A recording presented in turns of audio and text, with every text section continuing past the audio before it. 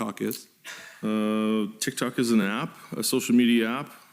Short videos under 3 minutes.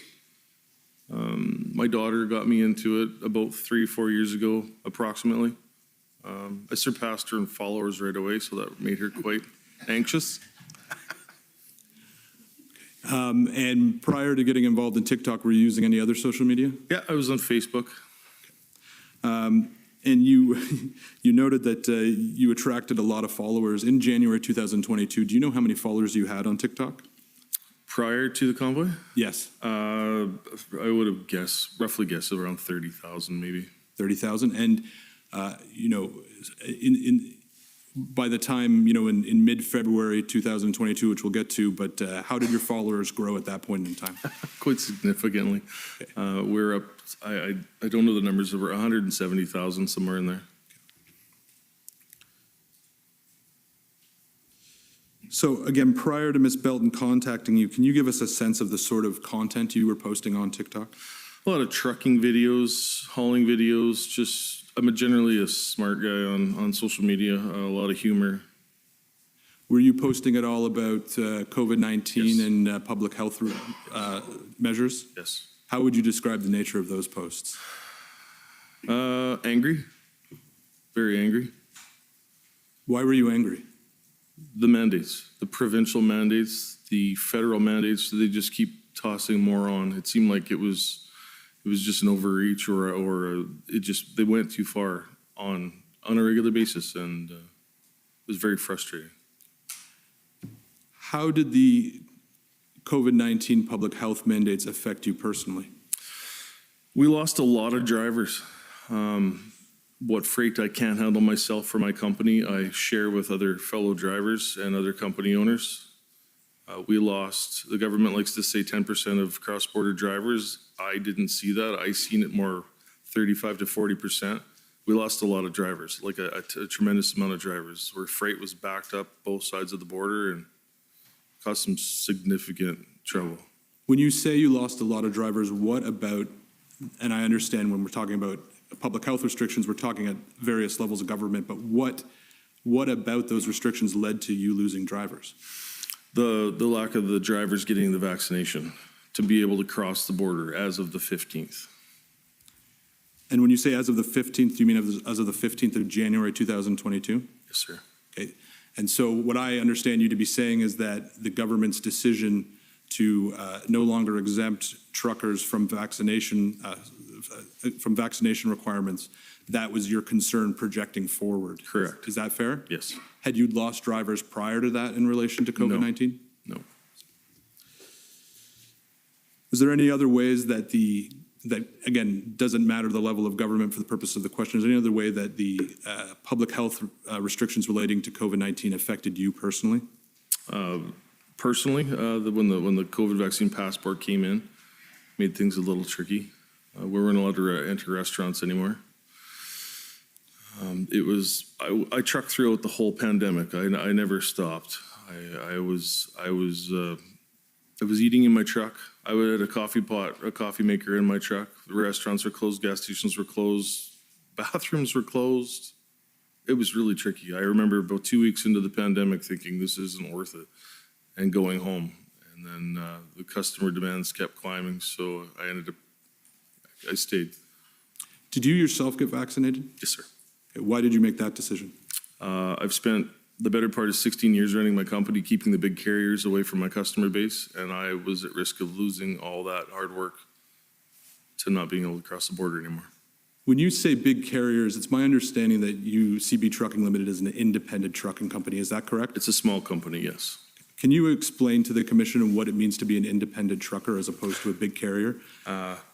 Independent carriers, 3 trucks on my fleet. It's a lot harder to run a smaller company like that compared to the big companies. Most of my competition is up around the 50 to 200 trucks.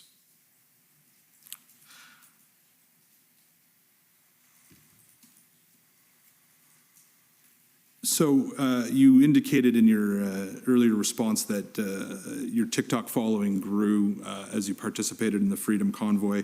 In terms of discussing the Freedom Convoy and planning the Freedom Convoy, did you use any other social media other than TikTok? I did Facebook, yes. Any other social media? Snapchat, Anything else? a little bit on Instagram, I'd say, but not much. And the commission has seen in some of the documents relating to you that at times you would refer to yourself as an internet troll. Is that accurate? Unfortunately, yes. And can you explain to the commission what it means to be an internet troll? A troublemaker, online troublemaker. And can you maybe give an example of what that means, when it comes to TikTok, for instance? Well, on TikTok, I deal with trolls on a regular basis. They constantly attack me. Usually they're faceless. Some of them, you can see their profiles. I engage with them like I always have. I fight back and forth with them on a regular basis, and I've done that for many years. When Ms. Belton reached out to you and began discussing the possibility of a convoy or a slow roll, I take it that was something you were interested in participating in? Yes, sir. And why was that? To speak my part, to do my part, to protest, to try and get the government to start listening to us. And picking up on that last part, at the outset, what were you hoping to achieve by participating in the convoy? I primarily wanted the government to listen to our concerns. Anything else? No, sir. Were you politically active before COVID-19? I was not. Were you an active member of any political party? No, sir.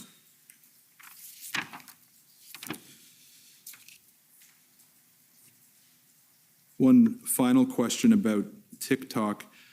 We've seen information that suggested that in January 2022, you had multiple TikTok accounts. Yes, sir. Is that accurate? Yes. Why did you have more than one TikTok account? The internet troll that I would like to be would constantly become banned for posting inappropriate things or things that went against community standards. So your punishment for that would be 7 days, 3 to 7 days off the device, so you would log into another account. So when you were suspended, you would then open another account so you could continue posting? Yes, sir. Did you find it hard to gain the followers you had when you started with a new account? No. I've always ran a couple different accounts. Right now, I think I post on 3 different accounts. So Ms. Belton contacts you, and you said you recall was perhaps early in January 2022, and begins asking you about slow rolls and potentially a convoy. What happened next? Discussions started. We then moved forward with planning. Other people, other members, other teams became involved really fast. We realized that there was a lot of support behind us. The more we got into the logistics of it all. Who were involved in the early discussions? Early discussions, Bridget Belton and I, a male called Dave Steenberg. And with that, Bridget introduced me to people like James Barber with Canada Unity, Patrick King, online social media guy. And we'll have some questions about them in a moment. Sure. But I think what would be beneficial to the commission is to understand how, to the extent you can explain it, how you go from Ms. Belton contacting you, raising this idea, and then getting to the point where you're organizing what becomes a large event. Can you explain sort of how that progressed? It was completely organic. Everything just literally fell right into place. I believe it was about 2 weeks from the time we started talking about it to the time we actually left. It was extremely fast. Who was organized in planning the convoy? All of us. There wasn't one necessarily a leader. It was a group of organizers per se. We had people in every province that stepped up. We had helpers in every province. It was everyone just came together.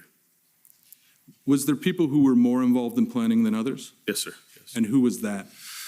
Well, myself, Tamara Leach, Bridget Belton, James Barber, and Patrick King. And in those 2 weeks, how was the convoy promoted? Via social media for the most part. Can you provide some more information? Yep. Tamara Leach and I were in contact, I believe, the middle of January, specific date, maybe around the 13th, maybe the 10th. Tamara started a Facebook page and a Twitter account for Freedom Convoy 2022. And the word started to spread from there. We kept up on our TikTok videos. We all did Facebook Lives. We all promoted it via our independent social media apps. And we understand that Ms. Leach started the Facebook page, as you indicated, in Yes, or sir. around January 13th. Prior to that, what promotion had been done about the call? Very little, very little. Had any promotion been done? Just little things on social media and just getting the word out and finding out who was willing to help and who was coming to the plate.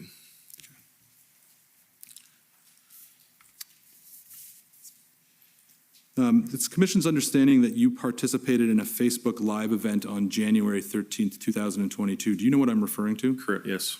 And in that Facebook Live event, in attendance were yourself, James Bowder, who you've referenced, Ms. Belton, who we've spoken about, and Pat King. Does that accord with your recollection? Yes, sir. And there was other individuals there who were assisting in planning. Is that fair? I believe so, yes. And I understand that that video took place prior to Ms. Leach's involvement. Is that correct? I believe Ms. Leach was involved at that point. I believe that she was busy that night and could not attend that, if my memory serves me right. And have you reviewed that video prior to your testimony? I have, yes. Okay. And it's approximately an hour and a half long, and subject to any comments from the parties, what I suggested to do is just read out the document ID and have it entered without showing the video itself, because I would run out of time if that happened. So it is COM 50829. And the commission has also asked a transcriptionist to prepare a transcription of that video, which I may ask you about later. But again, I'm just going to read out the document ID right now, which is COM 50838.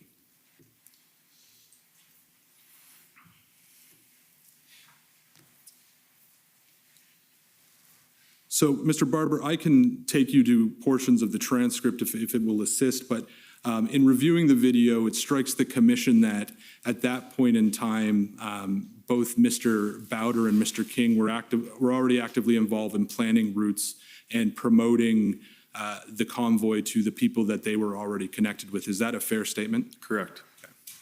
And do you know how Mr. Bowder and Mr. King were promoting the convoy? I can add that Canada Unity became involved, and Canada Unity was actually planning. I learned later they were planning some sort of a route across Canada to Ottawa for a protest. They had the stops and everything already planned. They had a website ready. They had everything was all in place, to my recollection. So yes, the commission's understanding is that Mr. Bowder had a website through Canada Unity, and on that website there was already route maps and Yes. stops and locations. Is that your understanding? Yes, correct. And Mr. Bowder is expected to testify, and we can ask him more questions about that. So I just want to clarify what you said there. Is it your recollection that that planning was already in place by the time you were connected with Mr. Bowder? I believe so, yes. And do you know how Mr. Bowder got connected to you and Ms. Belton? I believe through Bridget Belton. In the video from January 13th, 2022, which I've already referenced, Mr. Bowder presented a document that he referred to as a memorandum of understanding. Do you recall that? Yes. Were you aware of the memorandum of understanding before January 13th, 2022? No. Sorry, and just for the sake of the transcription, just if you could wait till I'm finished my question before I answer, just cleaner transcript. So were you aware of that memorandum? No, I was not. Okay. What do you recall Mr. Bowder saying about the memorandum of understanding? I reviewed the video just a couple days ago, and I remember it again. I believe he just explained how the document worked and that it had already been sent to the Governor General and to the government, I believe. Do you recall if at that time, and when I say at that time, I mean January 13th, if you had an understanding then what Mr. Bowder was hoping to do with his memorandum of understanding? I believe I ignored it. I don't know. I wasn't into that sort of thing. And again, we expect to hear from Mr. Bowder, and we'll hear his evidence on it. The commission understands that one of the things that the memorandum of understanding presented was a notion that in respect of the COVID-19 mandates, that Mr. Bowder believed that there was not enough time for lawsuits to challenge those mandates, and that in fact through a piece of law called the Helsinki Act, that a group of a citizens committee could come to an agreement with the Senate and any mandates they viewed as unlawful would stop. Is that your understanding of ultimately what the memorandum of understanding meant? Not to my knowledge. To this day, I still have yet to read the memorandum of understanding. I have no clue what's in the document, and I will never read it. In January 2022, did you have any understanding of what Mr. Bowder's goals were with the convoy that he had organized? No, I did not. Like I said before, it was a matter of a whole bunch of different groups coming together at the perfect timing and having an input into the planning of it, and everyone had their piece. And we were so unorganized for the most part. We used whatever we could, whatever means, whatever tools we could find. In the early planning stage, what was Bridget Belton doing? Same as myself. She was posting TikTok videos and promoting through her Facebook. And Mr. King, who was on the January 13th live stream, what was he doing? I believe the same thing. Patrick had a quite large following on social media, especially Facebook. So he promoted and did videos on his platform. And prior to January 2022, did you know who Pat King was? I did not know. And how were you first introduced to him? Via the Zoom call on the 13th, I believe. And maybe I'll ask this at this point. Prior to the January 13th Facebook live stream, had you participated in any calls or meetings with Mr. Bowder or Mr. King? I don't believe so. There might have been one in there earlier. I don't recall one personally. Do you recall how you were introduced to Mr. King? I don't, sorry. When you first came to understand that Mr. King was promoting the convoy, what did you come to learn about him? Just another helping hand, another person with a large following that would help. Did you come to learn anything about his background prior to January 2022? Not until probably 2 days into the convoy itself. When you were meeting Mr. King and Mr. Bowder and Miss Belton, did you ask any of them about their backgrounds and why they were participating in the convoy? I believe so, yes. I understand Patrick King had children that were unvaccinated. I believe in Bridget was the fact that she was going to lose her job on the 15th of January. At that point in time, did you have any questions yourself about who am I organizing with, and who are these people who are going to assist me in this? I think I was just so excited and so overwhelmed right from the day one. I don't think I really had time.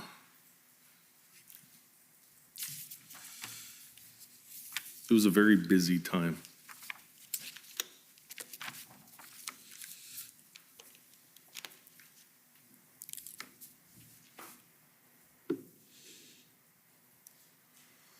The commission understands that many people stated goal in terms of the convoy was to end COVID-19 mandates. Is that fair? Correct. Were you aware of anyone who participated in the early organization who had a different goal than that? No, sir.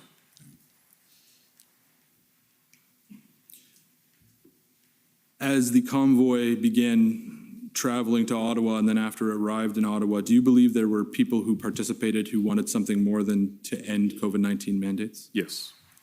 And can you describe the basis of that belief? There was different organizations that came and went. For the most part, we stayed as a close group, Tamara and I and myself and Bridget.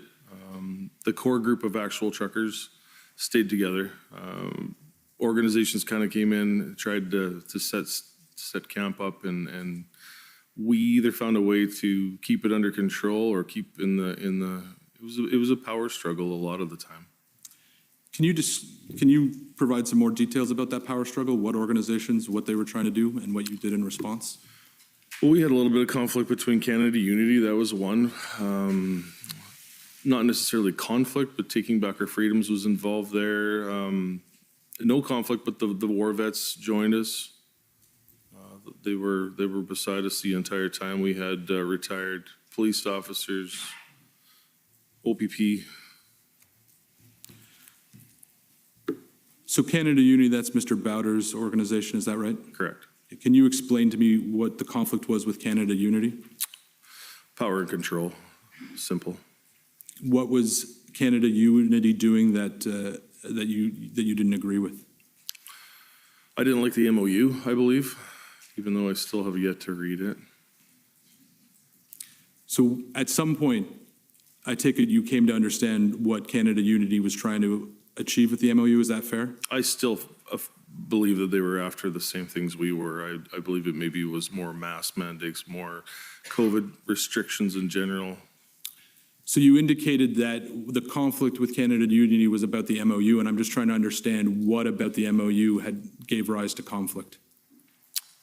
Improperly written MOU, according to the people I spoke to about it. It wasn't something on our agenda. It wasn't something we were pushing for. It had nothing to do with the reason why we actually came to Ottawa. Who did you speak to about the MOU? Miss Leach, Okay, and what did she tell you about the MOU? we had the same opinion. But what did she tell you about what was in the MOU? I can't speak for what Tamara said. I'm not sure if she's read it or not. Did you have any concerns that the MOU advocated or provided for an undemocratic change of power in Canada? I heard rumors about it being that way. I heard rumors on both sides that it could be interpreted that way, and then it couldn't be interpreted that way. It was kind of a mixed. Did you take any steps to figure out what exactly Mr. Bowder was trying to achieve with the MOU? Not necessarily. I remember calling on Mr. Bowder and having him renounce the MOU partial the way through the convoy. Do you recall roughly when that occurred? I do not. And what led you to ultimately make a phone call to Mr. Bowder and ask him to renounce it? I believe it was Tamara that made the call. Just too much. There was too much highlight in it. There was too much spotlight in this document that we didn't have anything to do with. And when you say too much highlight and too much spotlight, are you talking about, I think you'd characterize as the rumors that it called for something undemocratic? Correct. What happened after, to your understanding, Ms. Leach called Mr. Bowder and asked him to rescind it?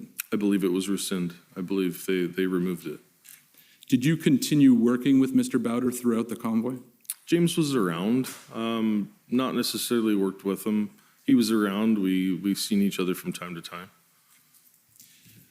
Another group you mentioned in terms of there being, and maybe this isn't your words, but I understand a power struggle, is that fair, among groups? Yeah. Yeah. Another group you mentioned was taking back our freedoms.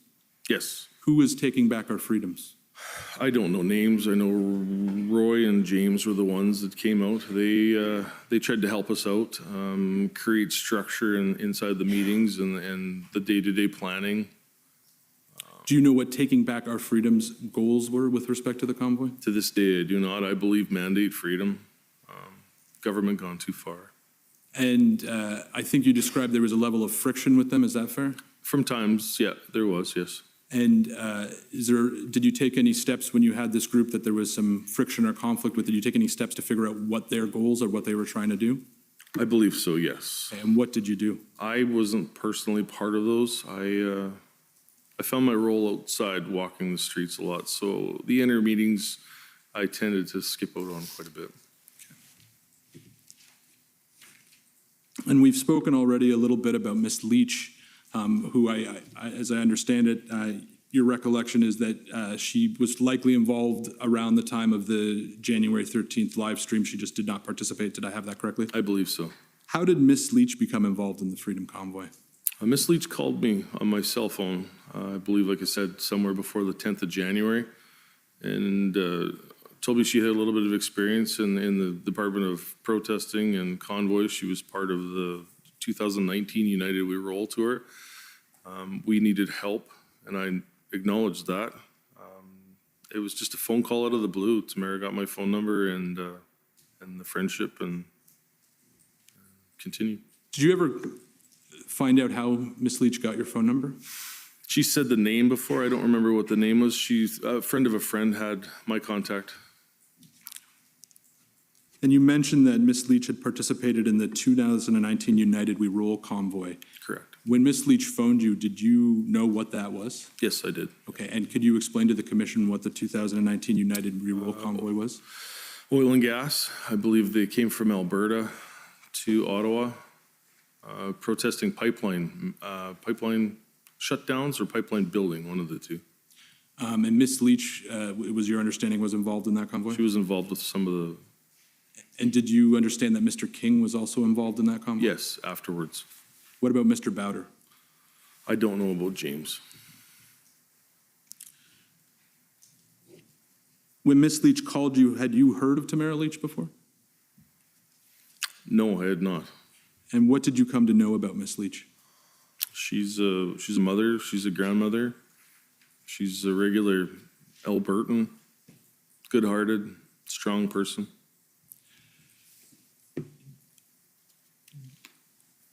Did you become aware in your early conversations with Ms. Leach that she had been participated in the Wexit movement in Alberta and been involved in the Maverick Party?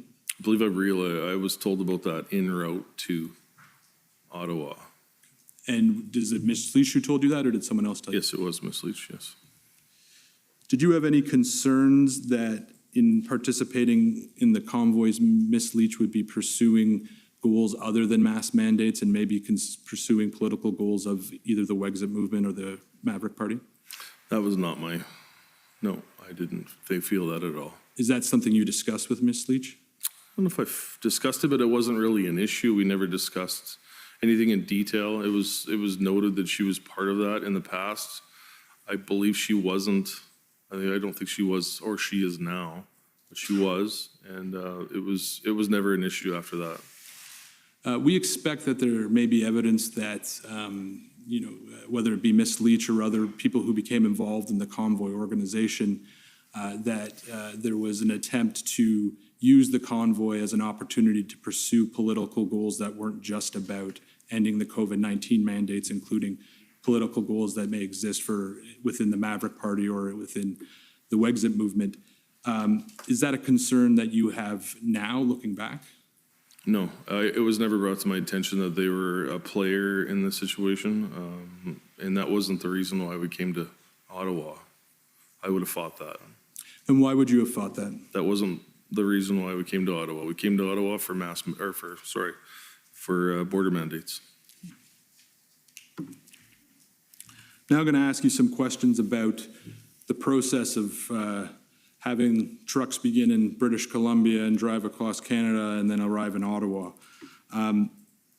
First question, do you have a sense of how many trucks participated in the convoy that you had organized with Mr. Bowder, Mr. King, Ms. Belton, and Ms. Leach?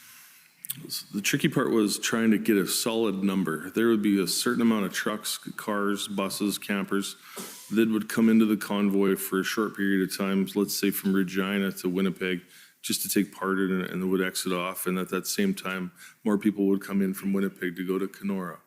I know for a fact some people left with their children in a semi from Saskatchewan planning on going to Regina and went home 3 weeks later.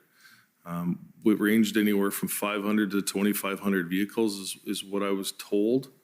Looking in the mirrors, it was incredible to see the lights behind you and the long lines and watching the videos. It was approximately 25 kilometers long at some times. Did you ever expect that level of participation? No, not in my wildest dreams. What was your reaction when you saw the level of participation? Well, there was a lot of tears. Can you expand on that? Emotions. We were the things that we've seen out the windshield of the truck as we crossed the prairies and into Ontario. Overwhelming support, people standing on the side of the highways, people lining overpasses. We were often late by around 2 hours. We were never really on schedule. And people stood in frigid temperatures, minus 20 to minus 30, just to get a chance to see us come through.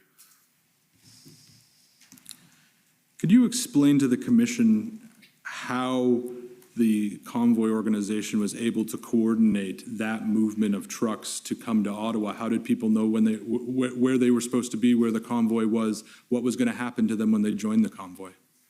We had code of ethics. We had rules to follow.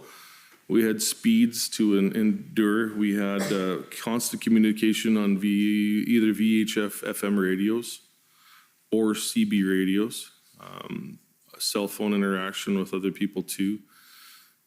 Constant communication. Safety was number one priority. When you're leading that many vehicles, the error was what could have been at any minute. So we managed to successfully make it from the west to Ottawa without a single issue, to my knowledge. During that travel, who was primarily responsible for all of that coordination you're talking about? I was at the lead of the pack. We had 2 escort pilot trucks leading us. Patrick King was in his motorhome halfway back, looking after the back pack. It was constant communication on the radio, constantly upping our speeds, lowering our speeds, trying to keep the convoy at a steady pace together. If I was going too fast, people would start to lag and there would be a distance. We would have to then slow down and catch everybody up. Was there any point on the journey to Ottawa where you were concerned that the convoy, might not make it or something may interfere in the trucks arriving? No, everything was well orchestrated. We had police communication right from, my role began from Swift Current to Medicine Hat, Alberta, where I picked up Miss Leach and joined the West Convoy. And that was where my part started. We were in communication with the first police force would have been Medicine Hat. We were in contact with Swift Current, Regina, Moose Jaw, all the way across the country for police escorts. If there was a traffic light, we actually called for traffic control at those intersections so we could proceed through the intersection safely. Right, and it's the Commission's understanding, based on some of the documents that your council has produced, that people were in contact with the police on a daily basis. Yes, sir. Is that accurate? Yes. And were you one of those people? I was, yes. Again, based on the documents the Commission's received, we also understand that when the convoy arrived in Ontario, that an OPP escort was there to meet the convoy. Is that correct? Yes. You just provide some more explanation about that? I don't know his last name. His name is Marty. He met us at the Westhock Scale, which is a scale that borders Ontario and Manitoba. He met us there. He jumped out in front and led us. I believe Marty led us, I believe, to Thunder Bay-ish area, where then he got us into Kenora. He led us downtown Kenora to the rec center parking lot where we staged for the evening. We had funny story, not a funny story, but coming into Headingley, Manitoba, the Hutterite communities from around the Winnipeg area came into Headingley with food trailers. They had hot food, burgers, everything you could think of. RCMP had called me and said the amount of people in the Headingley area was too great. It was a huge risk to safety to get in and out of the parking lot for the truck stop. So, we had to abandon the plan to stop. So we carried on around Winnipeg, and 3 Hutterite vehicles with trailers followed us to Kenora and fed us in the parking lot at the rec center that night. It was cold as can be, and they had the barbecues out and the slow cookers. It was quite amazing. So when you get into Ontario, I assume the daily contact with the police continued? Yes. And did that include daily contact with both the OPP and the OPS, or can you just explain what police services you were? Contact was made with, I believe her name was Isabel from OPS. Isabel was in constant contact with, I believe, Chris Guerra, with Adopted Trucker, and things were planned on our arrival. And were you in contact with Isabel or anyone from the Ottawa Police Service? I spoke with Isabel a few times on the phone. I've met her once on the ground here. I didn't have a lot of logistics with Isabel. That was already being looked after. And did you speak with Isabel prior to the convoy's arrival in Ottawa? I believe I did. I made contact with Isabel, but I'm not sure exactly when. There was a phone call made to say, "I'm Chris, here's my contact." When you were speaking with either the OPP or the OPS, and I'm talking about you personally, what were you telling them about the convoy's plans when they arrived in Ottawa? Exactly what it was. We were there to protest border mandates, and our main priority was safety and working with law enforcement, whatever it took. Do you recall having any discussions with any police officers about how long the protest might last? I think the discussion started after the first weekend with OPS, I believe, and we had a couple OPP officers in constant contact too. I know his name was Andrew. So prior to that point you referenced, so after the first weekend, did you discuss the potential length of the protest with any police officials? I believe not. At what point did you realize that the protest may continue for an extended period of time? I don't know if I ever really thought much into it. Everything moved so fast when we arrived. Prior to arriving in Ottawa, had you personally turned your mind to how long you would stay? Well, my business would suffer a little longer I was away from it. So that in the back of my mind, I really didn't know. It was a movement of its own, and it continued to grow, and you mentally had to try and keep up with it, I guess. In your discussions with either the OPP or the OPS as the convoy was approaching Ottawa, did any of the police services give you direction on where you could park the trucks once you arrived in Ottawa? Interesting story. All the way to Ottawa, my understanding via people in the convoy, Canada Unity, was that we had two major staging areas. One was Major Hill Park, and the other one was Confederate Park, I believe Confederate. And that was, to my understanding, that's where we were allowed to park and protest peacefully. Is that where you ultimately parked? That was not, no. And I understand that you parked your truck on Wellington Street, is that fair? We had a police escort down Sir John A. Macdonald off the 417. My understanding, I didn't know this till afterwards, police blocked the convoy after myself and another tractor trailer went through. They shut the convoy down around the War Museum on Sir John A. Macdonald. They then led myself and Tamara and the pilot trucks. We made it to roughly the Supreme Court on Wellington, and that was as far as we could go. There was a ton of vehicles that come in the night before, apparently, wanting to be there for the arrival. So there had already been tractor trailers lined up in front of Parliament down to approximately the Supreme Court. Did that surprise you to see that there was already large commercial vehicles? Yes. And why did that surprise you? I was unaware of it. My understanding was we were going to come in, police were going to escort us right to the two parks. We would park safely out of the way, and it would be fine. Did anyone from any police service ever explain to you what had changed? I believe not, no. I don't know if I ever asked that question. Did anyone else ever explain to you what had led to the vehicles being parked in the downtown core as opposed to in the parks you identified?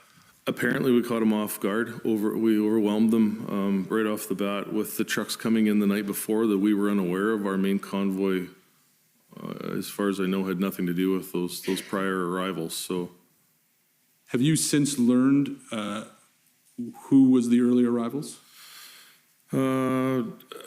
They were all semi-operators. I knew a couple from my home province. They were in the area. Apparently, they weren't part of the convoy, but they were in the area, and they took part in the protest. So I asked you this, and I think you have confirmed it, but you parked your vehicle on Wellington Street. Is that correct? Yes. After you parked there, at any point in time up until, we'll say, February 14th, were you given any indication by any police services that you shouldn't be parked on Wellington and you'd need to move? I was not, no. Did that come as a surprise to you? I don't know if I really had time to think if it was a surprise. It was so fast-paced.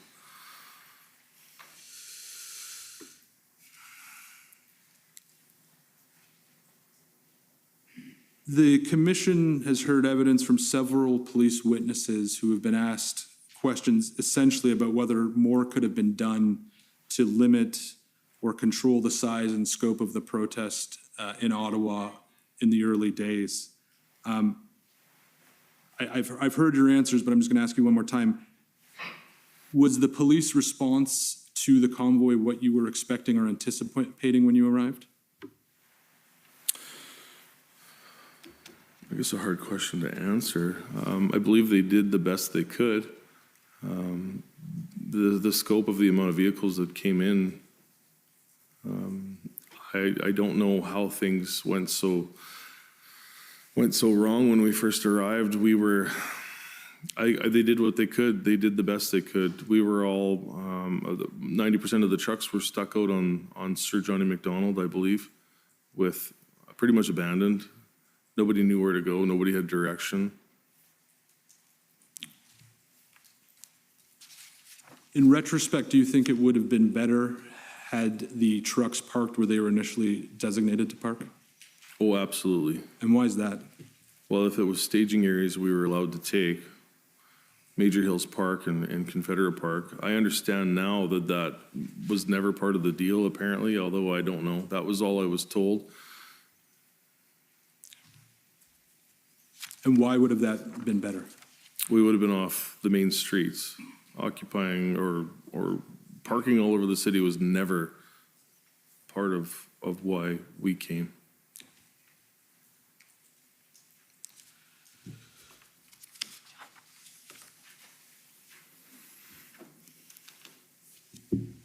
So I've just been handed a note to suggest that both you and I are speaking a little quickly for the interpreter, so I will try to slow down, and I'll ask you to also try to slow down. No, that's okay. We're both to blame, so it's okay. So I'm now going to ask you, and we've already touched on it a little bit, but about what happened with the people who were originally involved in organizing the convoy. We've spoken about Mr. Bowder already, but I'm going to now ask you about Pat King. And as I understand it, that in or around January 22nd, 24th, in or around that time period, you and Ms. Leach began having discussions about concerns relating to Mr. King. Do you know what I'm talking about? Yes. Okay. Can you please explain to me the nature of those discussions and what the concerns were? I believe the first episode was a CBC article. Came out of some past prior social media posts that Pat had been a part of, and we met with Pat, discussed our concerns. I believe we smoothed the waters over and we carried on at that point. So do you recall what concerns, what had been reported in that CBC article that caused you concern? I don't really, I never read the article. There was something about something Pat said years ago. According to Pat, the article was edited, or what he said was edited. I can't confirm or deny that. So I'm going to pull up a document. It's HRF 401221, and we'll go to page 2. And while this document comes up, Mr. Barber, this is a document that has been provided by the convoy organizers group. It's a timeline of events that has been provided. So this was provided to us by your counsel. And if we could go to January 24th at the bottom of page 2. And would it be possible, yeah, thank you, Mr. Clerk. So you can read the entry that says concerns re Pat King. Do you see that? Yes.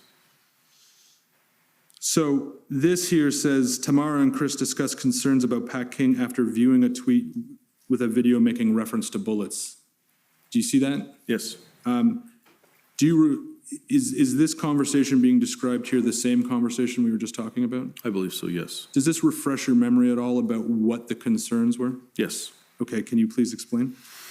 The article was made to sound like bullets would be flying. Apparently, according to Mr. King, when we confronted on him, he'd stated that the article was taken out of context, edited to make him sound like he was planning violence, where I believe what he was trying to convey in that article was different than what was portrayed by the media. And the commission has seen reports that at some point in time, Mr. King made a comment along the lines of this is going to end in bullets. Do you know if that's what was being discussed? That was, according to what I was told, that was a previous post 2 years prior, something to do with an Indigenous standoff.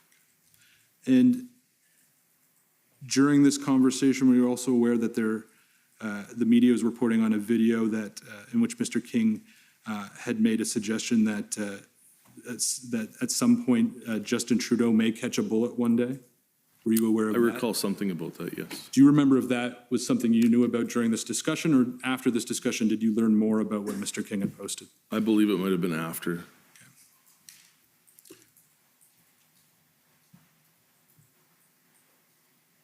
So it says in here in the second sentence, Chris agreed perhaps Pat should be sent home, but there was concern about the trucks Pat brought with him. Do you see that? Yes. What was the concern about the trucks? Possibly division inside the convoy. Pat brought a certain following with. I don't remember the extent of anything after that. We discussed sending him home, and obviously he didn't. Was the concern that if Mr. King was sent home or asked to not participate, that his supporters would also stop participating? That would have been a good guess, yes.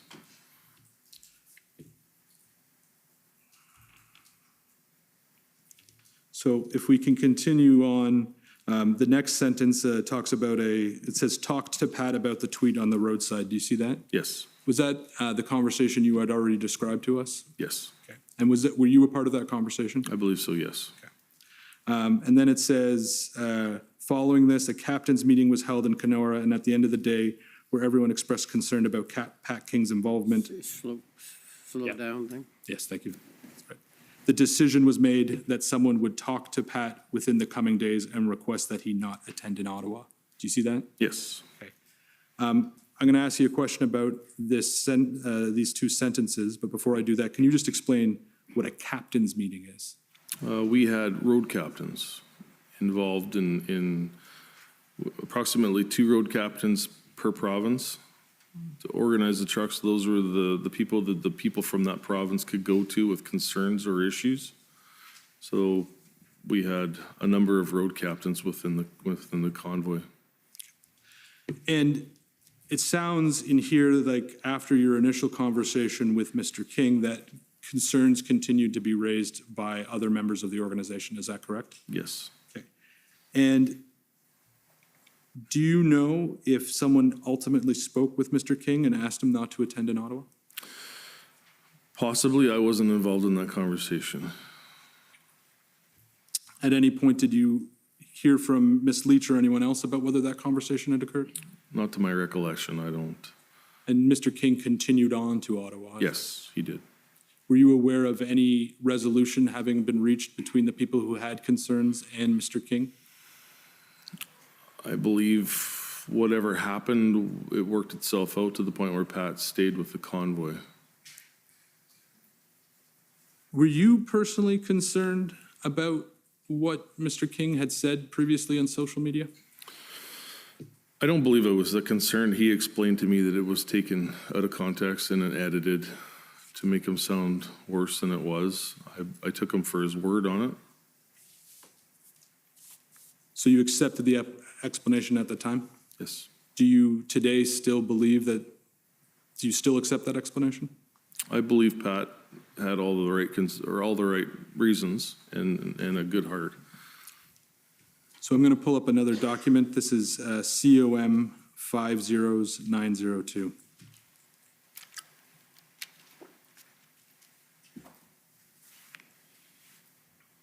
And while we're waiting for the document to come up, Mr. Barber, this is a news article, and we can go to page 3 of the document. This is a news article, and it reports on text messages between yourself and Ms. Leach.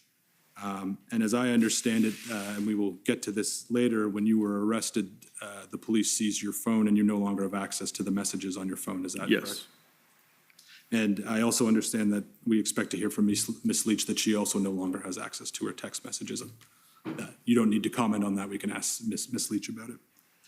But I'm showing you this news article, and as we go through, if there's anything in the article that you think is not accurate, and I appreciate you don't have your phone with you anymore, you can let me know, okay? So if we go down, it says, on January 22nd, Leach told Barber that needed to have a very frank discussion with King, raising concerns about past allegations with him.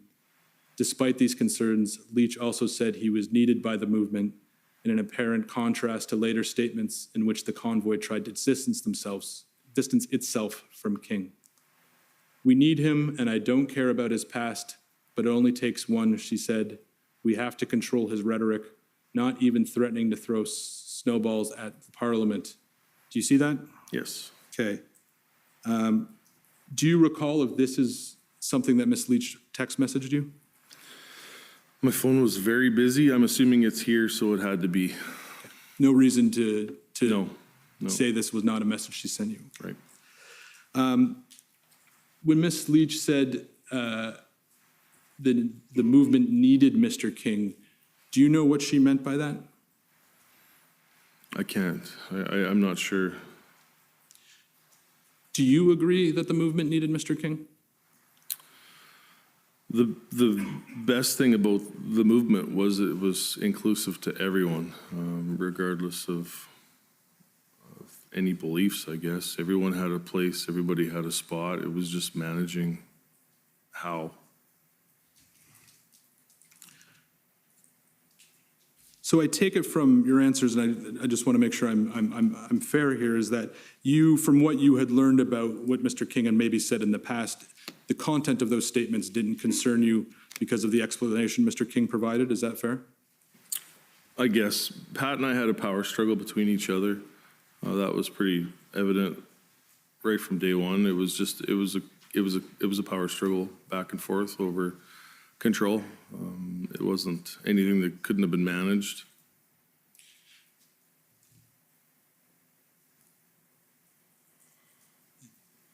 Did you have any concerns separate and apart from your own views about what Mr. King may or may not said? Did you have any concern about the public image of having Mr. King associated with the Freedom Convoy movement?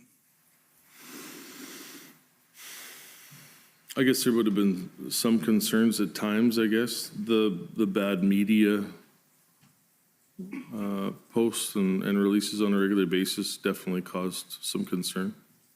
And can you just explain what you mean by, did you say the media? Yeah, and what was concerning you about the media's coverage? They attacked him on a regular basis, I believe. Did you think those attacks were fair? I didn't know. Like I said, I didn't know Pat previous to the convoy. I met him on the 13th for the first time, and things were so busy after that, it was hard to keep your head around all the different moving parts. Other than being busy, is there any reason you didn't do more to look into the people who were associated with your convoy?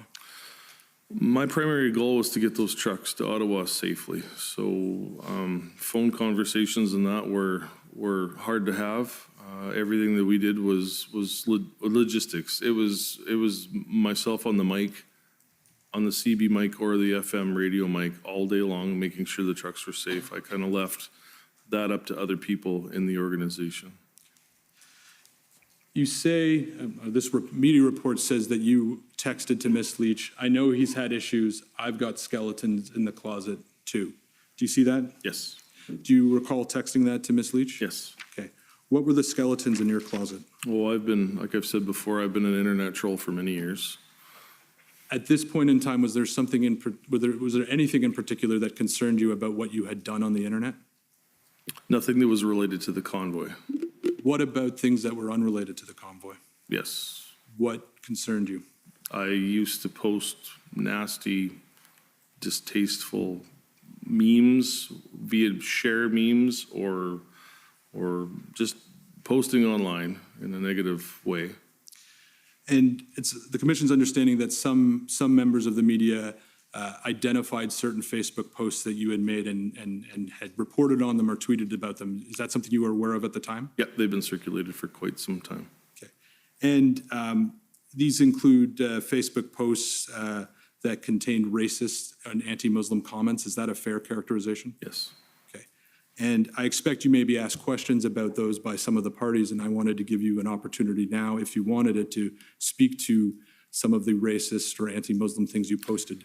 Well, I can honestly say that if anybody learned anything or grew more during the convoy, it was me. I was a different person 9 months ago, whatever it was, 10 months ago. Coming out here and seeing the amount of love and the people of all different colors, all different race, everything. It was such a diverse crowd of people here. There was, he said there were so many tears, there was so many hugs, there was so much laughter, there was so much, it changed the person, it changed me. How did you change? It humbled me. Yes, it made me realize that that a lot of the stuff that I used to post on the internet before was very distasteful, and there's a better way to do it.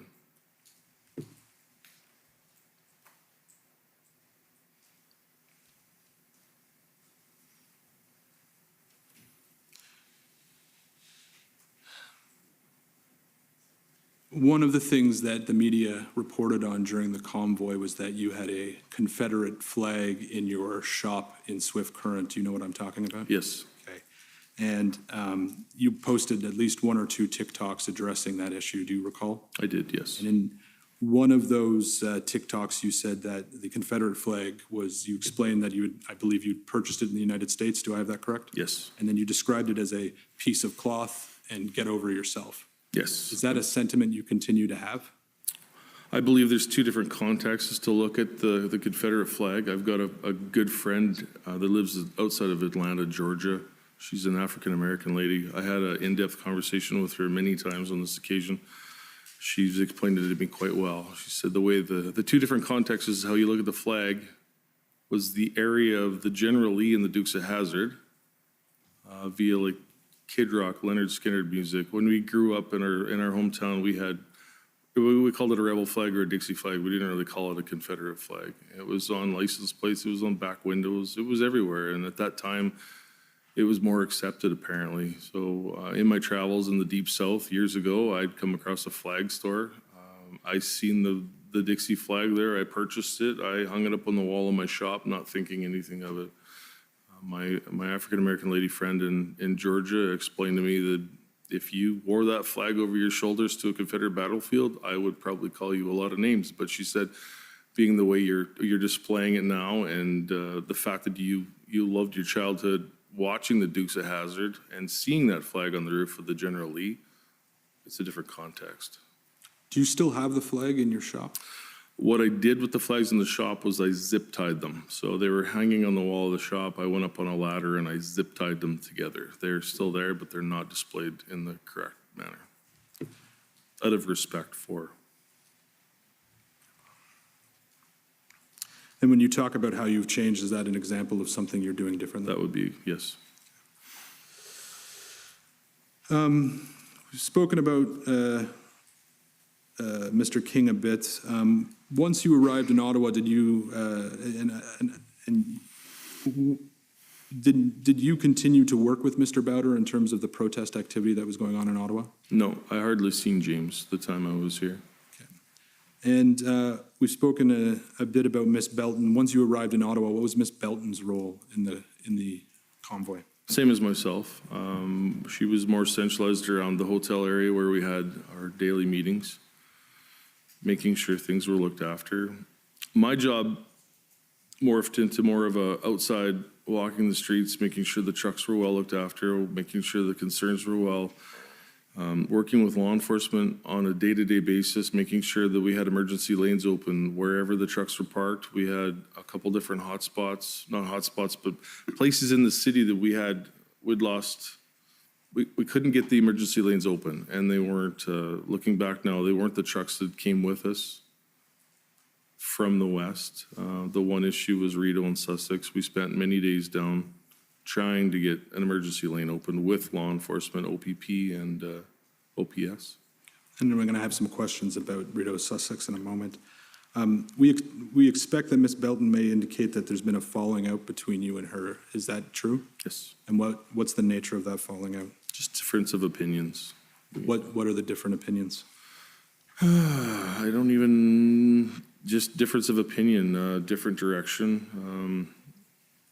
I just chose to stay on a path. My criminal charges have left me to be a lot more silent. I can't speak with like what I used to be able to speak about the convoy.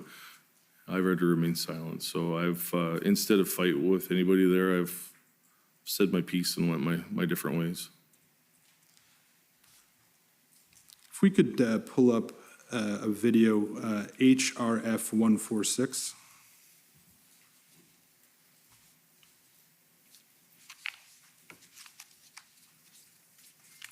And again, I'll give you some context while it comes up. So this is one of your TikToks, Mr. Barber. And we're going to watch it in its entirety, and then I'll have some questions flowing from it. Okay. Hey guys, convoy-related issues right now, and I just want to get this out there. This convoy to Ottawa next week on Sunday is a peaceful protest. Anybody that joins this protest or this convoy from either coast to coast is to adhere to the rules of the convoy, and I am dead serious. If anybody fucks with them, they are out. Emergency vehicles have the right of way. When the lights are flashing, we pull over and they are the utmost attention. Law enforcement is to be respected. Never, ever not respected. We are working with law enforcement across the country in big cities, and we have their approval 100% until we fuck that up. Convoy rules. There's a code of ethics we're going to have to follow. We want this done properly. Right now, the public is 100% on the truckers and this mandate, removal of mandates side. We do not want to lose that. When we start acting like assholes, we lose that. Let's keep our eyes on the prize and hit the federal government where it hurts. We want the mandates gone. Mandates need to be removed, and we're not leaving until they are. Thanks, guys. Thank you, Mr. Clerk. You can pull that down. So I have a few questions arising out of that video.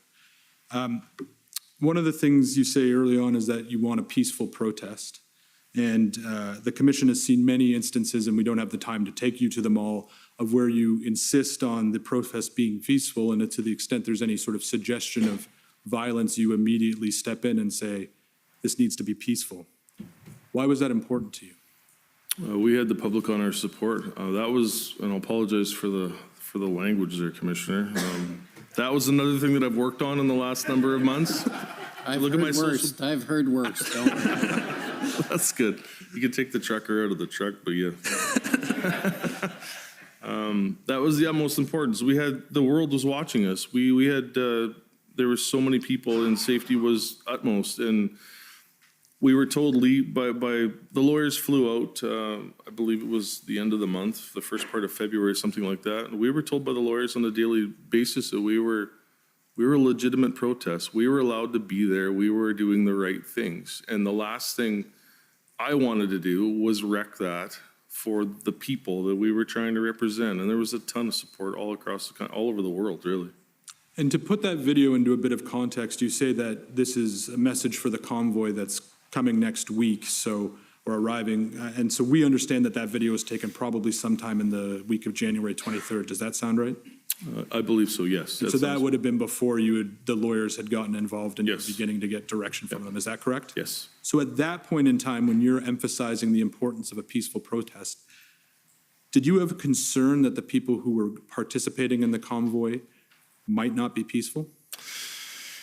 I'll give you a little example of truck drivers. They're like herding cats. You've got every different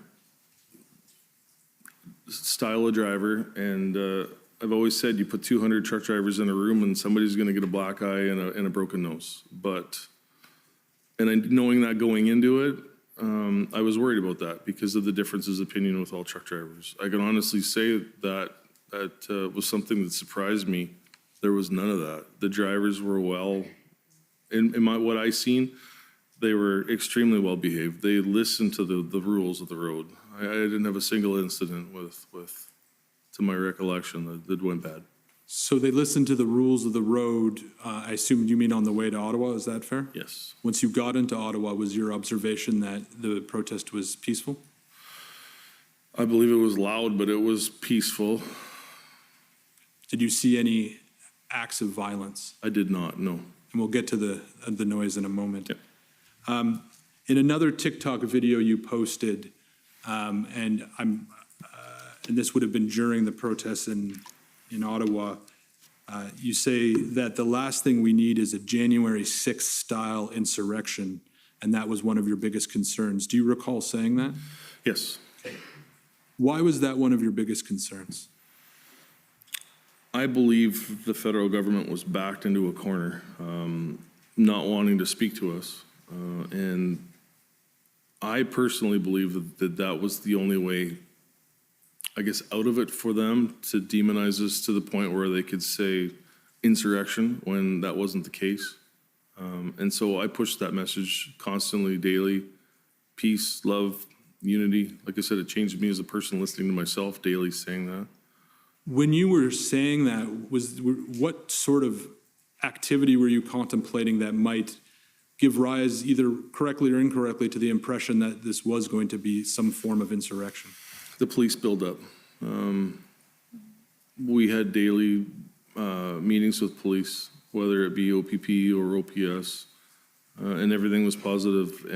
But it seemed like the police presence built on a daily basis. Was there anything that other protesters were doing that were concerning you? And I'm not just talking about protesters within your group. I'm talking about of all the people who are in Ottawa. Not that I've seen, no. The trucks that I looked after on a day-to-day basis were excited. They were excited. We were 2 years outside of lockdowns and mandates, and people got to live again, and we've seen that on a daily basis. So another thing you mentioned in the video that we showed was that there was rules of the convoy. You talked about clearing the way for emergency vehicles and that law enforcement need to be respected. Was there any other rules of the convoy? Basically, that was it. Yes, there was a code of, I don't remember if we actually did a code of conduct up or not, or we just, mornings we had tailgate safety meetings with the drivers to make sure that everything was well. There was constant communication with everything. I had no concerns with the trucks. The trucks were always well-behaved, and like I said, law enforcement was always open and honest. We worked really well with every law enforcement that I ever spoke to. But at the same time, you recognize that it was important to have rules and try as an organizer to at least try to have some sort of order over the people that were in Ottawa. Is that fair? Yes. As an organizer, did you believe that you had responsibility for the conduct of the protesters in Ottawa? I took it upon myself to do everything in my power to make sure that the drivers were notified if things weren't right. I can't say it was my responsibility. I don't act on behalf of someone else, but I definitely did what I could to try and make sure things were done properly. And what motivated you to do that? Just the sheer size of it, and the support. We had support, like I said, all over the country, all over the world, and there were so many people watching. It was exciting to see the general public. And one of the biggest things for me was excited to see the young kids get back involved with trucks that were excited for the horn honk, the standing on the side of the highway. Kids wanted to be truck drivers again, and I haven't seen that since I was a child. So from what I'm hearing, and I want you to correct me if I'm wrong, is that you liked what you were seeing, you felt it was positive, and you wanted to try to keep that atmosphere because you wanted to continue the positive experience. Is that a fair sort of summary, perhaps not the most articulate? Correct. When you were in Ottawa, what were your views on the police's responsibilities with respect to peaceful protest? They seem to respect. I dealt with quite a few on a daily basis, and I can't say I had a harsh conversation or anything with any of them. Maybe police were always respectful. I would walk up to random officers standing on the side of the street or sitting in a police car patrolling a barricade and say, "Everything okay? Have you seen anything that was a concern?" And I never once got a reaction bad. In the video we showed, you mentioned that the public is on our side, and when we start acting like assholes, we lose that. Absolutely. Do you correct. recall that? Yes. What did it mean to you to be acting like an asshole? Disrespectful. not playing by the code of conduct or the rules. Can you give me an example of something that you believed would be disrespectful? Being disruptive, I guess. Like I said, we tried on a daily basis to make sure everybody was looked after. So the police had free lanes through all. Ambulances had free lanes. I know it was pretty tricky. We worked diligently on it.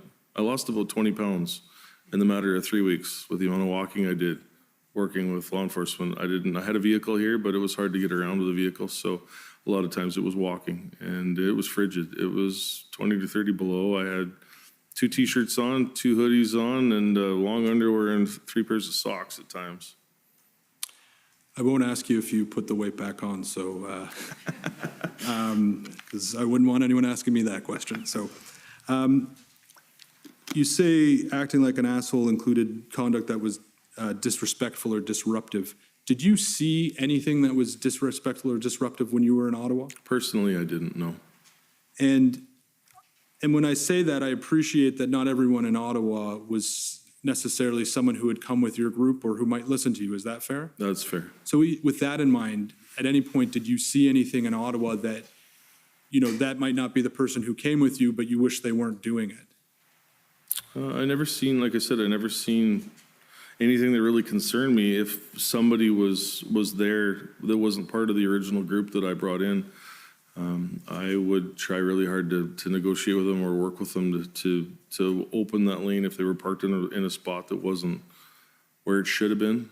Sometimes it was successful, sometimes it wasn't. I really struggled a lot with, like I said before, when it comes to all truckers are different. That dynamic really played in certain parts of the city where. What was your view on how the protest was portrayed in the media? It was a negative light right from day one. Yeah. What do you think was being missed? Everything. I had numerous occasions where people came up to me and said they had to come down and see it for themselves because the media wasn't portraying it properly. And it was a different thing when they got here. The commission has heard evidence and received written evidence from various residents and municipal officials, several complaints about the protesters' conduct. I expect you'll be familiar with them, but some of the things that the commission has heard is that there was excessive noise due to air horns. There was harassment and intimidating behavior, including people yelling racist or homophobic slurs, and that there was just a general disorder and unsafe conditions, including open fires, propane tanks near buildings and cars. Is this sort of evidence or concerns? Are you familiar with that? I can honestly say I never encountered a single episode of that. Obviously, there was fires for people trying to stay warm. There was propane tanks for heating things. No different than I have a propane tank on my porch with a portable barbecue. So. As long as it was looked after safely, I guess. In your mind, who was responsible for making sure that, taking with the propane tanks or other flammables, who was responsible for making sure the protest was safe? And not that anyone was going to do anything intentional with a propane tank, but something bad could happen and people could get hurt. Who was responsible for avoiding that outcome? We left things up to the road captains. Like I said, there was usually 2 road captains per province, but that morphed into usually a couple road captains per block. And we would hold, not myself personally, I stayed out of most of those meetings, but the people would hold meetings every day to go over certain things and issues and safety concerns. I now ask you about the horn honking. The commission has heard evidence, and I'm sure you're aware that at different times in the protest, there was a lot of horn honking. I assume you'll agree with me about that. Yes. Did you consider the horn honking to be a form of peaceful protest? I consider the horn honking to be a form of excitement more than peaceful protest. I'll be the first to admit the horns annoyed me. I did everything in my power to try and get the horns to stop. I've put out multiple videos on a regular basis saying, stop, especially after the court order came in on, I believe, whatever day that was, the 7th. So let's pause there for a moment. The horns bothered you, and prior to the court order, which was an injunction to stop the horn honking, what steps did you take to limit the horns prior to the court order? Speaking to the drivers, it was getting everyone orientated, trying to get them situated in a place where they were safe and their needs could be met, I guess. Seeing as our entry was so messed up, I'll use the words. It was organized chaos, unorganized chaos. There was trucks everywhere. There was vehicles everywhere. The only thing I could do was put my videos out stating, we're not here to disrupt residents of Ottawa. They didn't ask for this. It was the federal government is why we came, and we did what we could. So I'm going to show you a video and then a post from your Facebook. So we'll start with the video. This is HRF 192. And again, this is one of your TikToks. Okay.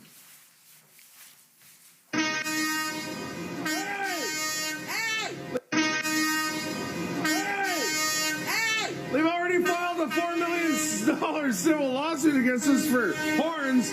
You guys shut up over there? Am I doing my part? And then if we could pull up COM 50889. Did you get an idea what kind of guy I am on social media by that? While we pull up, would that be an example of you being a troll? No, that's me being a funny guy. All right, so now I'm showing you, if we could zoom out so we can see this. And, we understand this to be a Facebook post that you made on February 12th, 2022. To assist, I believe that is the character Buffalo Bill from the movie Silence of the Lambs. It is. And this is a joke about how that if the government doesn't get rid of the mandates, the horns are going to come back. Do you see that? Yes. And then I'm going to show you one other Facebook post that's COM 50888.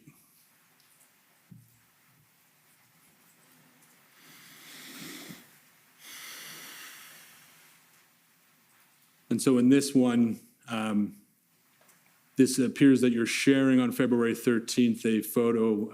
I would guess this would be described as a meme of a boy blowing a bugle or a trumpet, being symbolized as the rest of Canada, and then the Ottawa plugging their ears. Is that fair? Yes. Okay. And first, I'll ask you: are these two posts that you made on Facebook? It's my name. Like I said, things were so busy. I'm assuming I shared that one, obviously. I would have probably shared the first one, too. It was scrolling Facebook and seen it and just hit the share button. That was probably more like, I found it humorous at the time, I guess. So when you look at the video we showed in these two Facebook posts, could you see why someone would question your sincerity when you say that you did everything in your power to stop the horns? Absolutely, yes. And what would you, again, you have an opportunity to speak to that. Is there anything you'd like to say? I can't take back what I posted. I guess it was the excitement of the day on social media, flipping through social media and seeing the post, and it's a click of a button to share it and put it out. Seeing it now, I'd say it's distasteful.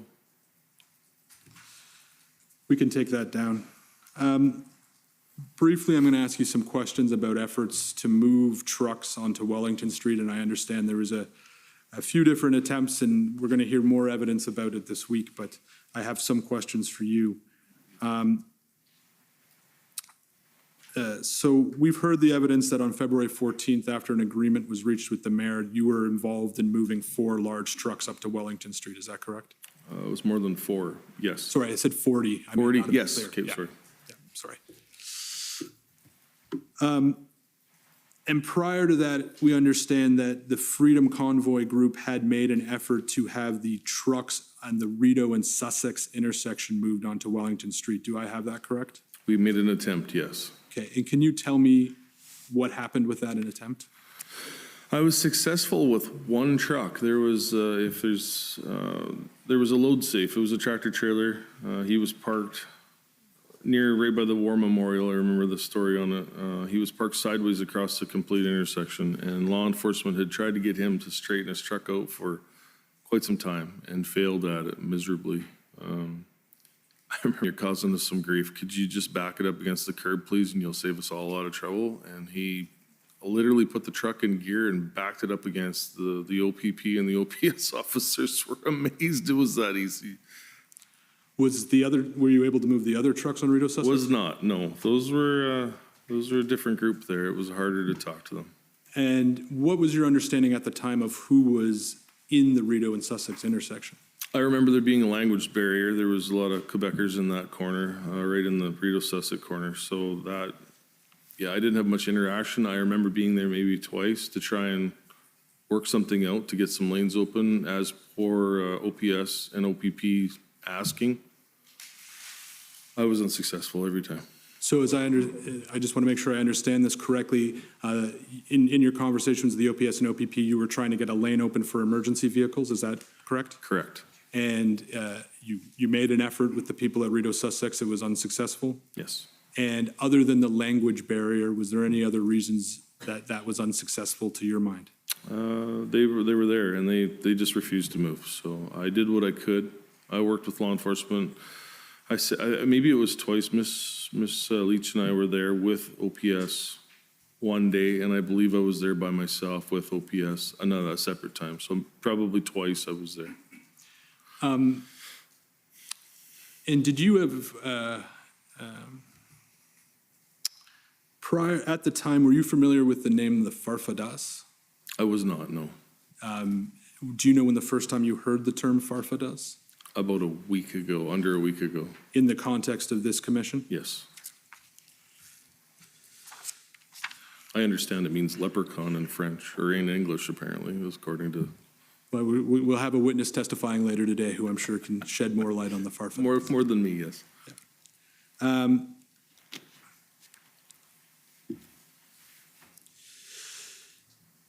I'm going to now ask you some questions about the other protests that occurred outside of Ottawa in January and February 2022. While you were in Ottawa, did you have any communications or interactions with anyone who was participating in protests in Windsor? I don't believe I don't believe so. If there was messages on my phone, they would be per people with no contact information, just phone numbers. I received so many text messages from so many different people. I don't want to say that I didn't, because I may have. I never endorsed it. I never communicated openly with anybody from Windsor at all. Do you recall whether anyone asked you or anyone that you were working with in Ottawa for assistance with respect to the protests in Windsor? If anybody asked me, I declined. We were never associated. We had enough to deal with here. We weren't worried about.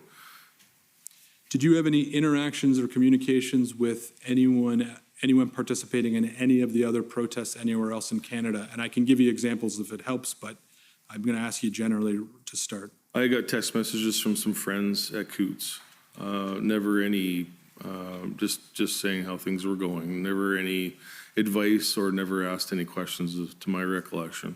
They had their own thing going on there, and it wasn't involved with us in the city here. Who were your friends at Coots? There's a couple guys that were down there, just some local drivers that I've been friends with for years.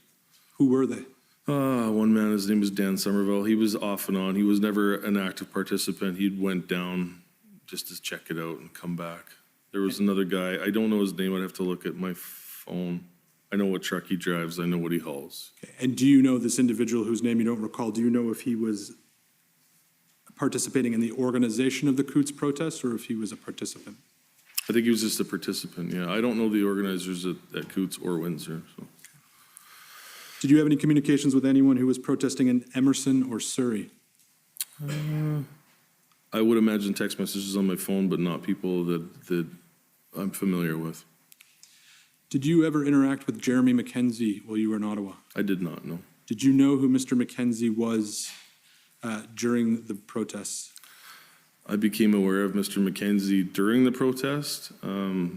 Just know that he was a veteran And we did a lot of work with the veterans when we were here. Although I never seen Jeremy that I know of, I met a lot of people but I don't recall meeting him or seeing him, or I've never spoke with him too. Were you familiar with the group Diagolon during the protests? Yes. What did you? Well, not during the protest, afterwards. My knowledge of Diagolon, it's a meme. It was something that Jeremy made up to online troll. Have you spoken with Mr. McKenzie since the protests? I have not. Coming near to the end of our time, so I just have a few more questions for you. It's our understanding that after the Emergencies Act was invoked, you were one of the people who had their bank accounts frozen. Is that correct? Yes. Can you tell the commission what that meant for you and what that was like? Well, my bank accounts were frozen, I believe, on the day I was arrested on the February 17th. My corporate accounts as well as my joint accounts were frozen for the weekend, unfrozen, I believe, the Monday.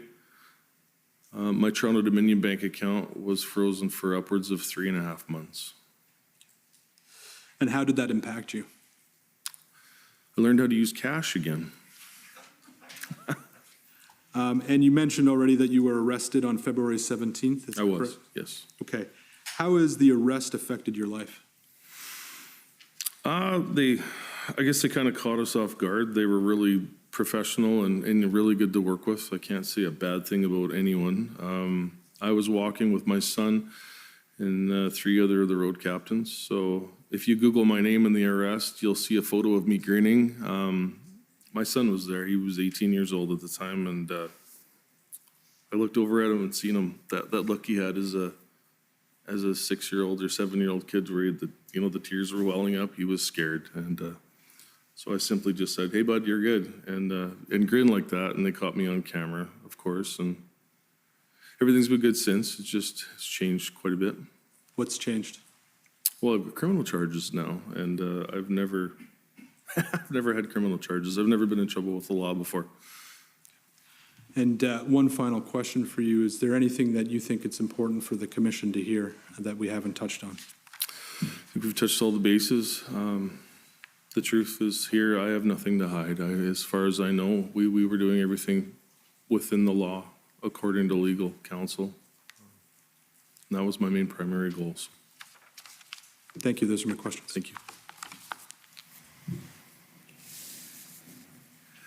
Okay, so we have the cross-examinations to go ahead. The Government of Canada, I think, is up first.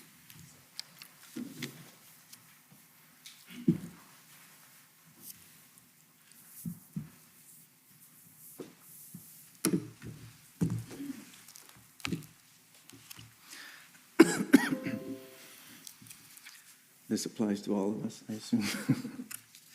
The note about the translators, the reminder for the translators still here. Good morning. Good morning.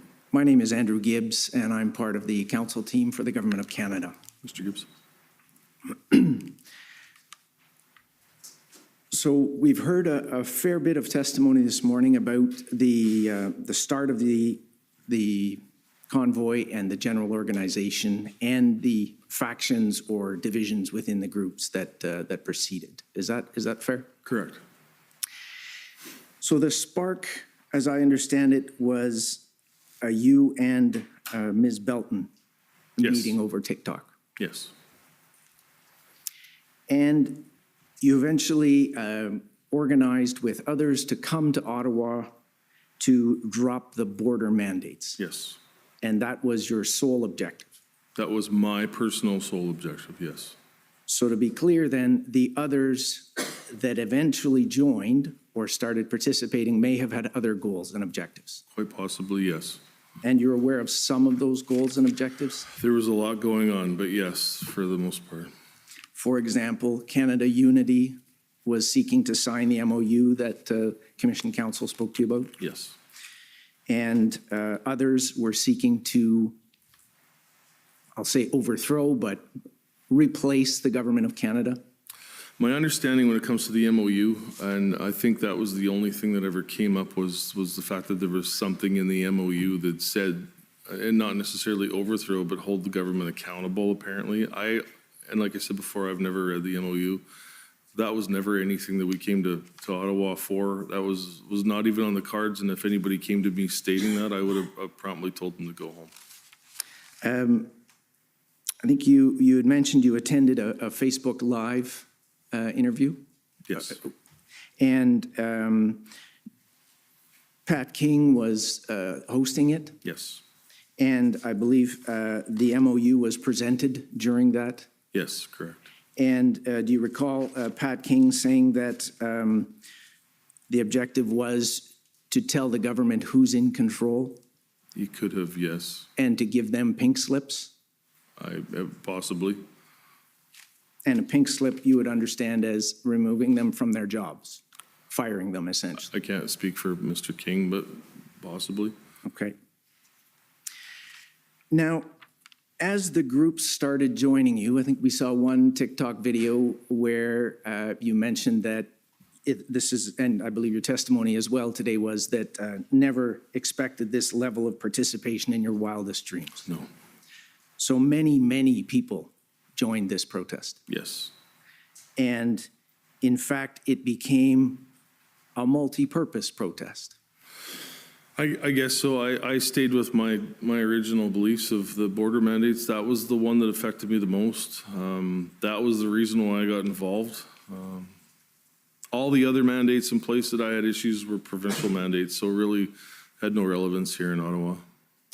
But some people in the group seem to think they did. I guess so. Like I said, I can only speak for myself, and then my primary goal was border mandates. Okay. And so during the Facebook Live, Mr. Bowder suggests that there will be a number of events that occur. And in fact, in addition to the Facebook Live, which was referenced at COM 50829, there's a separate video where you and the other organizers, Ms. Belton, Mr. Bowder, and Mr. King, are interviewed by Benita Peterson. Do you recall that interview? I don't recall that. Okay. It's in the record at COM 50838. And during that interview, and we can bring it up if you like. It again is a lengthy interview, over an hour and a half long, but it does speak to the activities or events that Mr. Bowder proposes to have. He also shares the MOU again and suggests that one of the events will be to present that MOU to the Government of Canada or representatives thereof. Okay. The last point that I would make, just with respect to that video, but I'll move on to the basic idea here, that there were, as you say, a number of factions or groups that were involved. Yes, Yes. correct. Okay, and you didn't have a vetting procedure to check who was going to be there. We did not. This was a purely organic. And so as the announcements and the invitations started to come, the convoy that was planned with Mr. Bowder's logistics started to catch fire. Yes. And you'd mentioned that all truckers are different, Yes, very much so. and it's a bit like herding cats.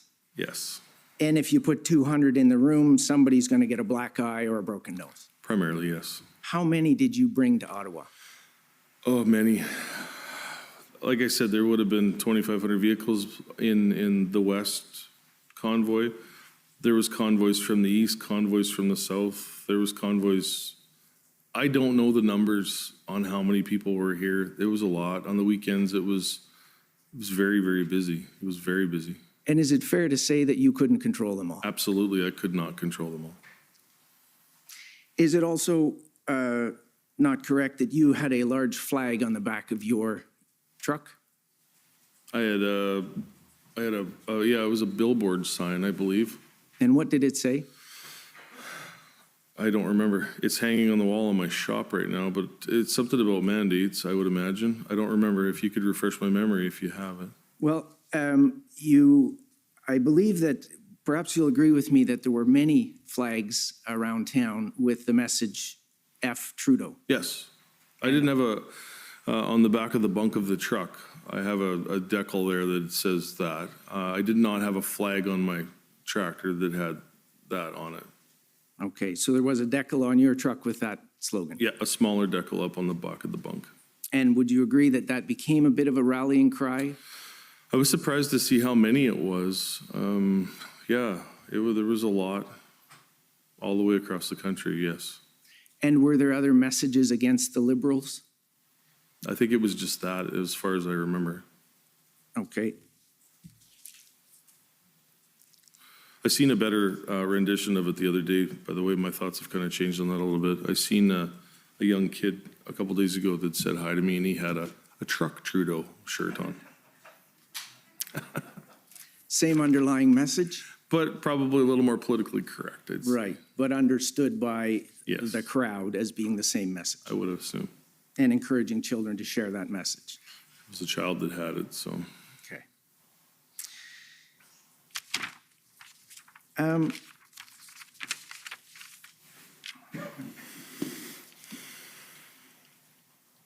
You had mentioned to Commission Council that you were frustrated with the mandates, Correct. and you were, I believe your testimony was that you were very angry.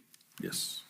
And did this protest and convoy and general sentiment that you and Ms. Belton started, did that inspire others? Yes, it did, of course. As part of your group, and this, when I say your group, I'm referring specifically to the Freedom Convoy 2022. I think it's you and Ms. Belton at one point and Ms. Leach. Yes. And Mr. Bolton, Bowder, by that point is outside of the group. He was always Canada Unity. I don't believe he was ever part of Freedom Convoy Okay. 20. And Mr. King has been kind of pushed to the side a He bit. was separate, yeah. Yeah, okay. He still has a large following. Yes, I believe so. Okay. And I think we heard reference to a video about social media on TikTok where Mr. King was attributed as saying that Mr. Trudeau was going to catch a bullet. You recall that? I heard about it, yes. I don't think I'm not sure if I ever seen it or not. Okay, perhaps I can show it to you now. If we were to bring up, Mr. Clerk, OPS 407967. And I'd like to just play the first 20 seconds of it. It goes on. Trudeau, someone's gonna make you catch a bullet one day. To the rest of this government, someone's gonna fucking do yous in. You sons of bitches. The only way that, and I'm going to say it out loud, the only way that this is going to be solved is with bullets. And yeah, I said it. That's the only way something's going to happen. A massive revolution on Thank you. Now, I believe you suggested that Mr. King had told you previously in a conversation that this was edited and taken out of context. He did, yes. And you will agree that it came to light during the protest. Yes, I believe the second part of that video, my understanding with Pat was that was from a previous post, something to do with Indigenous lockdowns or Indigenous protests somewhere else in the country where that bullet comment came from. Right, but it was posted during the convoy. It was, yes, I believe. Okay. And you yourself admitted, I believe, to Commission Council that being a bit of an internet or troll Yes, sir. and having previously posted nasty, racist, and anti-Muslim content. Regretfully so, yes. And you have a significant following now? On the TikTok, I do, yes. Yes. And Mr. King also has a significant following. Mr. King, I believe, due to his conditions, isn't allowed on social media. At the time? At the time, I think he had a significant following on Facebook. I don't think he was on TikTok. And we saw a discussion between you and Ms. Leach referred to by Commission Council, where you and Ms. Leach discussed the need to keep him around if possible because of his following. Apparently, yes. Okay. So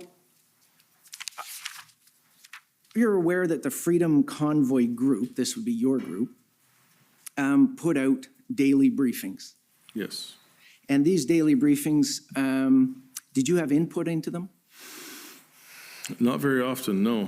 My job was literally out with the trucks on a regular basis. I would come sit in at the end of the day and have conversations with other people in the group to get, but I don't remember being, I remember being at the first news conference. I remember telling Miss Leach that I didn't want to be the one in front of the camera, but I would be the one that stood beside the one at the camera. And that was the only time I was, I think I did a couple, but I was always sitting off to the side.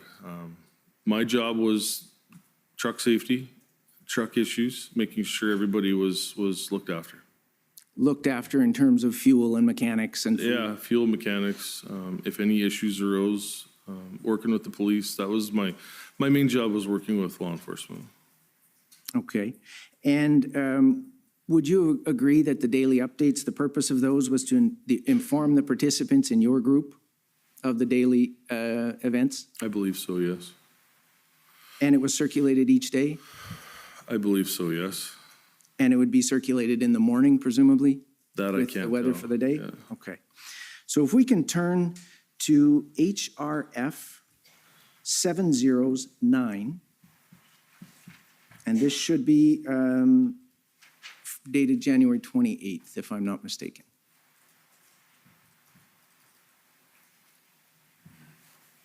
Does this look like one of the updates that the Freedom Convoy 2022 group would have circulated? It could have. I don't really remember reading any of them. Okay. Well, we'll just walk through it briefly because there are a few of them that I'd like to bring to your attention. This one is dated January 28th. It provides that the Saturday weather is sunny, low of -21, et cetera, for Sunday, Monday, Tuesday, Wednesday. And then it's giving the general update on the overview. You see the overview paragraph there will be the biggest protest movement in Canada ever. Would you agree with that? Yes.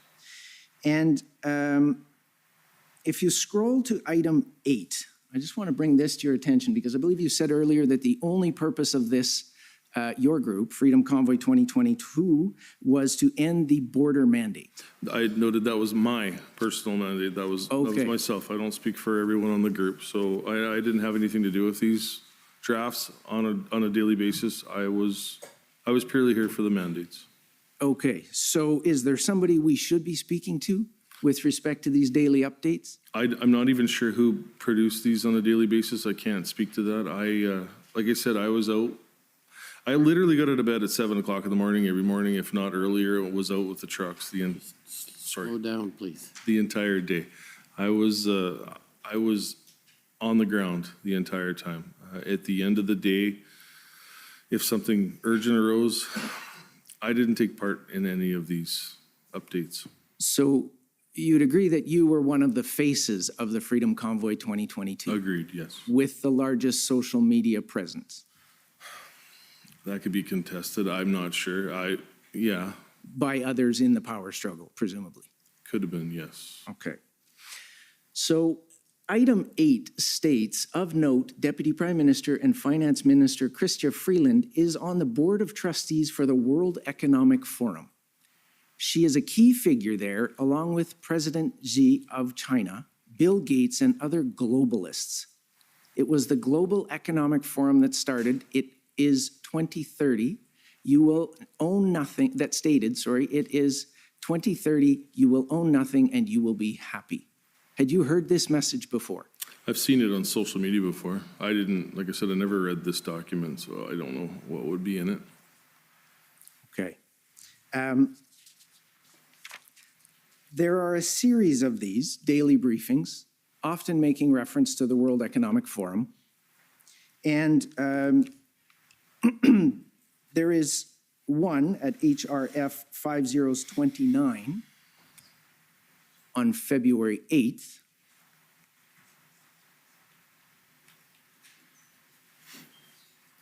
that refers to, at the top, can we pull that one up, please?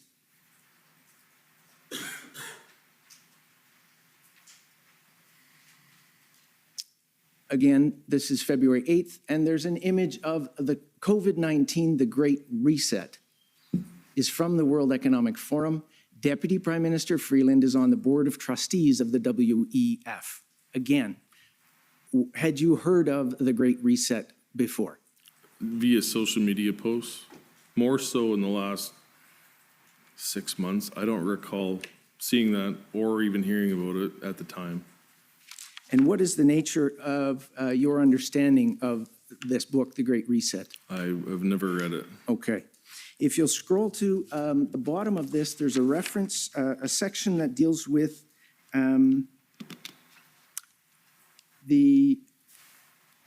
if you go to the next page,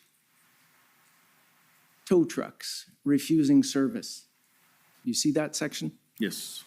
According to Ottawa City Manager Steve Kanalakos, who testified earlier about the difficulty of obtaining tow trucks to the commission, all tow truck companies under contract to the City of Ottawa are refusing to provide heavy tow truck services. This has been, this has been a common occurrence right across Canada as tow truck operators are considering their long-term relationships with the trucking industry as well as the Canadian public.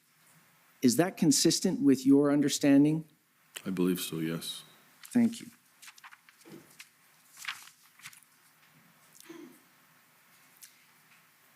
If we now turn to February 16th at HRF 6052, and this is the last, or second to last daily update I'll bring you to. This one begins with a photograph of Prime Minister Trudeau with World Economic Forum leader Klaus Schwab. Do you see that? Yes. And underneath, there's a description of a video of Klaus Schwab describing Trudeau's loyalty to the World Economic Forum.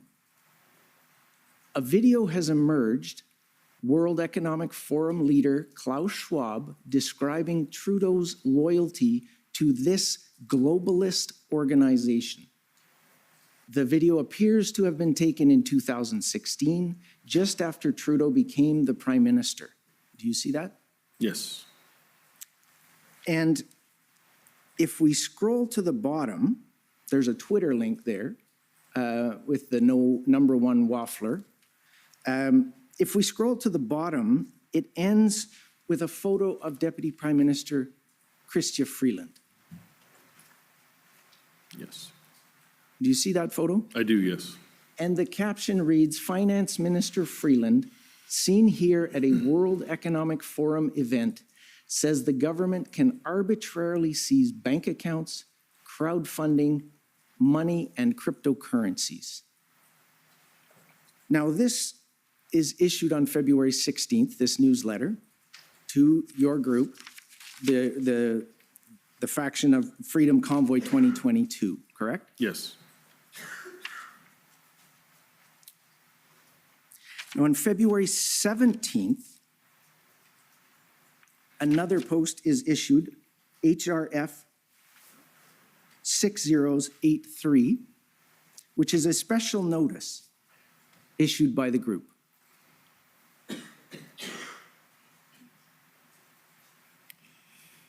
Just to note, you're out of time, but did you know if you'll be much longer? I need about 5 minutes on these 2 points, sir, and they'll tie the two together. Okay, well, Thank you. make it If I tight, may have your please. indulgence. You have the post, and this is a Freedom Convoy 2022 reaffirms its commitment to peaceful demonstration, correct? Yes. And in this notice, you'll see that it expressly condemns, if we scroll down, 1, 2, 3, fourth paragraph, Pat King does not speak for us. We expressly condemn any talk of violence from him or others. Do you see that? Yes. And that accurately reflects your views at that time? I had nothing to do with this document, so it would have been inside the meetings, I would assume. But in terms of your views of Pat King, Yes, that's an accurate statement That from is your an accurate perspective? yes, And also talk of violence from him or others? yes. Were you aware, sir, that the night before, on February 16th, following the other notice with the photograph of Chrystia Freeland at the bottom, that Deputy Prime Minister Freeland received a death threat? I was not, no. So if we can turn to pb.can 401757_rel.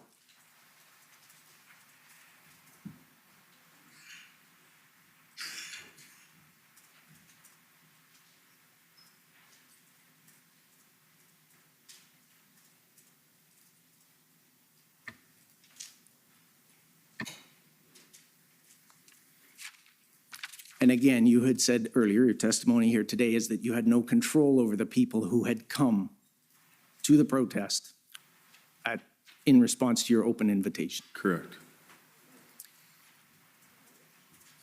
And so have you seen this email before? I have not, no. It's sent on Wednesday, February 16th at 1:23 p.m. to Chrystia Freeland, MP. And it reads, I declare war on all the Canadian government for lying about COVID-19. Chrystia Freeland will get a bullet to the head. Prepare to feel our wrath. Yours truly, the Canadian COVID government resistance. We will visit you at your home this Friday at 6 p.m. So you better be hidden and be placed into protection because we know where you live. And signed, Larry Jenkins. I assume you would reject this statement and any such action. Unequivocally, yes. Thank you. And the last question then is, were you aware, sir, that on February 16th, the same day, the OPP apprehended someone in Ottawa who was wearing body armor and carrying a large knife, along with other knives, a sword, and machetes that were seized out of his truck? I was not aware of that, no. Okay, I will take you to OPS 3011837. Mr. Commissioner, I understand my friend's out of time, and this witness has testified several times. He has no knowledge of these things, so I'm wondering what the purpose of this is other than grandstanding. Yeah, I'm not sure this is hugely helpful in the sense that he can't comment on any of these, but maybe you can just file it for the moment and try it on someone else when you have some time. Thank you, sir. So the last question then is, would you agree with me that when you start a fire and fan the flames, it can get out of control, and you had no control over those other factions who had come to this protest? That's where I spent a lot of time on the ground. I spent a lot of time working with people that were with the original convoy from the West, and with people that were not with the West. If somebody had a concern, I said it on more than one occasion on my videos. If anybody has a problem, if anybody wants to yell at somebody, find my number and phone me and yell at me. I will gladly take it. The last thing I ever wanted was a letter like that. I haven't heard that story up until now.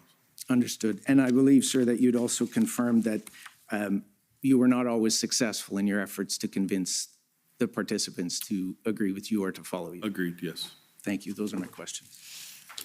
Okay, so that takes us, I think, to the morning break. So thank we'll you. take a little time. And so we'll take 15 minutes and continue on the return. The commission is in recess for 15 minutes. La commission est levée pour 15 minutes.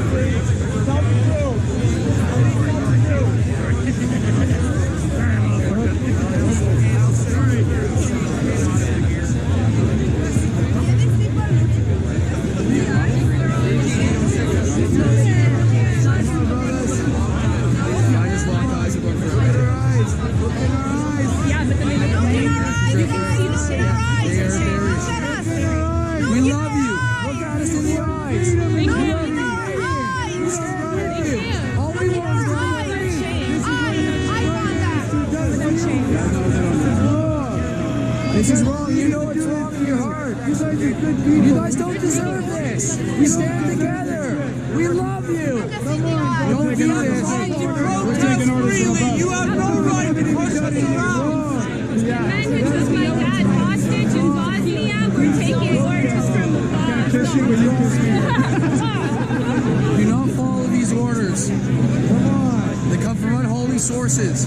We stand with you. You're not 13, 18, 31. You're a human being. You're a human being. We're human beings, brother. We stand with you, brother. You're not 14004. You're a human being. We stand with you. We love you. You're not numbers. You're not pawns. You are human beings. Come on, guys. None of you want to be here. Stand with us. Break bread at our table. We love you. You're not 12783. You're a human being. We love you. Don't do this. Stand with us. We all stand together. We will take our country back. This doesn't have to happen. A better place to live for your family, for your friends, for your other brothers. You can see it. Take your helmet off and come over here. Come on.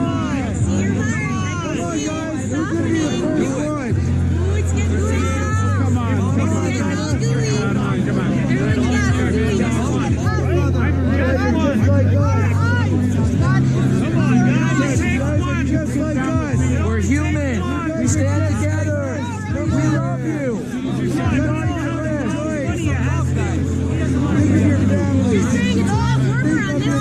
It is a lot warmer. Lots of hugs.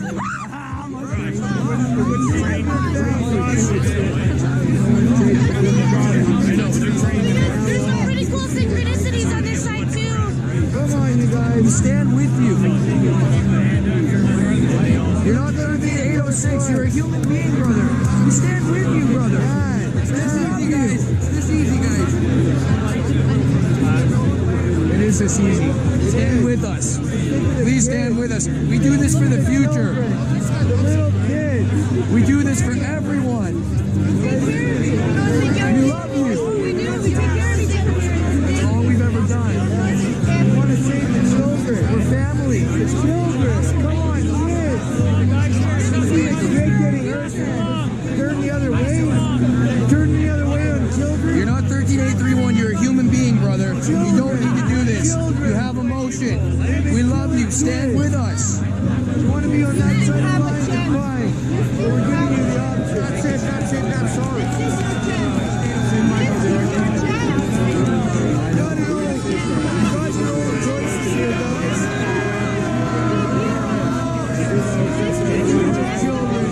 That's why I'm here. I'm here for children. We're all here for the children. We're here for the future. We are the children's voice. It's going to let them die? Come on. We're not going to let it happen. You won't either. You know it in your heart. Do not let this happen. We do this for the future, brother. Everyone's been suffering. We can end the suffering. That's what we're here for. Save me, truckers. Save me. Stand with us. And you look in your eyes and you can't turn away. You cannot turn that away. It's forever in my face. It's forever in here. I promise those kids. There's a reason for it. We're spirits. You have souls. You have soul. You're a human being. We love you. Just takes one. Take your helmet off. You're all beautiful. You know that, right? Just takes one. Universe. Stand with us, please. When I forgive Be you, on the right side of love history, you. guys. it's a hard decision. You know it. When you retain it, it's a hard decision. On Deb. Come over here. Join us. We need you. No, we need you. You are the key. We need you. You are the key. You're the last step. You won't have to carry the guilt your whole life. You don't have to do this. We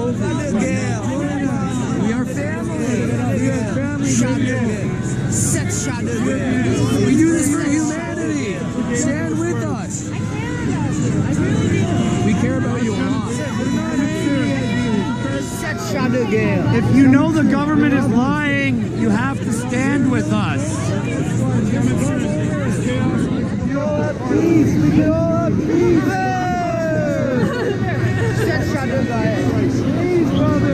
Stand with us. You're not 12 years, you're 6, you're a human being. And we love you. Stand with us, brother. We're here with you. We do this for the future. 12 years, you're 6. You're not a number. You're a human being. They should have never put a number on you. You're not 12 years, you're 6. You're a human being. Yeah. You're not 11-4-5-4. You're a human being. And we love you. You guys are all good people. We can tell it in your eyes. What if we smile? Stand with us. We love you. Okay. Everybody, let's just make funny faces. Who's good at making funny faces?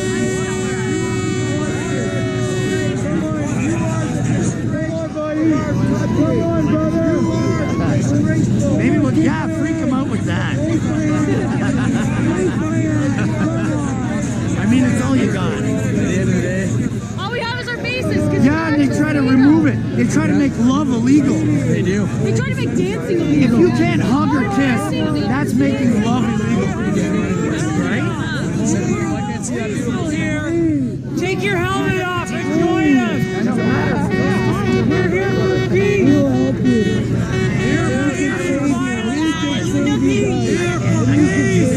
I just want to let you join us. I can see your eyes smiling. You know what you're doing. Smiling eyes.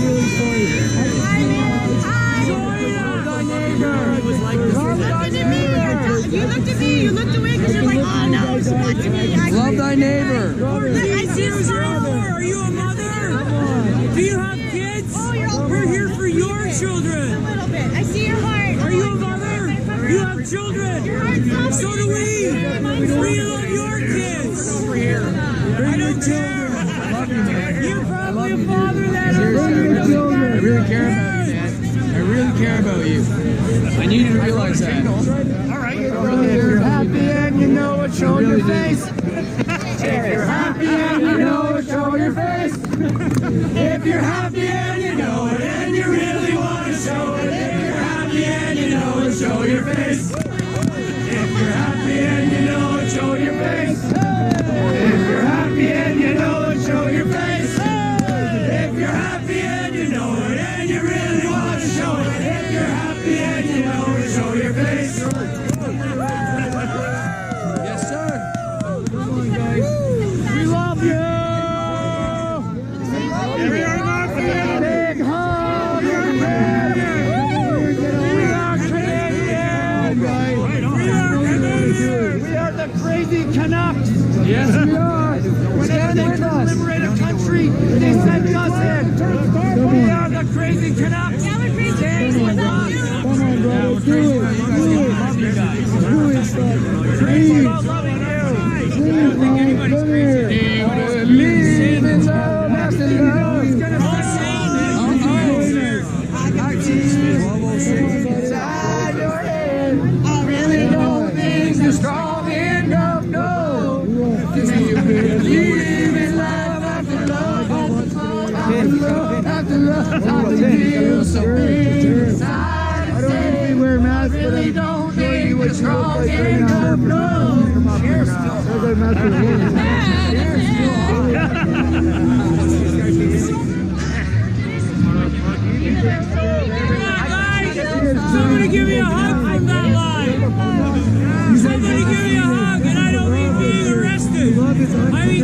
genuine hug. There's so much love here. Right on, right here. It's a wonderful thing. You gotta come over and help us, buddy. You're gonna do the right thing. But God wants in you. And you know it. God will. You can't hide from If you it. start tapping your foot, I will stop. Jesus Christ is Lord over this. Everybody start dancing. Think of that. I know you guys are believers. I know you guys are good people. Because I know that See dancing the is eyes. illegal. I'm a good judge of character. And I can see you are a good man. I'd probably hang out with you. We'd probably play the pool together. And you, we'd probably go to the hockey together. And you, we'd probably go play basketball together.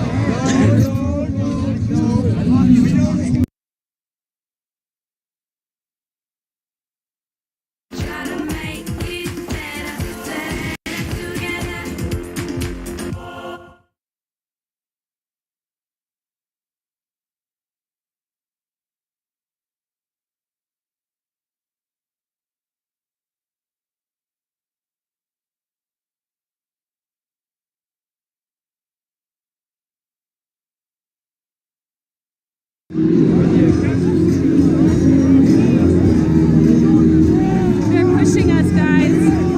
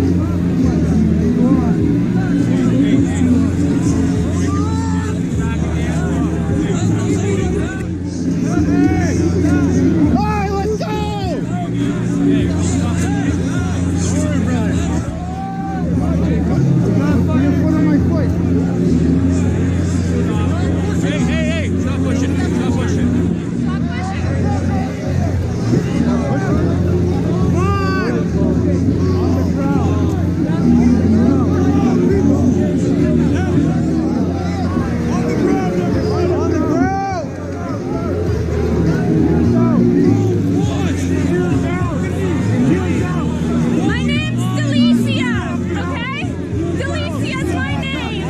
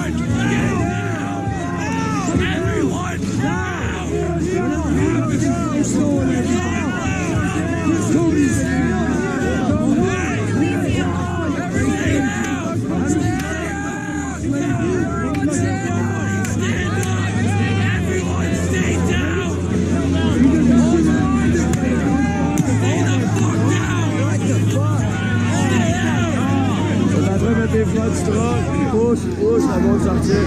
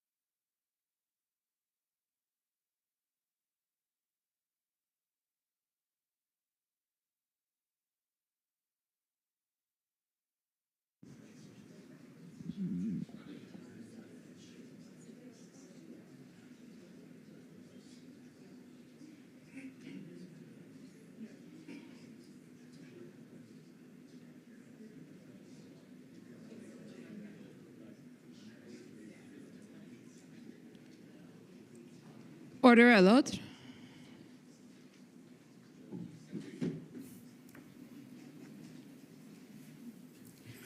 The commission is reconvened. La commission reprend.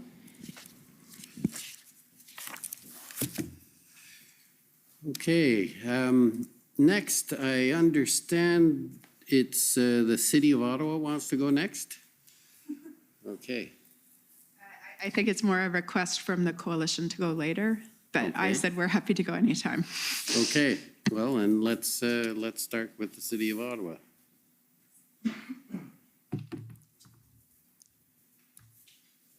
Just checking if it's morning or afternoon. Good morning, Mr. Barber. Alyssa Tompkins, counsel for the city of Ottawa. Please do. I just have a few questions for you today. We saw earlier in this proceeding that you had texted with Kim Ayat, who is the general manager of emergency and protective services at the city. Yeah, I'm not sure of his role, but yes.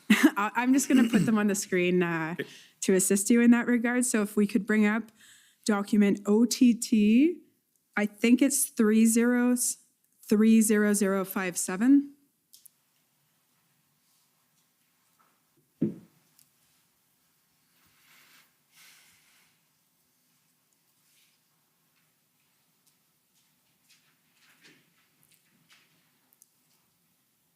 And these are the text messages were produced by Mr. Ayat.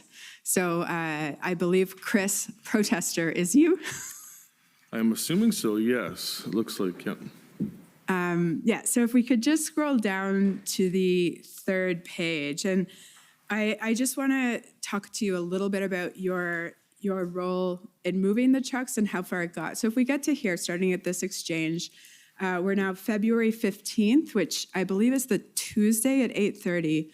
And Kim is asking you how it's gone moving the trucks effectively, and in particular, how many big trucks you're able to move. So if we could keep scrolling, please.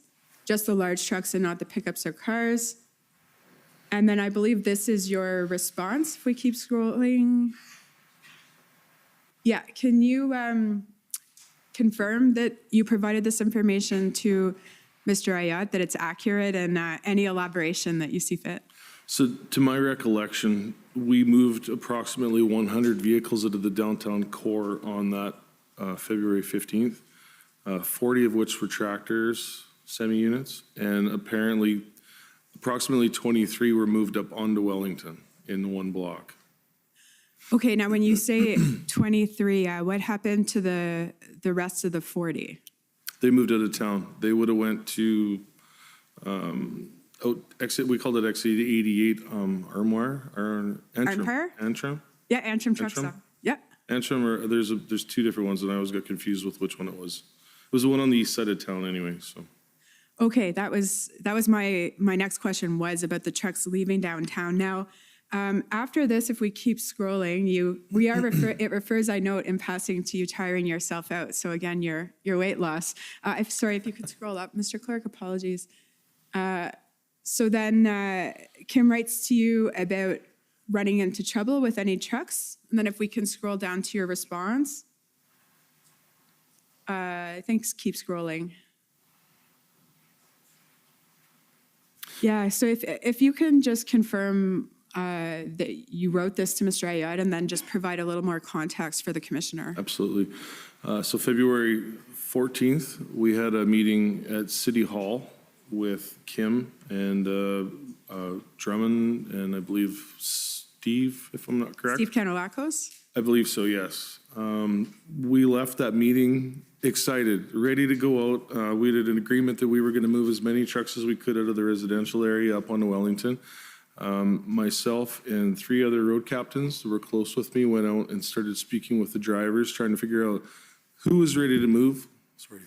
Who was ready to move first thing Monday morning, who we could count on, and where we could get them to move.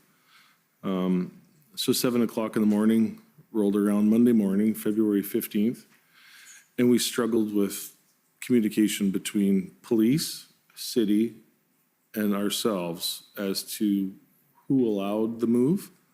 So we were on at 7 a.m. It was roughly, I'm thinking about 12:30 after lunch before the first police car actually moved and we were allowed to move. So my understanding, we had 72 hours to get as many vehicles out of the downtown core as possible.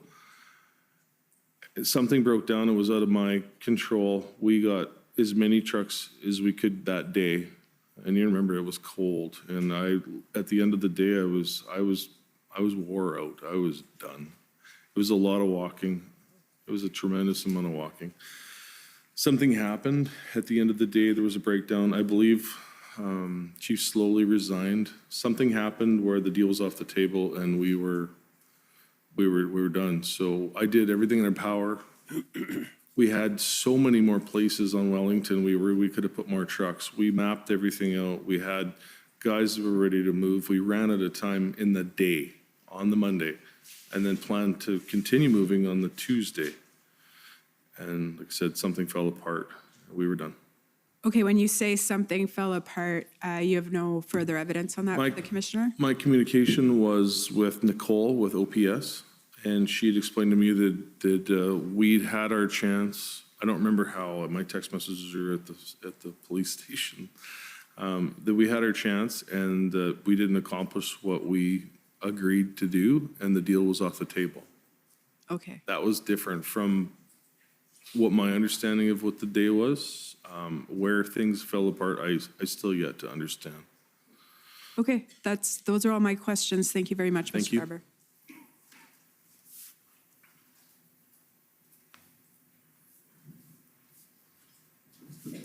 Okay, the next, I believe, is the Ottawa Police Service. Thank you, Mr. Commissioner. This is Jessica Barrow for the Ottawa Police Service. Our questions have already been canvassed, so we have nothing further for this witness. Thank you. Okay, and the Ontario Provincial Police. I have no questions. Thank you, Commissioner. Mr. Slowly, his counsel.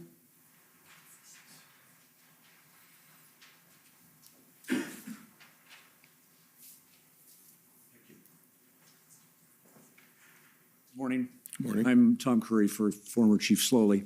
I just have a few questions about some facts, if you can help us.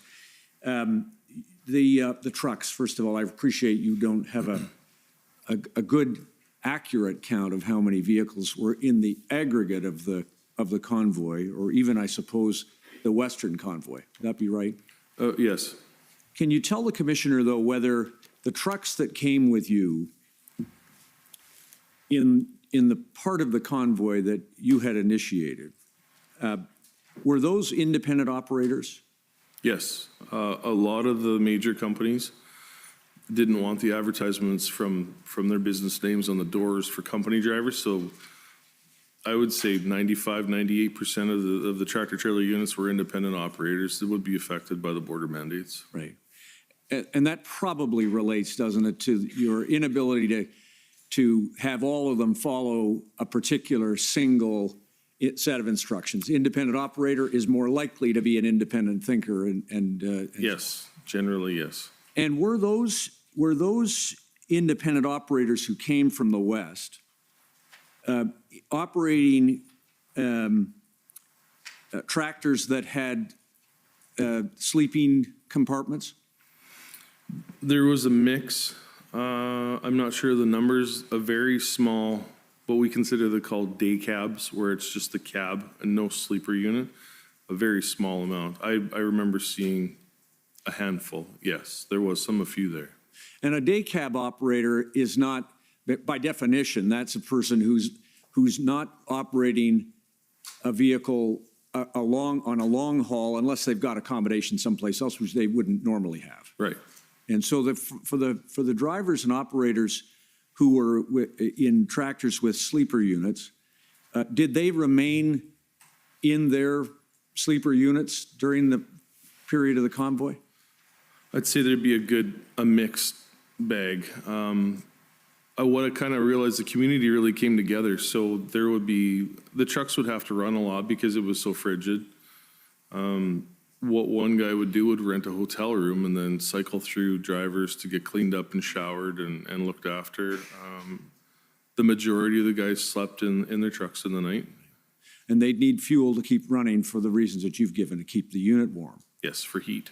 And so the fuel, did you recognize it as that? I appreciate what you told my friends, that you weren't 100% sure how long this thing was going to last when you came. Fuel wasn't something we were worried about at the first. We didn't know. I didn't know what to expect when we got here. I had no clue. And so it was confusing to try and keep everything straight in a day. And fuel became a challenge for you as a convoy organizer and police and the residents in the community because of the safety risks. Is that fair? Yes. And was that one of the things that you tried to work with police to minimize that risk? I remember having conversations with some of the officers in regards to what we call a slip tank, which is a fixed 500-gallon tank in the back of a pickup truck with a hose and a pump. Was a lot safer and a lot less risk of fuel spilling compared to people walking around with 5-gallon jerry cans. That wasn't the proper way to do things. And I tried to have a conversation multiple times to get more slip tanks in to put fuel in those trucks compared to the safety hazards of the jerry cans. Right. You hadn't brought slip tanks yourselves? No, we didn't. No. So there was, in terms of the organization, the fuel and how you were going to provide fuel for trucks running past, say, the first weekend was not a part of the plan that you had. It was fair? not. No, not at all. Okay. And then a couple of things. You told the commissioner that you succeeded in moving the load, I think it was a load-safe truck that was on an angle at Rideau and Sussex. Yeah. Police had been unable to get that operator to cooperate.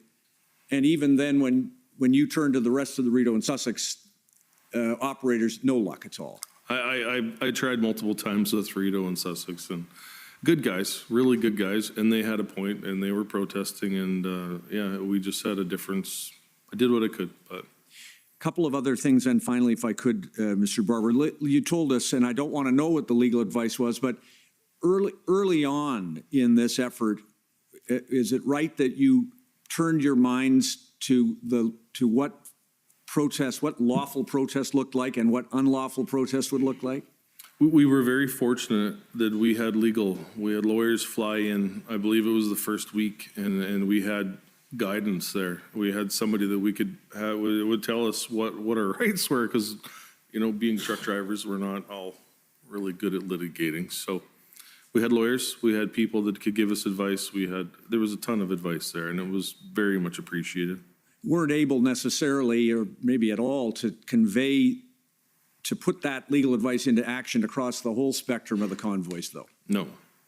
And final thing then, I think on the 7th of February, you became aware that police were intending to mobilize additional personnel in the number of 1,800. Am I right that signaled to you as a convoy operator that there was going to be a police response coming? Yes, it did. Yeah, we knew it was inevitable at some point, I guess. We were hoping it wasn't. We were hoping we were able to resolve the issues with the government and we could all go home, but that didn't transpire. Right. And you knew as to that, the negotiation, that speaking to police you've heard about the police, you probably saw them. Spoke with a lot of police liaison. They weren't able to, they were never going to be able to to negotiate with you for the kinds of things that you wanted to speak to government about. No, they were successful in negotiating between the city, I believe, and us, and that was a step in the right direction. We were hoping that one step forward would maybe result in another step higher, and we could have an audience, but it didn't. With the federal government? With some sort of federal government, yes. Thank you for your time. Thank you. Thank you. Next, the Ottawa residents.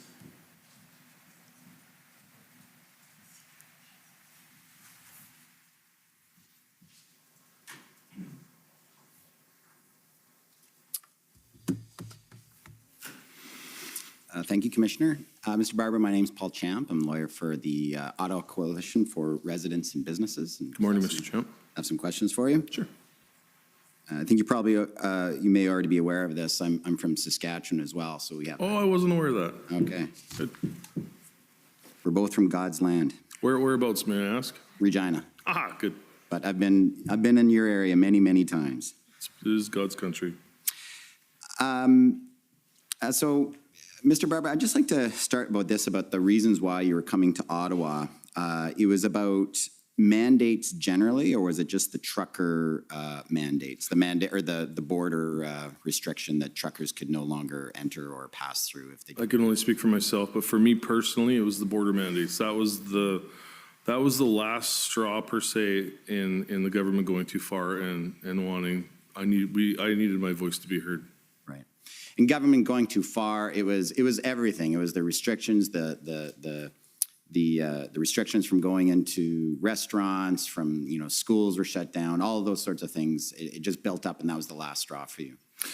There's so many different stories that I've heard throughout this ordeal that contribute to why we went there. When you're hearing stories of people's parents dying in a hospital bed alone because mandates wouldn't allow their kids to be with their adults when they took their last breath. You've seen the mental health issues in this country just plummet. It was sad. I watched that with my own children. My daughter, it was 16 at the time, was unvaxxed in high school, bullied by the rest of her classmates because she wasn't vaccinated. She had to play a clarinet in music class in a separate room. The trucker mandate in particular, though, the United States had a mandate in place at the same time, correct? So it didn't matter what Ottawa did? I believe it came in afterwards. I believe the Canadian government announced the mandate first. Excuse me. But many mandates that people were upset about were provincial mandates, right? I guess Ottawa was like a symbol of all levels of government for many of those people in the convoy? I think, honestly, when it comes to the provincial mandates, they were a lot to deal with. They didn't affect my business to the way that the federal mandates affected my business. That was the driving, and I struggled with it. Even though they've been in place since then, it has still been a struggle the entire summer to try and keep up with the lack of drivers and equipment we can get across the border. But we've literally lost a lot of guys. So, Mr. Barber, I want to ask you some questions about your arrival in Ottawa. Since the Ottawa Police didn't ask you any questions about this, I want to understand. You believed that when you were coming to Ottawa, when you were in the last 100 kilometers, your understanding was that the trucks would be going to staging areas. Is that right? Yes. And outside the city? No.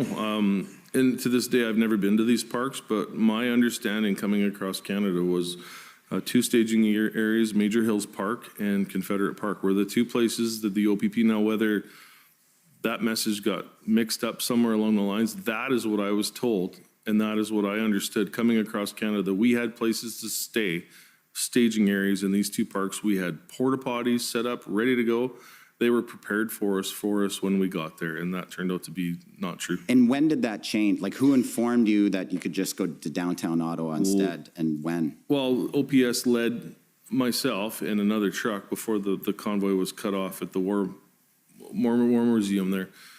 It became clear to me then, with the amount of people downtown, with the amount of traffic in downtown, and we slowly kind of worked our way to the Supreme Court is where I couldn't go any further, and that's where I was stopped. That's where my tractor remained until I believe I've removed it from the city on the 7th of February. Okay. And where did you stay during the course of the protest? I had a hotel room. We were at the Arc Hotel for a little while, and then we moved to the Sheraton, I believe. Okay. And I've seen a news story about your text messages that you had with some of the organizers, and seen reference you having texts with Ms. Leach on January 30th, where she said that she'd received a call from the command center. What was the command center for you guys? I remember seeing that in my disclosure too. So the text message was something to the sort of received a message from the command center. Was the basement at the Swiss Hotel. We had people there that were looking after EMTs. We had people on the ground to make sure people were safe in the crowds. EMT, RCMP, or police response. Right. It was quite the operation. Tamara discussed the fact they wanted to gridlock the city. Gridlock the city. Right. And she said, I don't want to make this decision on my own. Can you come head over here soon? Did you go over to that meeting at the command center? I don't remember having that conversation with her. And even if it had happened, I went right back out to make sure emergency lanes were open with police. So if there was a meeting, it wasn't to gridlock the city. It would have been to keep the emergency lanes open. That was my primary job the entire time I was here. But the trucks did gridlock the city, you would agree with me? In certain spots, they did, yes. Like I tried really hard to make sure. At least the emergency lanes were open. Emergency lanes, I can tell you, I almost got into a physical altercation at least twice with the driver that was ignorant about moving when I asked him to. Now, I just want to ask you a couple questions about, you told us you were protesting about the trucker mandate at the border. Were you opposed to mask mandates as well? I don't like a mask. It's not something that I really enjoy wearing, but in the province of Saskatchewan where I'm from, I always wore my mask. I like to look at it as, I didn't want to have that business getting in trouble if a health officer walked in the door and seen I was being ignorant and didn't wear a mask. So I'll admit, when I was in Ottawa, I didn't wear a mask here. We were here for anti-mandates, but I have always followed the rules wherever they are, in every restaurant. When the COVID vaccine passport came out in Saskatchewan October 1st, I didn't go to a restaurant. In Ottawa, though, you'd agree with me that large groups of convoy protesters were going into stores and restaurants and shops all unmasked. You were aware of that? I was never part of that. You weren't part of that, but that was a protest tactic, wasn't it? Not on my part. I believe that was more Canada Unity and James Bowder. I believe that was something that was discussed in the January 13th. I remember watching it and listening to James talk about that. So it was a tactic that was discussed, but you didn't necessarily support it or take part in it. I never took part in it, no. And you were aware that in Ontario, there was a law that stores and shops couldn't allow people in with masks, and they'd be fined if they allowed that? You were Understood, yes. Yeah, and did you hear stories about staff who were saying things to people, please put on a mask or leave, and staff being threatened? Did you hear stories about that? Well, I was sick for a little while with a cold, a really bad cold, and I remember going into Shoppers Drug Mart downtown somewhere near the hotel, and I had to put a mask on because the lady wouldn't serve us and refused to serve us, so I put the mask on and obliged. I just want to ask you some questions about the money. The money that was raised was meant to cover fuel and food and travel expenses for the truckers, is that right? Yes. It also covered hotel bills, is that right? We never had any access to the money. We had a short stint of access. A lot of times the drivers paid for their own hotel rooms. We had approximately, I believe it was like $20,000. That's all the access we had to the money before, I believe the bank accounts were frozen. You're talking about the GoFundMe money. Yeah, the GoFundMe. Yeah, but you guys raised an enormous amount of money outside of that, right? You were raising thousands of dollars a day in cash and e-transfers, correct? Yeah, the e-transfers would have went into Ms. Litch's personal bank account. And cash? I don't know what happened with the cash. There was always people donating cash. It was all around, I guess. There's an interview summary in this matter, I presume you're aware of Mr. Eros. You know Chad Eros? Yes. And Chad says that there was approximately $20,000 being raised in cash per day. Does that sound roughly accurate to you? He was the Freedom Corp paid accountant. I had no knowledge of that. I wasn't involved with any of that.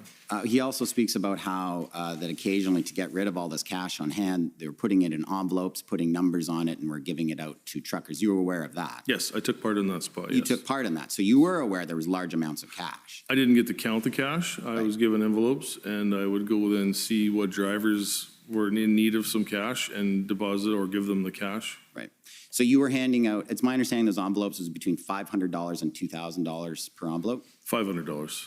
There was another group that came in towards the end that I believe Miss Belton's group were handing out $2,000 apparently, but it didn't go as far. And the average trucker earns about $45,000 to $50,000 a year. Is that right, Mr.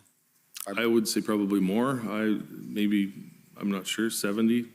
It's kind of hard to live off $50,000 a year in this country now. For sure, for sure. Now, the big amount of money that was raised that you could never access with GoFundMe nor GiveSendGo, there was a lot of people wanting access to that money. Is that right? I believe so, yes. And you guys had to deal with people opportunistically wanting to try to find ways to access that money from you? I believe that'd be a better question for Ms. Litch. I really never, sorry? That's fair. That's fair. Okay. Just getting back to the hotel bills, though, your hotel bill was paid for by someone else, correct? Yes. And who was that? Mr. Guerra that was paying for your hotel? No,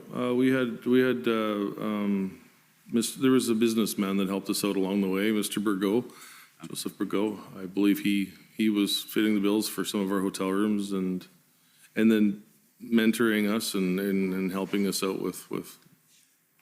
What about Mr. King, Pat King? His hotel bill was paid as well by your group, is that right? I believe he was. I don't know where Pat stayed. I was under the understanding he was outside the city somewhere in a Airbnb or whatever they call it. Didn't Mr. King approach you at times asking if the war room or the command center could provide a large amount of money to pay off hotel bills of other supporters? I don't recall him talking to me personally about that. But him asking you to put him in touch with someone who had access to the money? There's a lot of things going on a regular basis, but I don't recall. Just want to ask you now about the honking. Now, as a truck driver, can you tell us what are air horns and tray horns for? So an air horn is a factory set of horns on a commercial truck, which is usually mounted on the roof of the cab, operated by, in my personal truck, it's a chain in the center of the dash in the top, and you pull it, it operates the two horns that are on the roof. A train horn is an aftermarket. It is literally 3 large train horns with a valve. Usually guys mount them. I don't own a train horn. I've never owned one.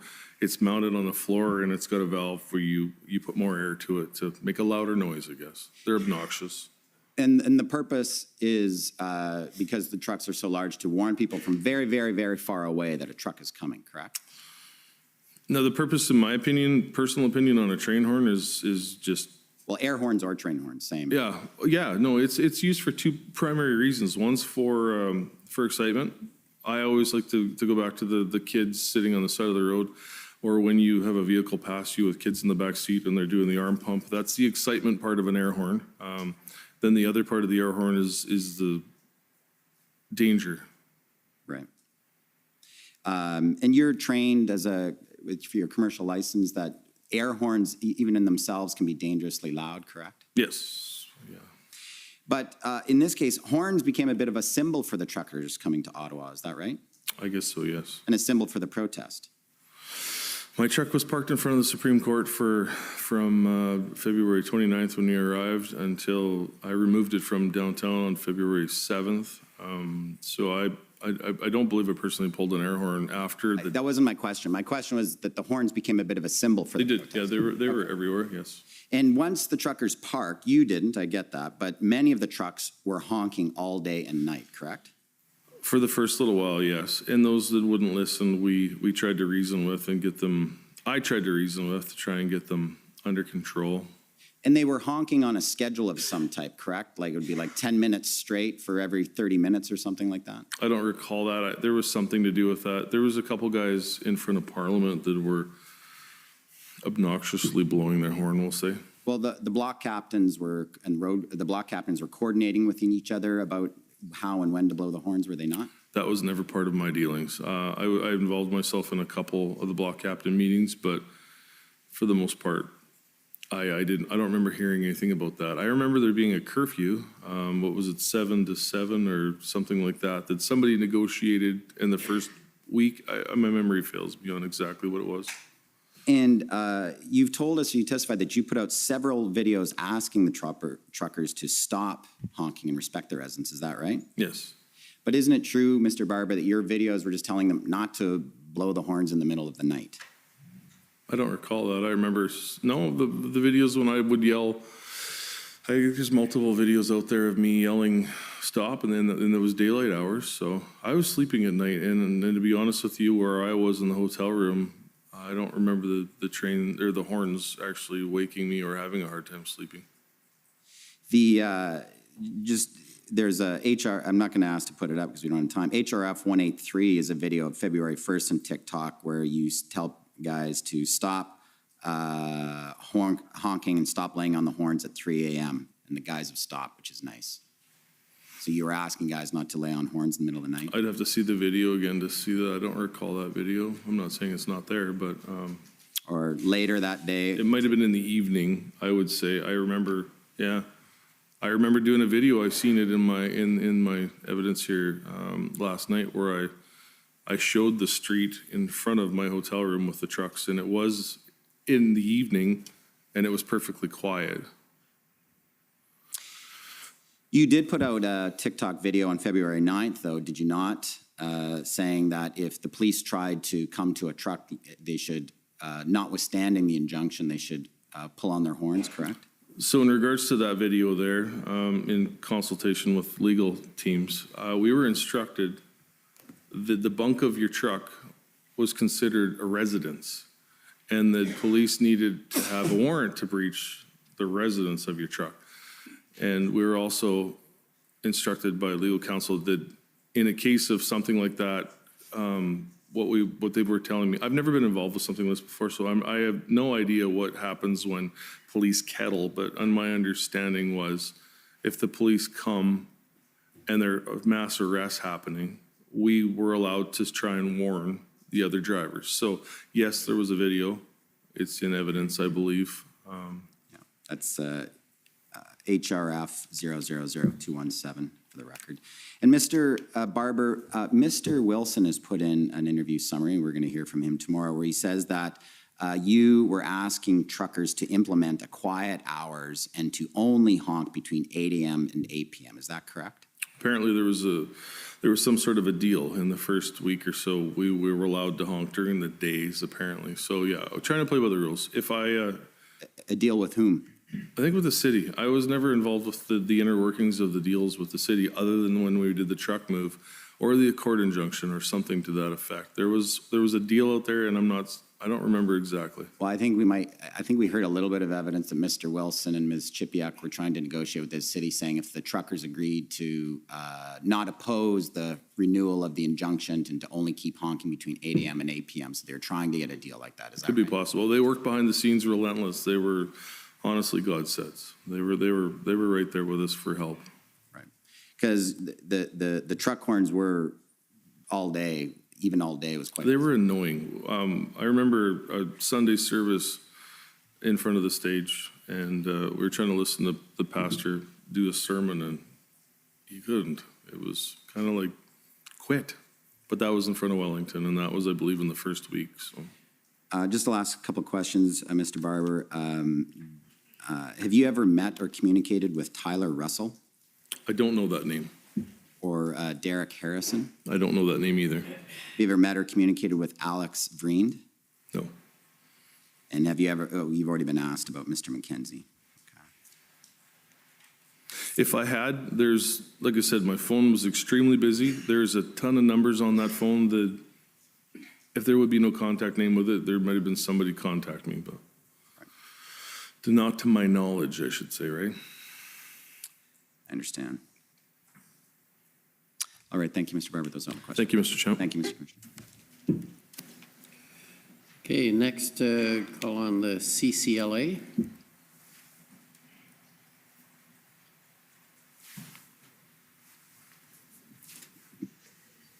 Good afternoon, Mr. Barber. I'm going to be asking you questions via Zoom. My name is Eva Krajewska, and I'm counsel to the Canadian Civil Liberties Association. Pleased to meet you. My questions are going to focus on the impact of the orders freezing the bank accounts. So I understand from your earlier evidence that your bank accounts were frozen during the course of or after the protest. Is that fair? Yes, they were. And can you just please specify for me, was it your personal account that was frozen? So we've got three major accounts that were frozen. One was the corporate account. The other one was a joint bank account with my lovely wife. And the third was Toronto Dominion personal bank account. The personal bank account with Toronto Dominion was closed for roughly 3.5 months. I had no access to funds. The other two bank accounts were, they were closed for the weekend. A couple payments went back. I had one NSF charge, I believe, and the fuel cards got shut off for my drivers, so they weren't very happy. Okay, and so let me just break that down. The fuel cards for your drivers, are those business credit cards? In my line of business with the trucking company, we run card lock cards with different fuel distributors, and I have agreements with those fuel companies to withdraw payments automatically out of my accounts every Sunday. So I'm up on current on my fuel bills. And are those linked to your corporate account then? Yes, they are. And so when your corporate account was frozen, then the fuel cards were also inoperative? Yes. Okay, and you said that they were frozen on the Sunday. So is that, would that be the Sunday, the 20th of February? 20th. They would have been frozen on the 17th, I believe. Okay. My bank manager at CIBC explained to me that they were reopened on Monday. She wouldn't give me details. She'd explained to me that she'd got an email from RCMP saying it was an illegal freeze or something, and that they were reopened right away. But Toronto Dominion was a different story. Toronto Dominion was closed without any excuse. I tried desperately to get a hold of somebody from Toronto Dominion to explain to me why my accounts were frozen, and I yet to receive an explanation. And so with respect to when your accounts were frozen, were they frozen before or after you were arrested? I believe they were frozen on the day of. I wasn't really using a debit card. All the stores were closed downtown. So I believe the 17th is when they were frozen. Right. And you were informed that they were frozen with respect to your corporate account, your CIBC corporate account. It was someone at CIBC who informed you that they were frozen? I believe so. I don't think I knew that the corporate account was frozen until I didn't have a cell phone, so I couldn't check balances or anything until I got back home, I believe. So it was only after the fact when you came home that you learned that it had been frozen by a letter from CIBC or by a telephone call? That I can't recall. I don't remember if I got much correspondence. I'm personal friends with my banker at CIBC, so she may have sent me a text message. I didn't have a phone, so I can't recall. And in your TD bank account, how did you learn, the personal one, how did you learn that that was frozen? The debit card wouldn't work. And you said that you tried to obtain information from TD as to why it was frozen and why it took so long to reopen? Yes. And you did not get, did you get a satisfactory answer? No, I didn't. I was given a phone number and a first name, and when I called that number, I was just a short answer. I believe I spoke with him. He called me back once. I kind of made it a point to call him every week to question him on why, and I never did get an answer back. And was the first name and phone number that you received, it was someone from the TD Bank? It was, yeah, somebody in Ontario, I believe. His name was And did Jay. you ever receive any correspondence from the RCMP or the OPS with respect to the freezing of your bank accounts? I did not, no. Okay. And can you speak to me first about the impact of the freezing of your corporate bank account? What impact did it have on your business? You mentioned the cancellation of the fuel cards. Can you elaborate on that? Yeah, cancellation of my fuel cards. So I had to remake the payment. The fuel cards were shut off because of the lack of payment. There was an NSF charge. One that happened down the road a little ways. I applied for a loan and was going to put a significant amount of cash down, like money down on the loan for a deposit, and I was rejected from my financing company because of the account being frozen. Apparently, I don't know. They wouldn't really explain. They just said I was declined the loan, and I have a perfect credit rating. I have never been in trouble with credit. It's been years since I've been in trouble with a credit rating. 20-some plus years, I would say. So I stand good with the banks. That was a little tough to do. Sorry, sir. With respect to the fuel cards, for how long were your drivers not able to use the fuel cards to supply the vehicles? I would imagine it was a matter of a day or two. I was into the bank right away. I was home. So I was able to get into the bank and make the payment right away. And fuel companies are good, but they get pretty nervous when a payment gets returned. I'm sure everybody does. And sir, with respect to your personal bank account, you said that, how did that impact? Can you provide a little bit more elaboration on how it impacted you? You said that you had to use cash. What can you elaborate on what you mean by that, or how it impacted you to have your personal bank account frozen? It changes everything you do. You don't realize how much you use the debit card in your pocket, I guess. I went back to, as any Canadian, apparently you keep a small stash of cash for emergencies, and that got used. I had to go back to cash for the time being. Thank you, sir. Those are all my questions. Appreciate it. Okay, next, JCCF and Democracy Fund.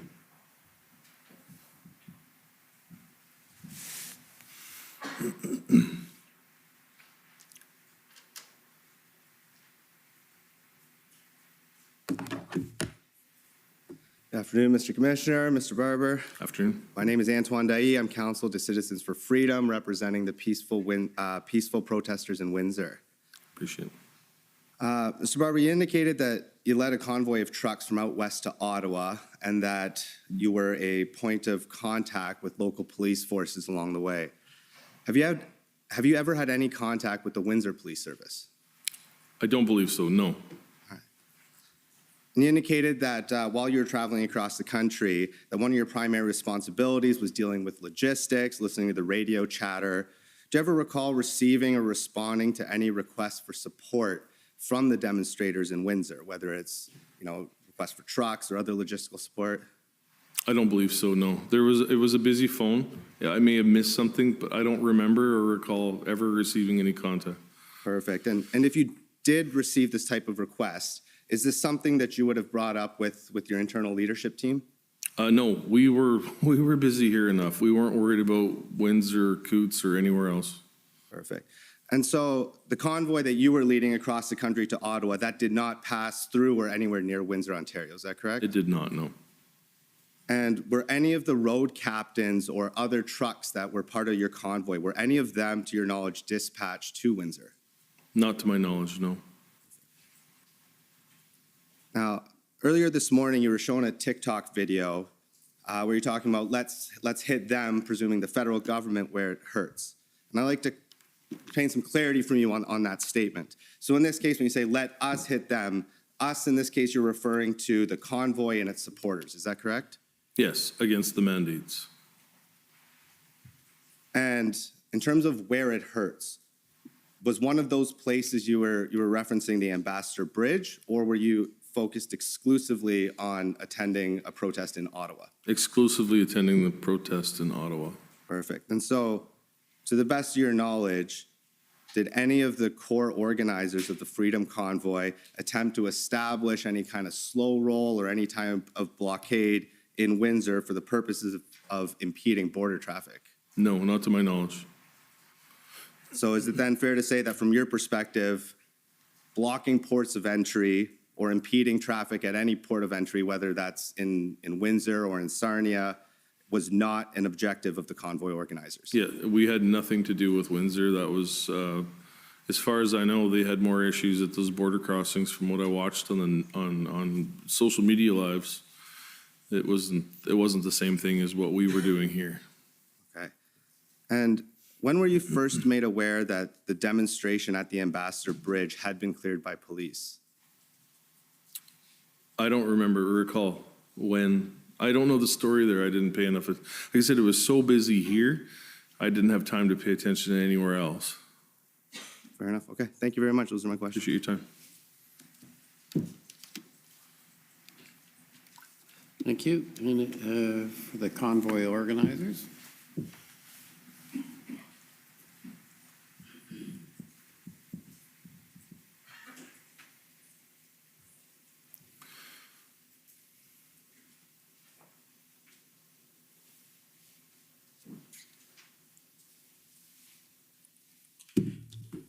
Mr. Barber, Mr. Miller. how are you? I'm very well. Thank For the record, Brendan Miller, appearing as counsel for the Freedom Corp, which is the entity that represents the protesters, including yourself, that were in Ottawa in January and February of 2022. Good morning. How are you feeling? Feeling good, thank you very much. Great. So first question, if at any time during the protest and the demonstration, if the City of Ottawa or the Ottawa Police Service provided you, the truckers and the protesters, an order from a court saying that you had to leave or move your trucks out of downtown Ottawa, what would you have done? A court order? I would assume we would have left, yes. Yeah. And I understand we've had discussions and you've had discussions with legal counsel. You understand what invoking the Riot Act now means, do you not? Approximately, yes. Yeah. And so if a mayor, sheriff, or justice invoked the Riot Act and ordered that you and the protesters and the trucks left downtown Ottawa, what would you have done? Instructed people to leave? And it's fair to say, as Chief Slawley testified, at no time did any police officer or city official come and tell the protesters that they were illegally parked and illegally, unlawfully protesting and had to leave. Is that fair? Not to my knowledge. At that point, my truck was out of the city. I had no equipment here. Okay. So my friend asked you about the Memorandum of Understanding drafted by a Mr. James Bowder and his Canada Unity organization. I have a few questions about that. So these Canada Unity folks, to your knowledge, how many of them were in Ottawa? Hard to say. I honestly don't know. James Bowder was the only one at the time that I knew. There was different people, I think, representing him. Okay. So how many Canada Unity folks did you interact with that you knew were representing him? I believe none. Okay. I believe none. And did you observe Mr. Bowder or anyone else that may have been with Canada Unity to be violent and commit any violent acts? No, sir. Okay. And did you hear of any of these Canada Unity members act in a violent way or try to incite violence? No. Did you hear any of these Canada Unity members state they wanted to overthrow the government of Canada by violent means? I never heard anything. And I take it that you asked your lawyers in Ottawa at the time, being Keith Wilson and Eva Chipiuk, about this Memorandum of Understanding from Canada Unity. Is that right? I don't recall having a conversation with them. I believe it might have been a conversation in the group of people together that it had no bearing and it wasn't to be looked at. It was essentially nothing. Do you remember the lawyers describing it as legal nonsense? Yes, I do. Yes. Okay. And I also understand, of course, you've had some interactions with Mr. Pat King and as well as some of his followers. How many followers did Mr. King have? I think Pat had a substantial following on Facebook, I believe. What do I mean physically in Ottawa? Oh, there was a few. Absolutely, there was a few.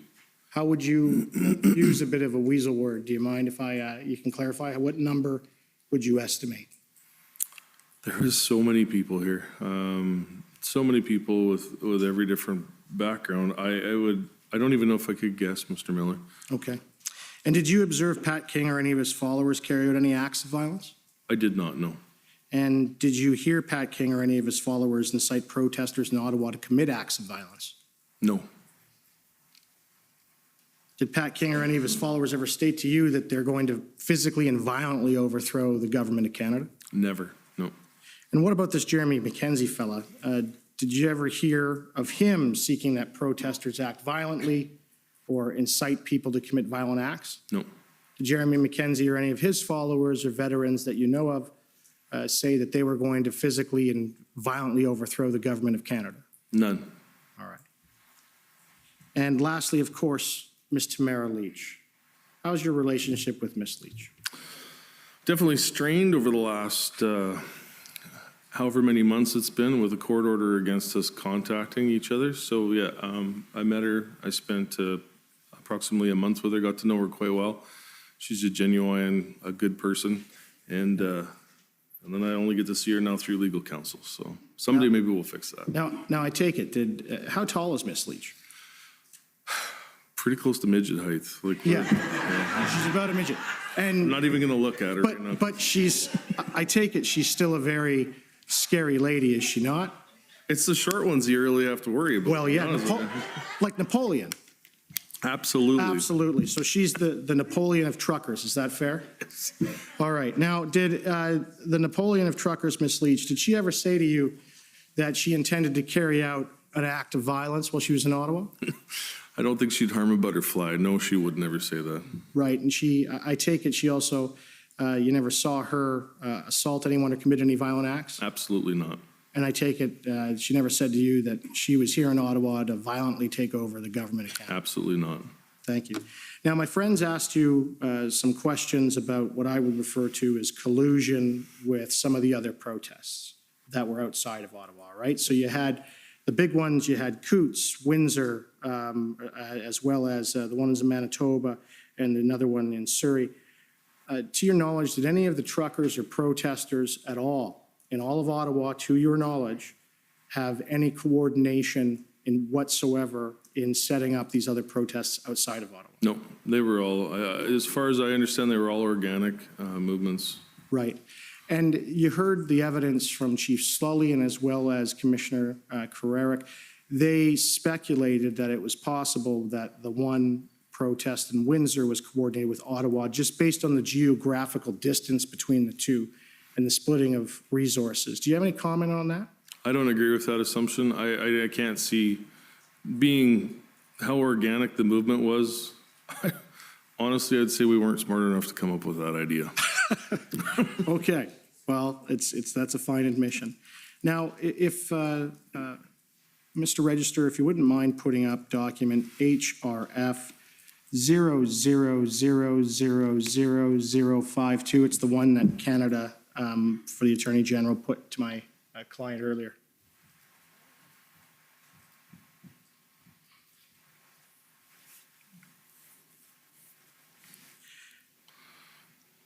Now, did you have a chance to review this document before the questions that were asked of you of the Attorney General today?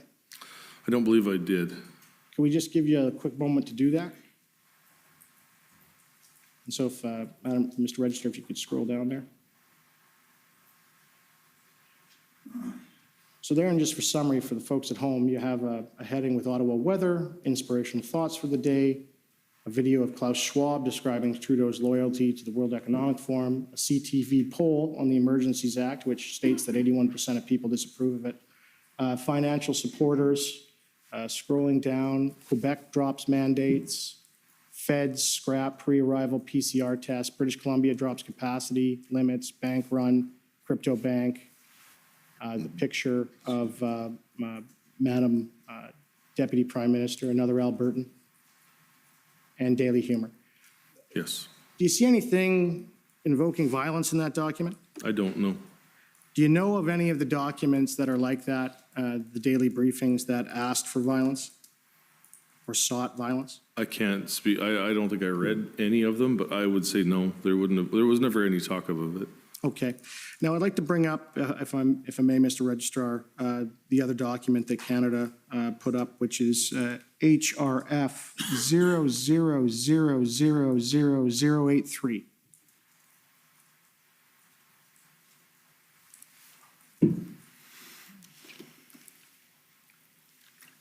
Okay.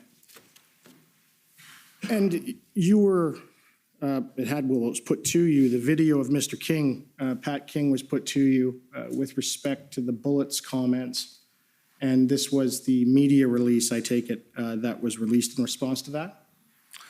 The dates seem pretty far apart for that. I believe the Bullets comment was earlier, so I'm assuming this was the day I was arrested, so I haven't read this one.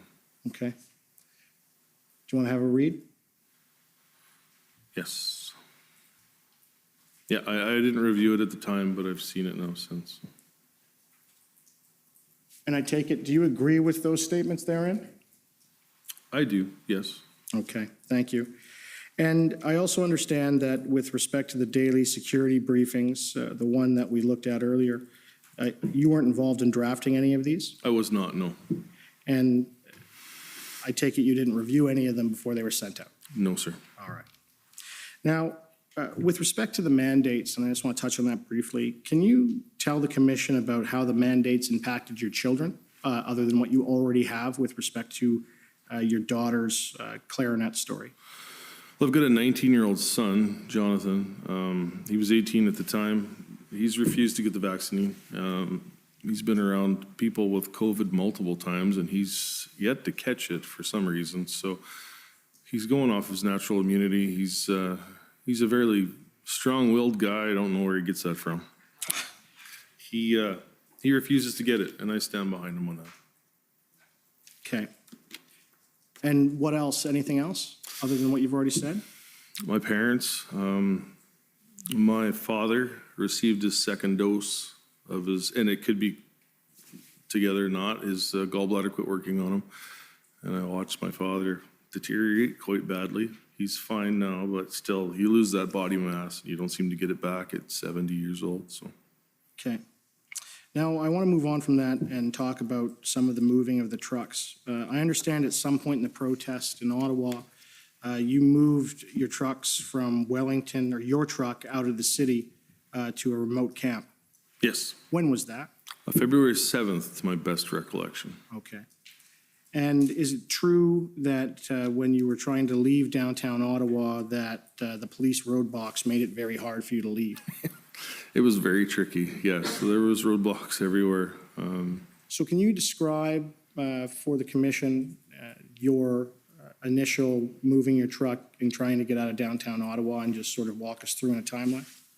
It was February 7th, I believe. I was parked in front of the Supreme Court, so, and I still didn't really know my way around Ottawa that well at that time. So I remember going down whatever street would have been near there, Lyon or somewhere in there. It was tough. It was hard to navigate your way back out of there and then make sure you were on the right street that was heading the right direction. So eventually I made my way out of the city. It was tough. And how did you get past the barricades and the blockades? You had to get a police approval to move every single barricade. There was a police car.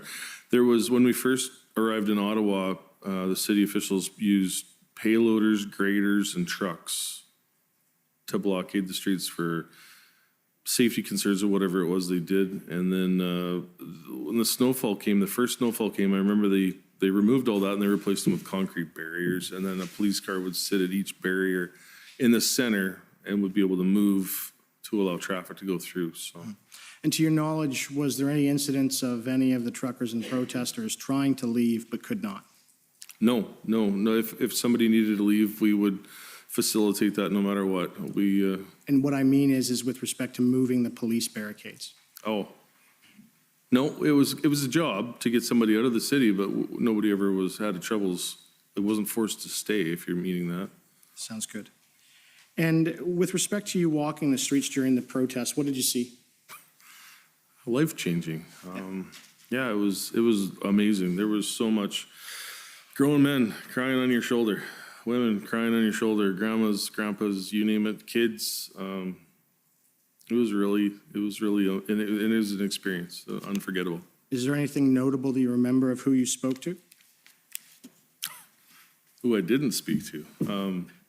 It was everybody. You couldn't. I remember Mr. Marazzo and I went for a walk, and Mr. Wilson, and it was like Mr. Wilson explained it as like walking down the street with Mick Jagger. He said, because no matter where you went, there was somebody wanting to stop and talk with you. It was a lot of love. And can you tell us about the efforts to move the trucks on Monday, February 14th? Frustrating. We had all those trucks ready to go, 7 o'clock in the morning. We'd spoke with them the night before on the Sunday.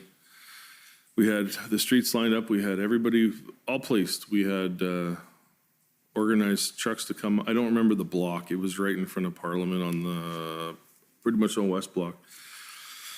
We were able to we get them all organized, all warmed up, and then we couldn't get anybody to move. The police wouldn't move. The city officials. You could tell by my text messages with Kim that it was frustrating. We were ready to go, and we were deprived time to get things going. So at that point in time, the police blockaded you in Yes. from leaving, Yeah. even though you were trying to leave. We were trying to, the truck, I don't know if the trucks leaving had trouble, as much trouble as the trucks trying to get up onto Wellington. That was what my focus was.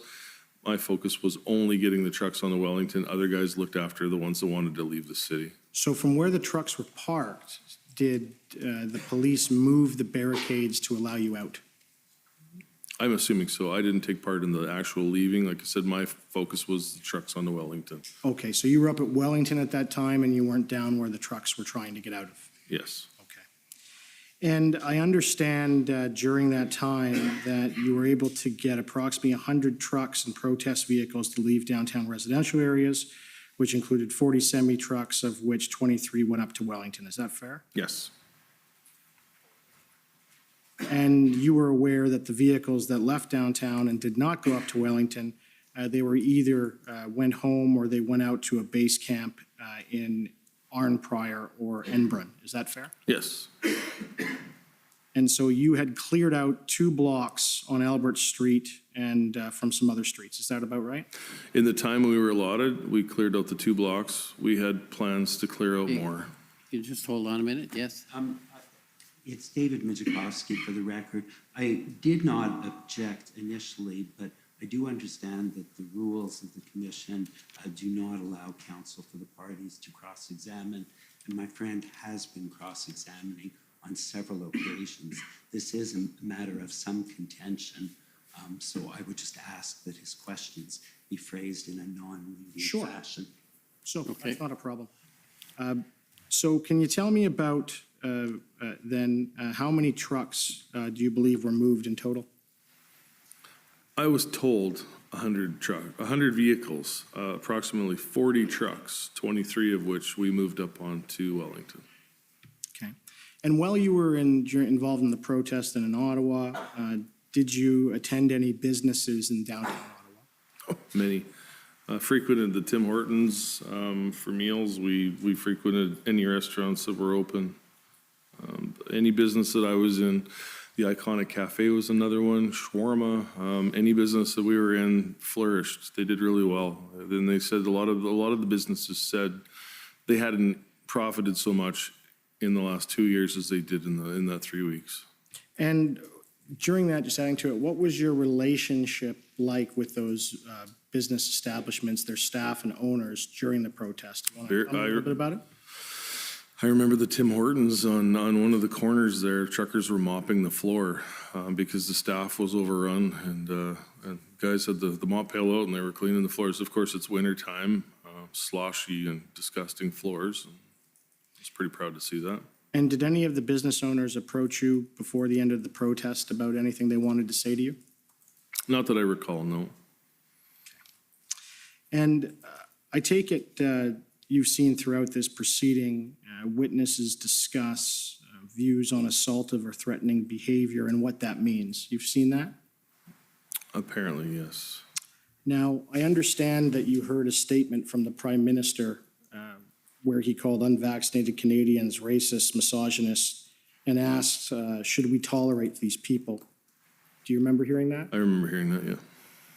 What's your perception of that? Would you say, in your opinion, is that assaultive or threatening? Just let's be careful again. You've got the... Understood. What was your perception of that statement? Very divisive for a leader of a country to be pitting one person in the country against the other person. I would say I felt, not very leadership worthy.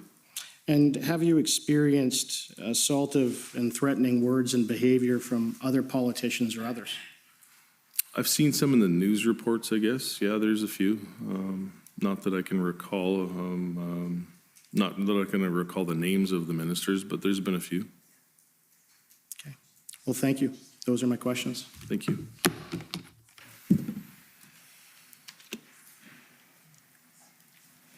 Okay, any re-examination? Yes, Commissioner. A few points of clarification based on some of the answers you provided, Mr. Barber. In response to questions from Counsel for former Chief Slowly, you indicated that in your efforts to speak to the protesters at Rideau Sussex, you said, I think, you spoke to them and you said they had a point. Do you recall that? Yes. Do you remember what their point was? I don't remember what their point was. No. And there was a barrier, a language barrier there because they were French Canadians. So my French is, I don't speak French, so I had a hard time understanding them. And when Mr. Champ was asking you questions, I thought I heard you mention that Miss Belton's group was one of the groups that was handing out cash. Did I hear that correctly? There was sort of a riff, sort of a split between the two groups. Miss Belton's, when I heard the $500 versus the $2,000, that was Miss Bridget's, was trying to, that group of people that were donating or passing out $2,000 instead of the $500. Did Miss Belton's group have a label? I don't think so, no. Okay. And how many people were in Miss Belton's group? I can't say, 10, 15. And then again, in response to questions from Mr. Champ, you mentioned a Mr. Bourgault. Yes. Okay, do you know Mr. Bourgault's first name? Joseph. Okay, and can you just tell the commission a bit more about what Mr. Bourgault was doing in your interactions with him? Joseph Bourgault is a good friend of mine. He is a big business owner in the province of Saskatchewan.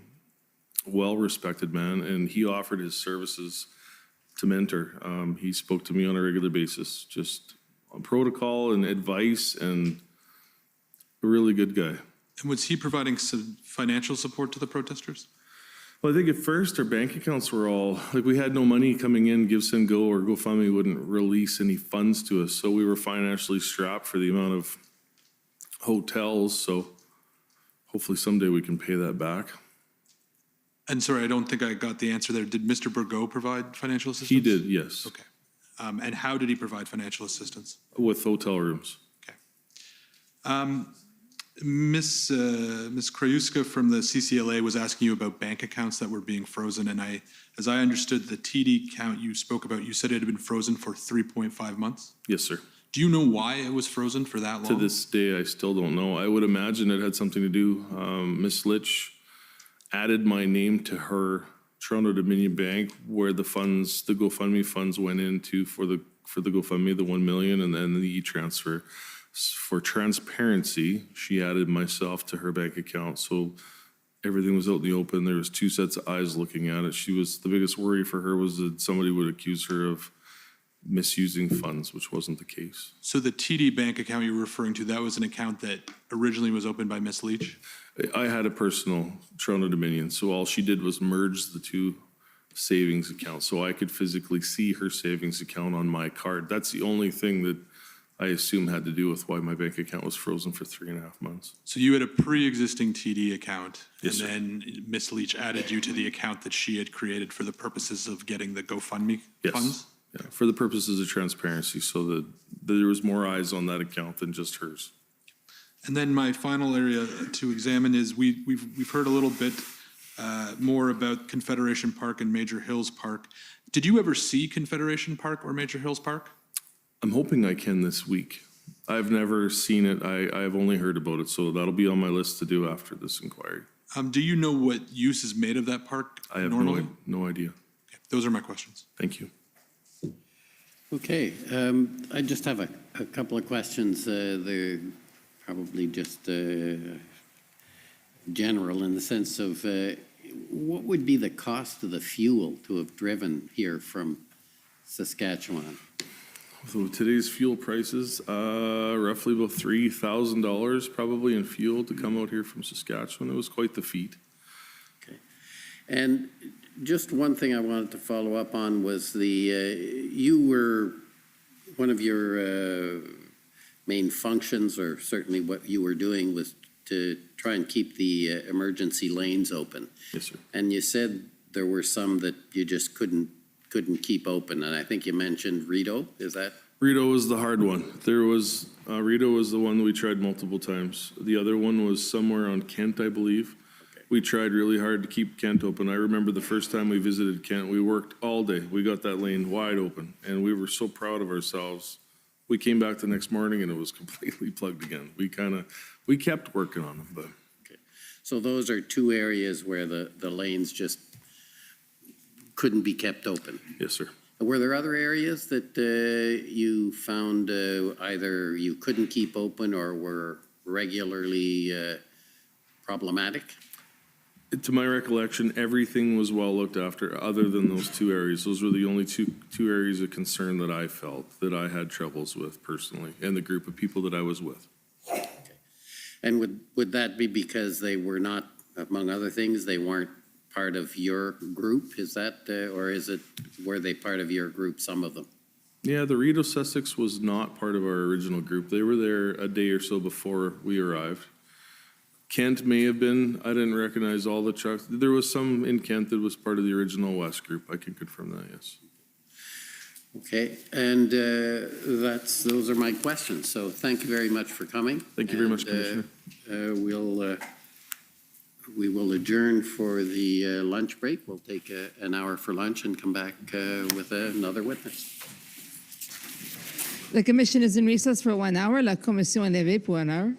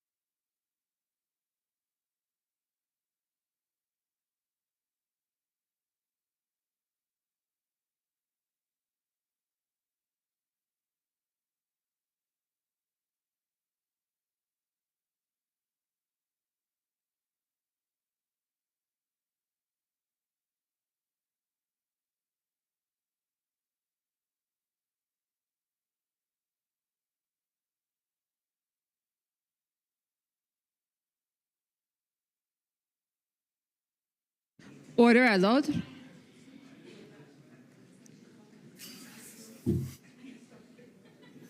Order à l'ordre. The commission is reconvened. La commission reprend. Monsieur le commissaire, Bonjour, bon après-midi, good afternoon. notre prochain témoin est Monsieur Charland, Monsieur Steve Charland. Our next witness is Mr. Steve Charland.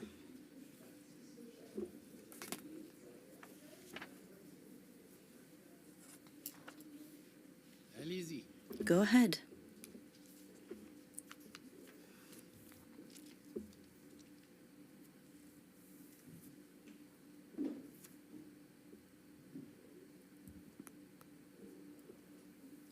Monsieur Charland. Mr. Charland, Voulez-vous prêter serment ou faire une affirmation? do you want to do a solemn affirmation or swear on the oath? Second, you have a choice. It's either one. Solemn affirmation, okay? Pour les fins de procès verbal, s'il vous plaît. For the minutes, please, could you indicate what is your name and then spell your name? Steve Charland, Steevecharland. Do you solemnly affirm that the testimony that you will make before the commission will be the truth, all the truth, and nothing but the truth? I affirm. Thank you. Mr. Commissioner, before I start with my questions, my colleague Nicolas Saint-Pierre, Mr. Charland's counsel, would like to object. Yes? No microphone, unfortunately. The interpreter cannot hear this statement. There we go. So we are turning the microphone on. Nicolas Saint-Pierre is my name. I represent Mr. Charland. Mr. Charland has been criminally accused following the protest in Ottawa. We invoke Section 5 of the Act. Thank you. I understand, and I believe that the witness will not answer any questions because those answers could incriminate him or establish his responsibility in a civil or criminal proceedings.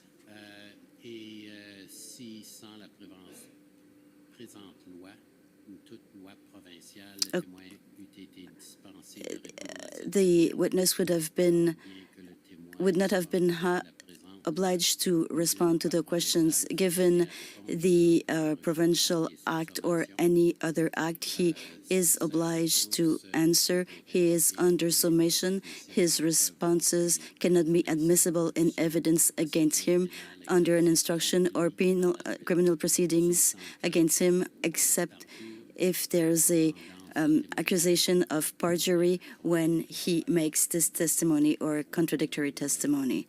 So we will note that he is objecting to all the questions. Hi, Mr. Charland. My name is Alexandra Hai. I am a counsel for the Commission. I would like to ask you a few questions today regarding your participation to the Freedom Convoy in January and February 2022 in Ottawa. The purpose of my questions is to help the Commissioner in his mandate. And to start, I will show you a document, and the registrar could show this document, SAE 11. This is your evidence statement, your anticipated evidence statement. This is the clerk speaking. For the record, we do have the French version available. The doc ID for that is SAE 6010.FR. Thank you. If you could please put that one up. Thanks.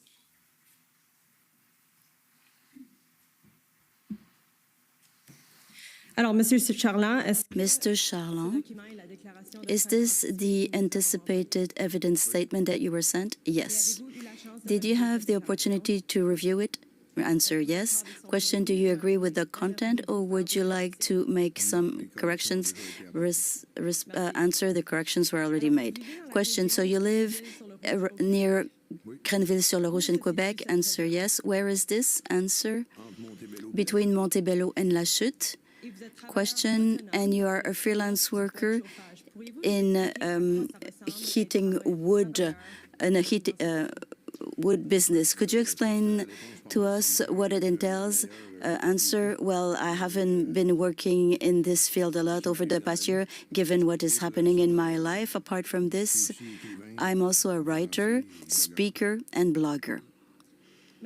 Thank you. Question, could you explain who are the Farfadas? Answer, it is a group of men and women who approached me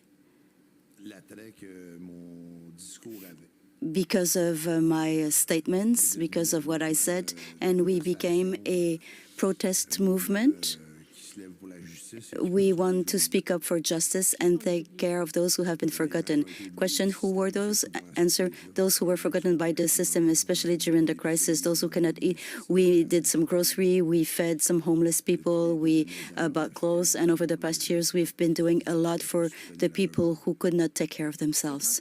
Question, when did that movement start? Answer, somewhere around 2020, during 2020, the first event was during the Saint-Jean-Baptiste avant tout le monde. That was June 19th or 20th, 2020. We did Saint-Jean-Baptiste event, and given the number of tickets sold, all the profits were given to a center helping the homeless people between 18 and 30 years of age to help them find a job. And after we continued with our funding campaign, we sold items with our logos on them, and we did funding campaigns to continue to take care of those who needed it. Question, how many people are part of the Farfadas? Answer, at one time it was 400 people on our Facebook page, but it's hard to say because it's a movement and not a group.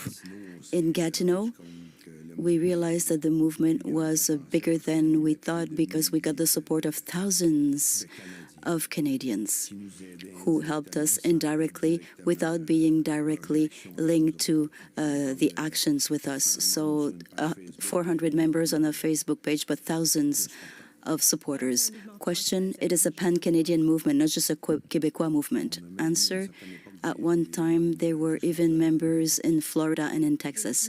Question, most of the members come from Quebec. Answer, yes, most of them. Question, the Farfadas do social and political actions. What does that mean for you? And what are the social and political causes you support, you and Farfadas? Well, in terms of activism, I can only speak on my own name because people who approached me was because of my social and political statements. So this is why they made of me their spokesperson. They agreed with what I was saying. It's not my first involvement as an activist. Even in the evidence that we prepared together, you can see that I was a member of the La Meute Council, and before that I was a member of other groups. And on my own, I often participated in conferences. Social and political aspects were always interested for me because I believe that the peoples are not really heard by our elected officials.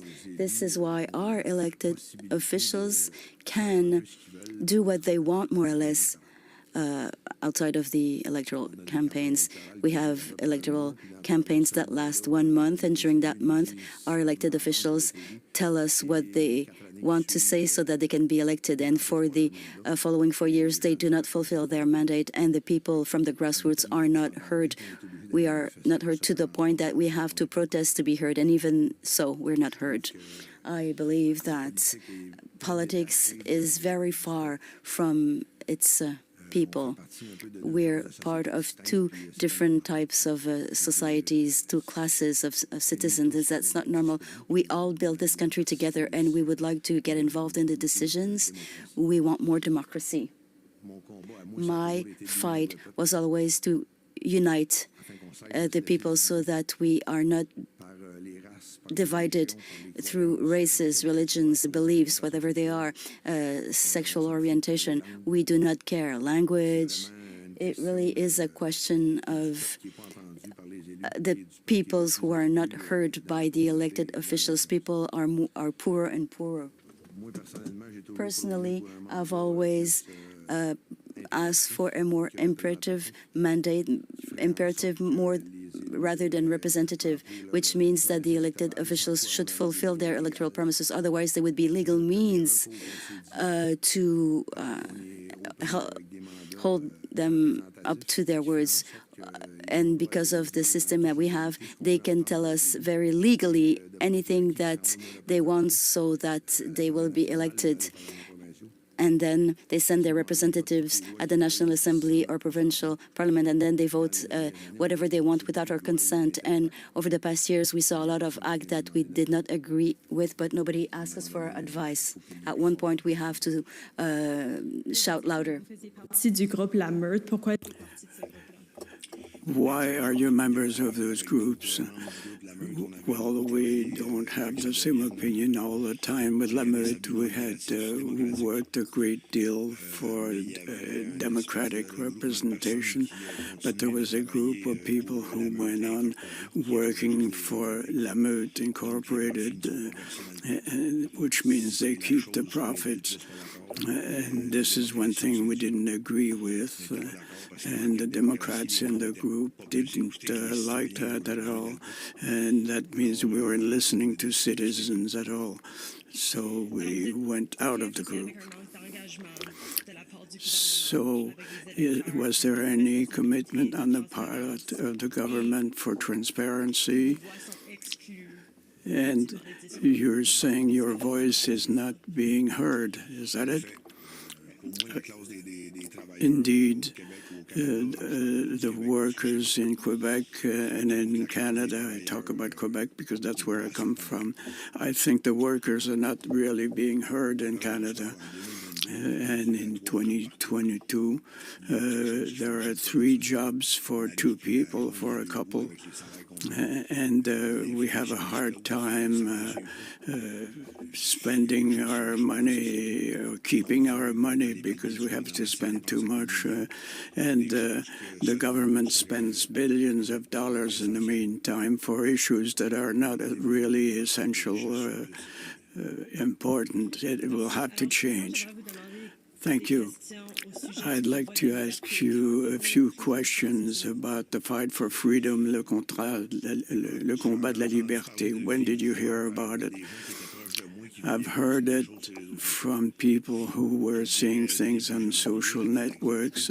It was early in January. I can't give you the real date. And I was involved myself. I found out really about it on a Saturday.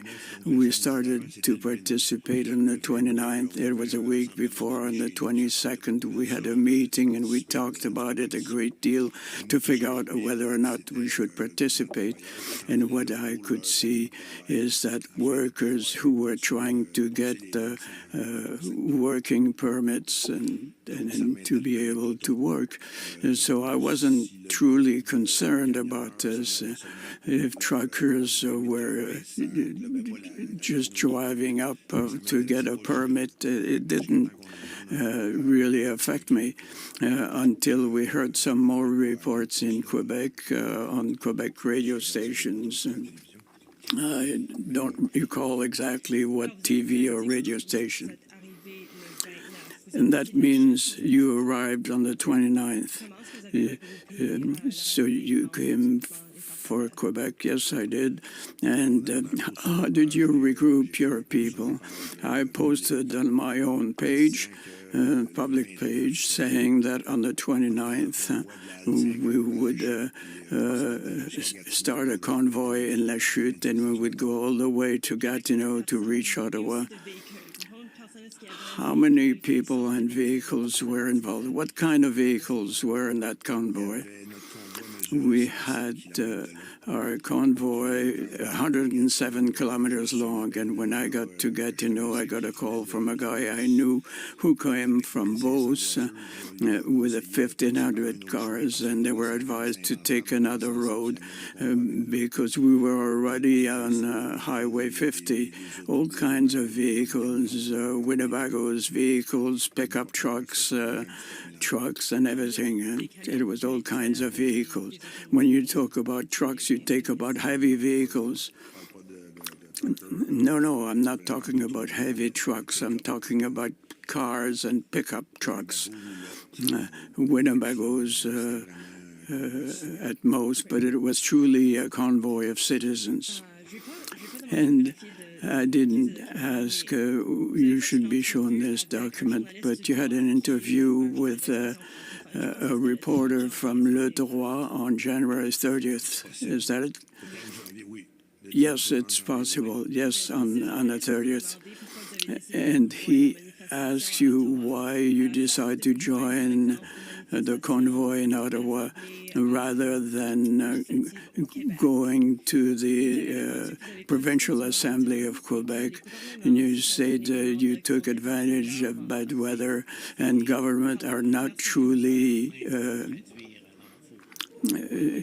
would you please slow down so that we get the translation right? How can they get this power? We can't go out of our own houses, and I'm entitled to go to Costco, but I can't visit my grandmother. I can't live in that country, and I'll fight to the very end until we get full freedom. Otherwise, I'm not sure how we're going to do it, but we'll do it like we normally do for these kinds of things. Yes, this is what I said. So what kind of goal did you have when you wanted to do that? What was your specific goal by participating to the convoy? Participate to the biggest convoy in Canada, the biggest meeting of that kind, to finally be heard as a people and to tell our elected officials that's it, that's the end of it. You've taken a great many decisions without getting our consent. As I said earlier, I'm not a specialist.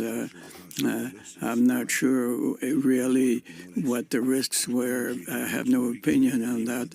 But I thought that mandates, that people went beyond their mandates.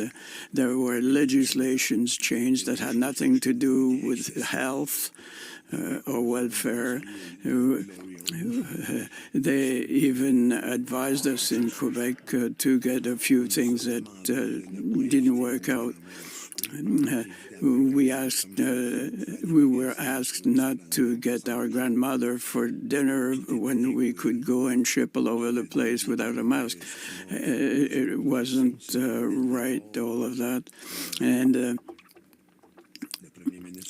at the onset, Prime Minister Trudeau said that he would not close the gates of the country, the airports, and so on, while we were being confined at home.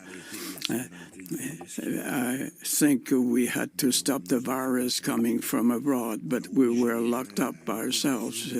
There was curfews and sanitary measures that were quite exaggerated at the end of the line, and we have to prove today that what was done against the virus created more damages than the virus itself did damage. You also said during those interviews that you wanted to reach this goal. Could you describe this goal? Did you take any proactive measures to make sure that your objective would be reached? Indeed, every day, every minute, every hour, I was one of those who attempted to keep our traditions alive in a peaceful way. I've been involved for 30 years or so, but I have no criminal record. I was complying with the Canadian Constitution and the Quebec Charter. freedoms because we're not violent. We've always done all of this very peacefully, and I ask people to remain peaceful, to keep quiet at times and remain peaceful at all times, regardless of the situation. This was our message at all times, and when people wanted to go beyond those rules, they were being reprimanded and told not to do that. You said that you influenced people who were being involved pacifically. Was it by way of social means? I used all of the available means. And what social means did you use? Facebook? Any other social means? No. During what happened in Ottawa, there was a convoy on Wellington, and you stated one day that you would only leave when you would have recovered freedom or when you were dead. What did that mean exactly? It sounds pretty simple. Well, I'm not dead at this time. I'm fighting for freedom. But are you referring to what was taking place in Ottawa? If it had possible, or if it was the case, I would probably still be there. But there was an injunction that kicked us out from the parking locations we had. We will be discussing this injunction a bit further. But I'd like to figure out what happened when you went to Ottawa. You left La Chute, and then that your convoy was 107 kilometers long. Do you know how many people were involved in that convoy? Approximately. No idea. Maybe we could try to assess it. 107 kilometers. When we wound up in Gatineau, it was still 50 from La Chute, and we were also getting people from both. How many people were in those vehicles? I can't say. So you got to Gatineau on the 29th. Did you go to the parking lot right away? And it became your headquarters? Yes. Did you talk to the owners of the parking lot? Yes, we did. We said who would rent the whole location for $1,000 a day for an indefinite period of time. There were written agreements and verbal agreements with whomever was the contact in Gatineau. I'm not inventing anything here. There was a member of our group who was in charge of the parking lot rental. On January 29th, did you get a call from Pat King? No, I didn't get a call from Pat King, but I got another person who was telling me that Pat King was looking for safety and security. So I got him in touch with Gatineau people. Why would you ask about this if she could help with safety? They didn't ask me. Somebody else called me to ask whether or not we could help out Pat King, who was coming up, and I referred him to members of the group who could help. And they were part of your group? Yes. And that person who contacted you, how was she contacted, or he was contacted? Yes, well, Pat King was to contact them.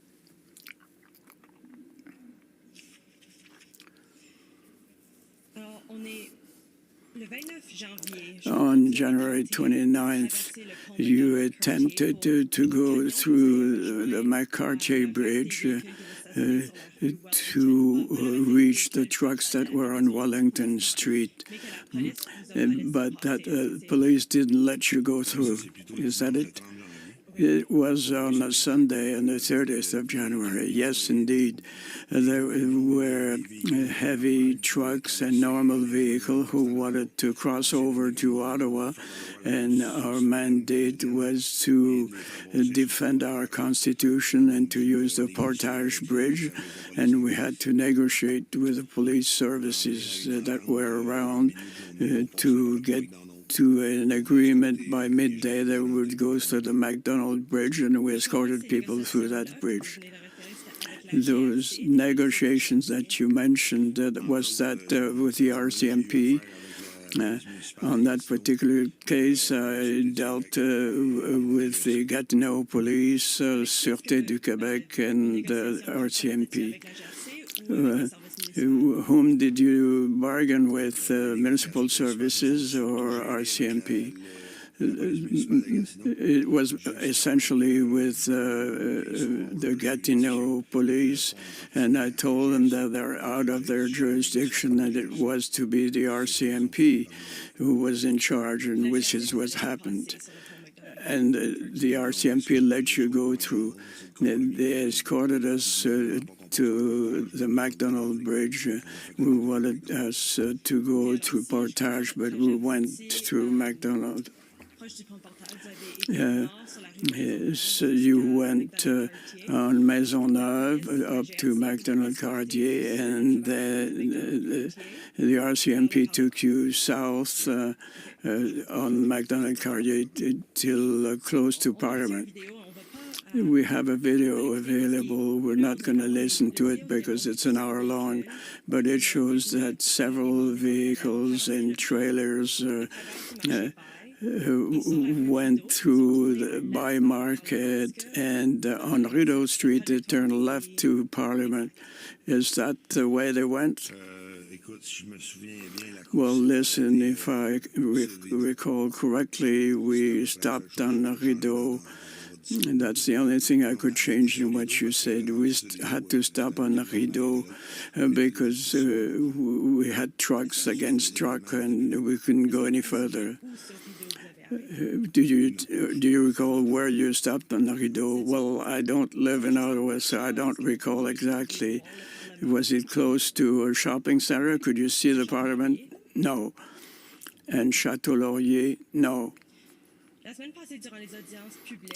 During public hearings, various services in Ottawa and Gatineau testified that Farfada members were at the intersection of Rideau and Sussex. Does that ring a bell? No. Farfada is a group of people which expanded greatly in Ottawa and Gatineau. We don't know everyone. We talk about thousands of people, thousands of Quebecers and Ontarians joined the movement. And so I haven't got all the details. We truly concentrated on what went on in the parking lot, and to help out as much as we could to offer parking place for those who wanted to have a parking lot and then walk on to Parliament to show what they thought. So I don't have all. I will show you some. Monsieur le greffier, est-ce qu'on pourrait, s'il vous plaît, montrer OPP 823?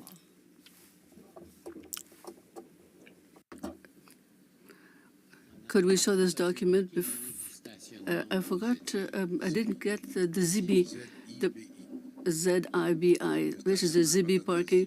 This belongs to ZB, which was managed by Dubé. The owner is ZB, the renter is ZB, is the one who manages the, and where is that the parking lot? At the corner of Portage and Maisonneuve, I believe. The very corner where they have the Festibière. Mr. Clerk, that was OPP 823. If we can go to page 2. Oh, sorry. Scroll up. Alors ici, Ça dit que le SPO a averti un certain nombre des farfadets qui bloquaient l'intersection importante dans le coin de barrage et qui n'étaient pas coopératifs avec les policiers. Là, we're talking about Rideau and Sussex. Does that refresh your memory? No, I couldn't say. We didn't occupy Rideau and Sussex. I will show you another document, Mr. Clerk, OPS 5886. 5886.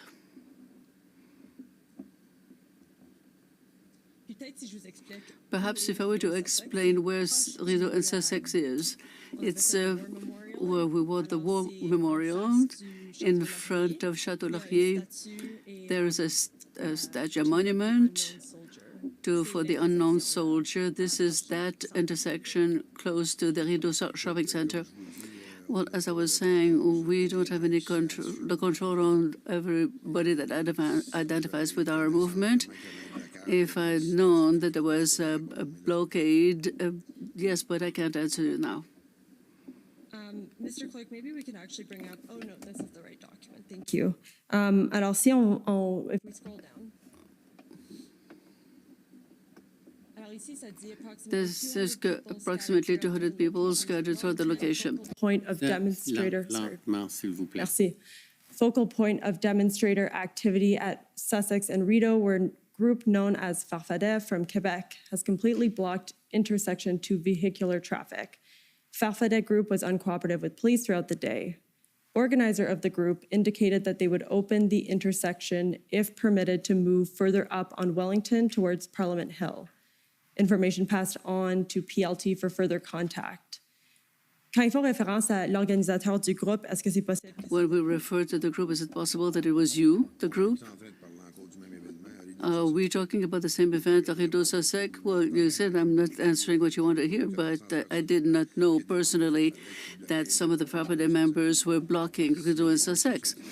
If people identified themselves as members of our, well, like thousands of others, they did it on their own. I am not aware of it. Did you talk to the police at one point in Ottawa? Not when you were at the Gatineau parking lot at Zibi, concerning where the vehicles and trucks would park once you've gone through the McDonald-Cartier Bridge? No is the answer. So with the policemen, it was only with the Gatineau Municipal Police?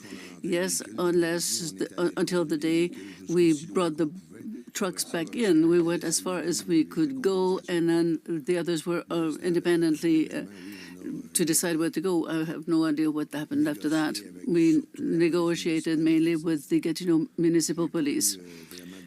I didn't have any discussion really with other police forces except peace. Question, when you said that you talked to the Gatineau police concerning Zibi, what did you talk about? What was your interaction with them? We had discussions every day on what we wanted to do. They wanted to know what our daily program was. They wanted to make sure that everything was okay. We had excellent communications with them concerning the traffic, exits, entrance. Thank you. Question, have you know the Tom Morazzo, Kate Rogerson, Edward Shipiak, and Marilich? Yes, I've heard some of their names, yes.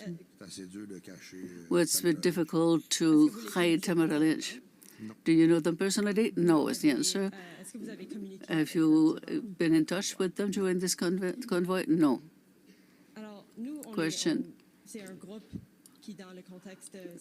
A group within this investigation about the organizers of the convoy.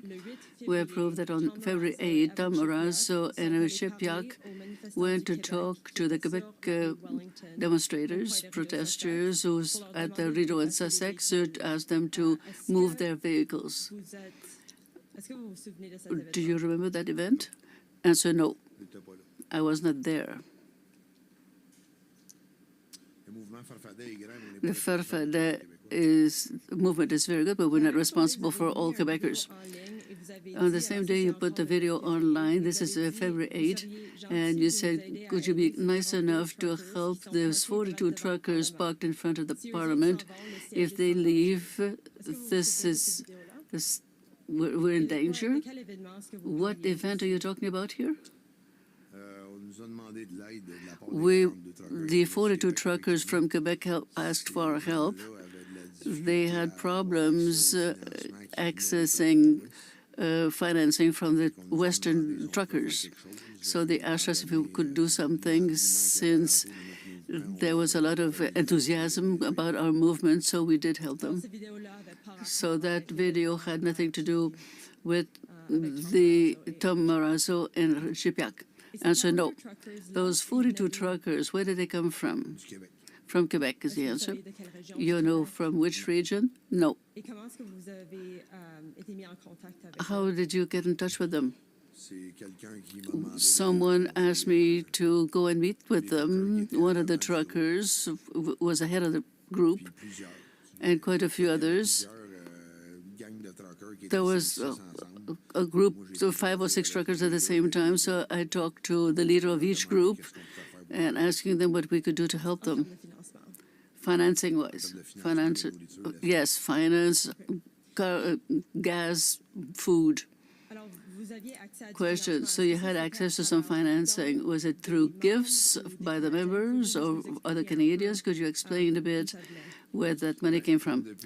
Answer, at the very beginning of our movement, some people are buying some articles with our name in it, or they give money because they know what their money is going to be used for.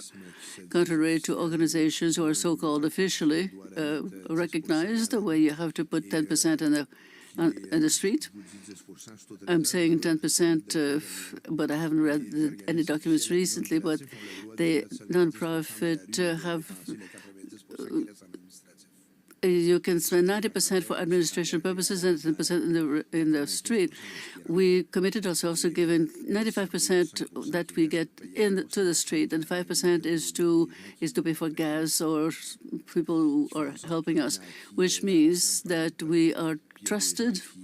People rely on us, and they want to help us because they know that we help those most in need. During the occupation in Ottawa, we took care of people who were really in need and who were there at the demonstration. So we committed ourselves to give them help as gas, for instance. And on my Facebook page, I asked, since the financing sites from the Western Convoy were frozen, the GoFundMe had been closed and all that was frozen. We told people who know us, since they are trusting us, if we want to get their money from there to us, we are committed to spending that money on the street. This is what we've done, and the money started coming in. Question. With people getting in touch with you through Facebook, who are these people that you're talking about? Answer. Generally speaking, these are people who get in touch with our Facebooks, get in touch with somebody who's close to the core movement. For the event in Gatineau in Ottawa, we help people directly on the street. I can tell you that we fed hundreds of homeless people in Gatineau and Ottawa, over and above the truckers. When you say that you fed them, how did that happen? What did you do? Well, we had a camp in the ZB parking. We had a popular kitchen. People who were volunteers, they went there to cook, and people were welcome if they wanted to eat. And of course, word spread around saying that we can eat at the ZB parking for a voluntary contribution. If you have any money, if you don't have any money, you can still eat. We had a lot of people in dire needs who came to eat there. Then we committed ourselves to helping the truckers, And so we asked whether there was somebody in the movement who was willing to work on a kiosk, on a booth on Wellington Street. A lot of people close to us said, okay, we'll take care of that. And we had nothing to do. It was done easily enough. People just took care of themselves. People really helped to have a tent on Wellington Street and to offer soups and coffee and whatever they could for the truckers, for the demonstrators who came for a day or two, and the homeless. Question, what did you do day in and day out? Did you go to Ottawa every day? Did you stay in Gatineau? What was I doing? I was trying to get rid of the fires. I spent my days in a human relationship between our organization, the owners of the parking lot, the police forces, municipal or others, the media, people who needed us on Wellington, people who could give us some help. We were in a Winnebago, and this became the center of the negotiations. This is what I did from 16 to 20 hours a day. You said you were talking with the media. Well, the media who dared ask the real questions to get real answers, we took the trouble of answering them. I was a spokesperson for all this event. And knowing that media were journalists and not editors or opinion makers. With these social blogs or social media, we had some alternative news journalists and other so-called official journalists. We've had interviews with Radio-Canada, TVA, 517 in Gatineau, in La Devoir, Le Droit. During the 3 weeks that we spent in Gatineau, we were quite a lot in the media. All the journalists were there to ask questions and answer our questions. Always made sure that we would not go through what we have learned in the other groups. And I think a journalist should get what we say and not modify it and not take whatever suits them, what has been happening in the past couple of years. I was quite satisfied with the articles I saw, but I had to refuse to get interviewed by people who are really acting in bad faith. They just want to have disinformation and hatred. Thank you. I'd like to go back to the funding. On February 4th, originally, electronic transfers for people who wanted to give gift went to your account. But on February 4th, you asked them to send the money to someone else. Could you explain the context, the situation? Well, see, I was too busy already for whatever I had to do. And that was already in our discussions to ask to give part of my work to someone else. And as of the February 4th, I started having problems with my virtual network. My email was had a virus, and my bank account thing had problems with. So we decided to ask somebody who had time to get the money in and out. That person is part of the Farfada movement. Answer, yes. Question. Mr. Could we show OPP 1767?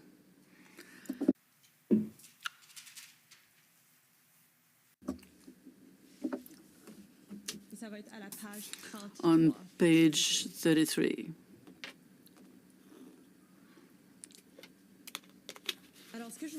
What I'm showing you here is a report by the PPO Intelligence for Anden Project, a report on intelligence about the convoy. Here it says,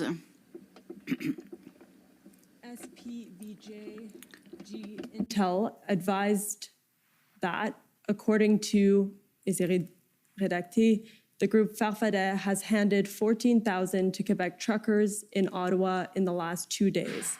He also mentioned that an additional $10,000 will be distributed to truckers today in Ottawa. Est-ce que c'est exact? Is that true? I don't remember the exact dates, but the exact amounts, yes. This is money you received through electronic transfer or cash gift. Both is the answer.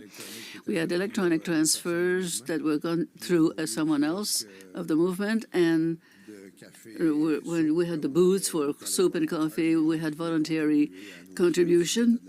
And so they would put money in a pail, and we redistributed it. In total, you distributed more or less $24,000. More than that is the answer. Can you tell us? Not exactly. We're now closing our account books on 31st of October. This is the end of our year for the Farfadet, but I couldn't tell you exactly.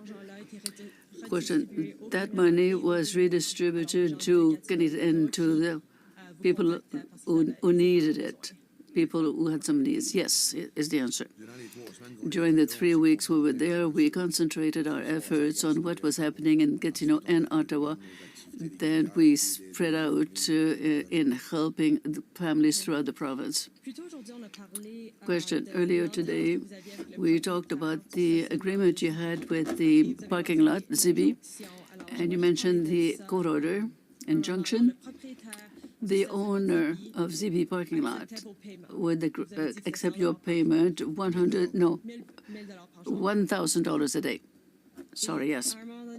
At one point, that owner stopped receiving your payment and asked for an injunction at the Superior Court in Quebec. Could you explain that?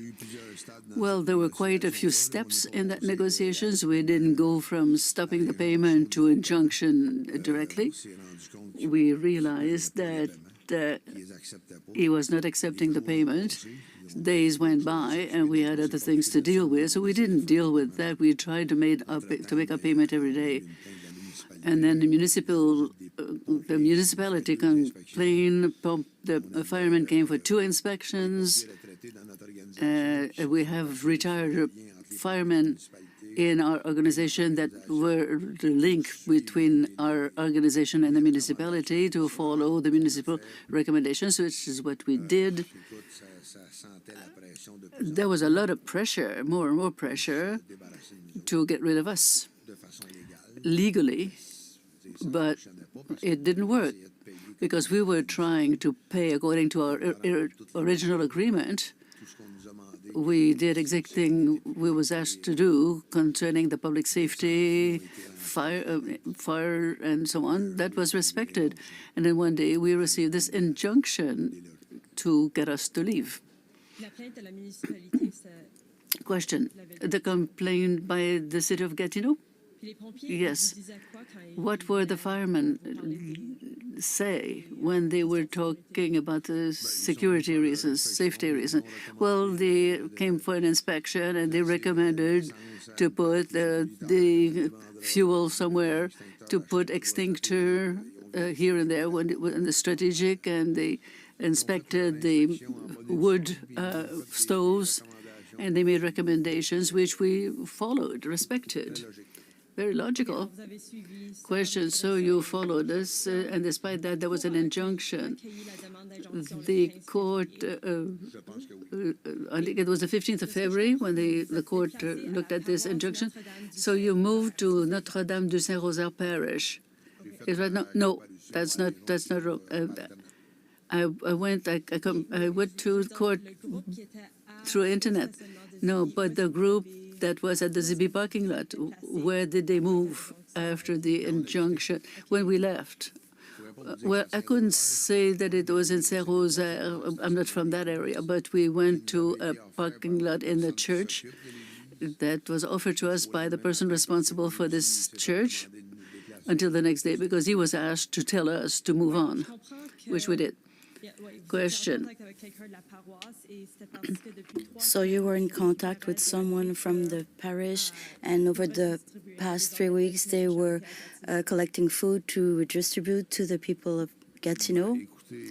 Well, I don't want to cause any trouble to this person. Since we're supposed to be in camera, maybe I could talk about this. This person couldn't fulfill its mandate in society because of the COVID measures. So this person could not welcome the Gatineau homeless and feed them because of COVID measures, because of the fact that most of the homeless were not vaccinated, did not have their vaccine passport, couldn't go to the church and get hot meals. So he had excess food, and he said, instead of seeing it going to waste, I will send you the food and send you the homeless. And that's what we did. We fed them. So you remained in that parking lot one evening, and did you leave on February 18th? I think that's the right date. Can someone tell me what was the date, the Sunday when Parliament was dismantled? I'm not sure, but we have a document that states that she left on February 18th. Okay, I will trust you. It's probably right. So, question, that was a few days after the invocation of the emergency law by the government. That was February 14th. And the measures put in place under this act, did it have any effect on you personally? Answer, no. Question, was your bank account frozen? Answer, yes.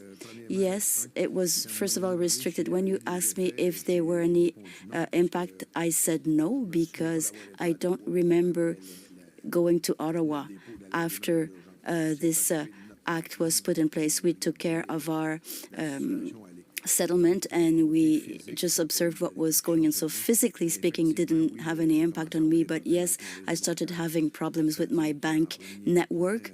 Well, first of all, the National Bank restricted my privileges, quote unquote, reduced the amount I could withdraw on a daily basis. So they cut a lot of the privileges I had acquired over my 30 years as a client of the National Bank first. And then around mid-April, I received a letter telling me that mid-May they would close my accounts because they did not want to do business with me anymore. That's what they did. Question, so your account, there were restrictions on your account, and that lasted until mid-April or mid-May? Answer, until they closed my account. Question, what impact did this have on your capacity to use your money? Answer, well, you know what it is. To live in 2022 without a bank account, it is almost impossible.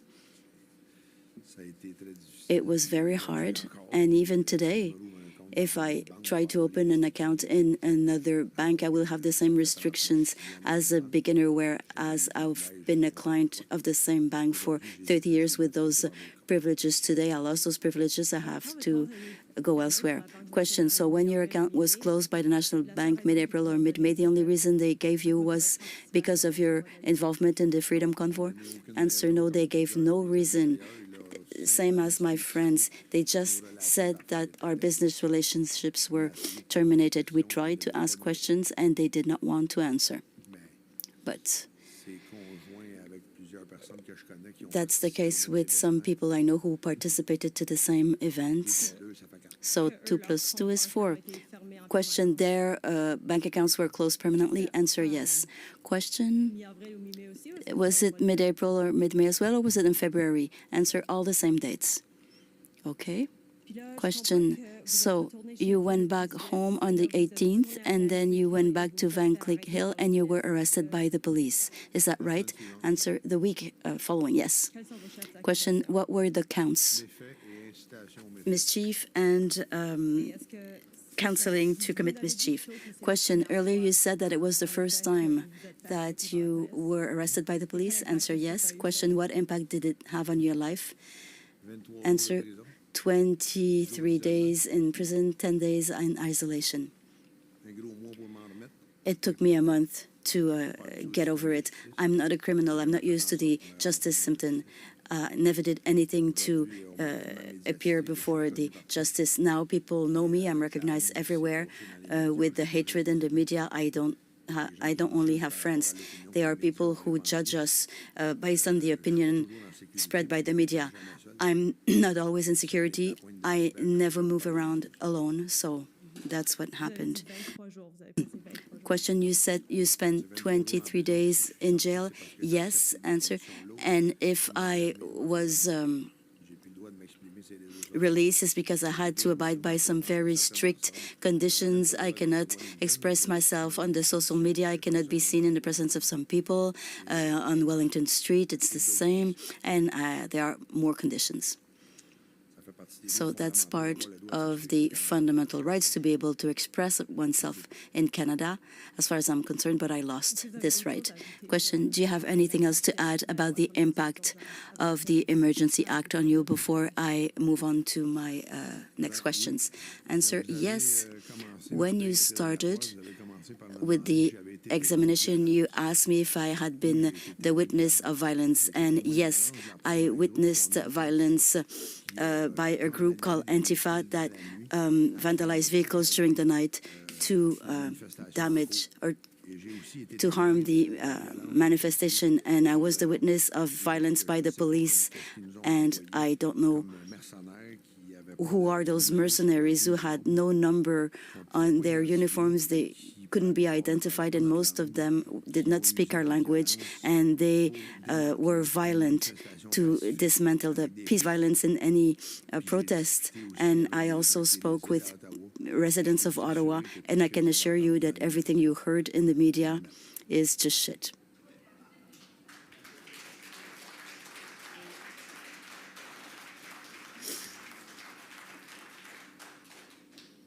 I'm going to have to empty the room if there's no outbursts like that. S'il vous plaît, le respect, oui, vous avez... Please, yes, I understand this is emotional.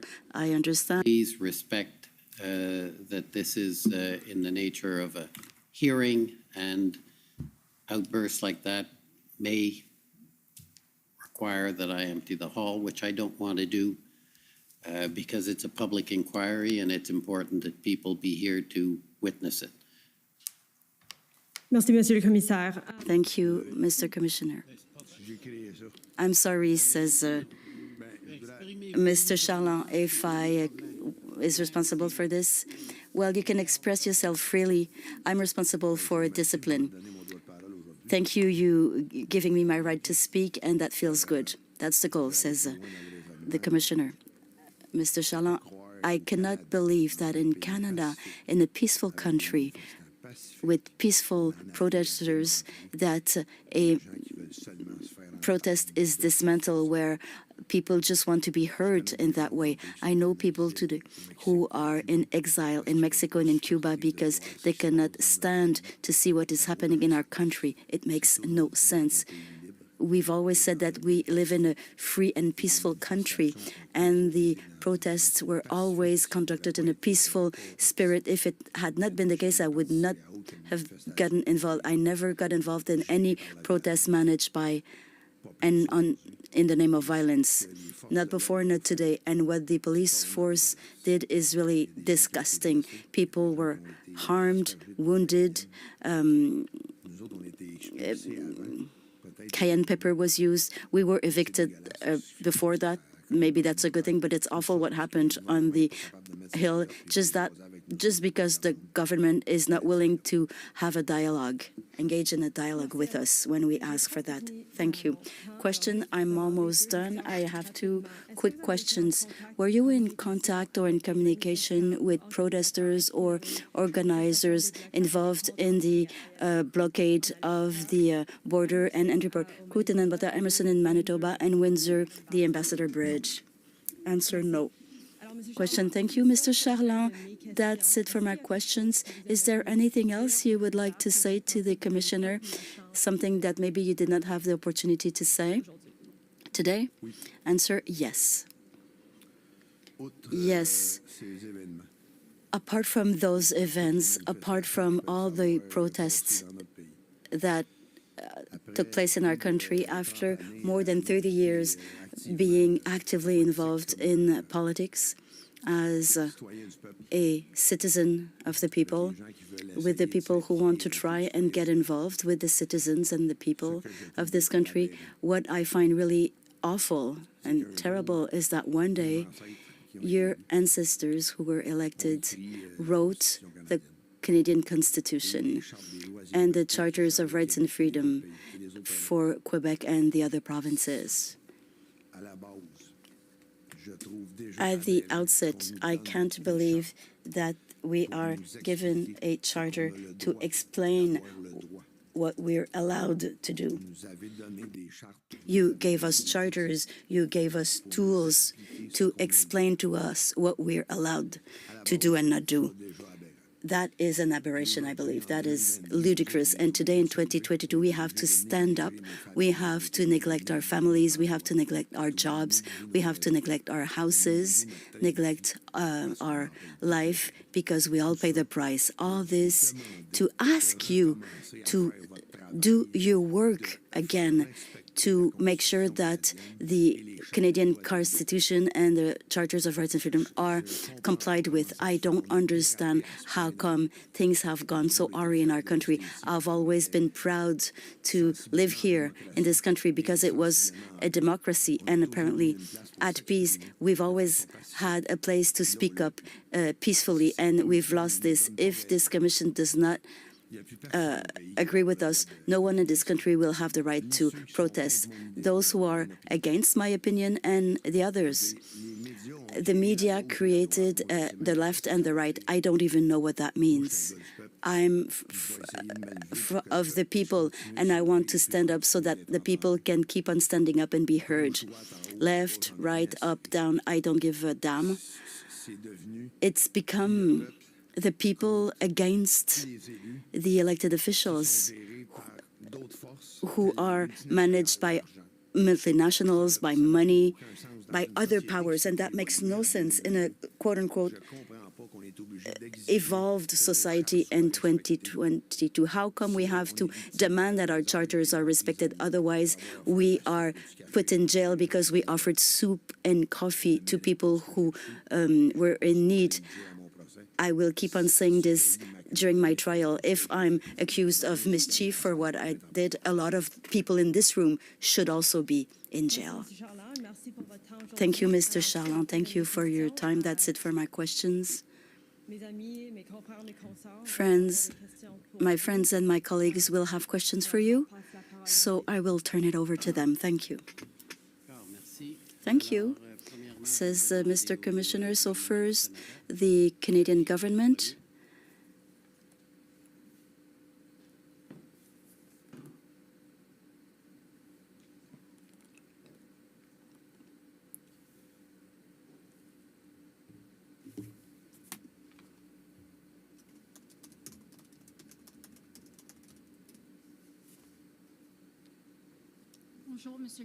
Good afternoon, Mr. Charland. Caroline Laverdière here. I'm part of the team of councils representing the Government of Canada before this commission. And sir, do you represent the government or the Liberals? I represent the Government of Canada, Mr. Charland.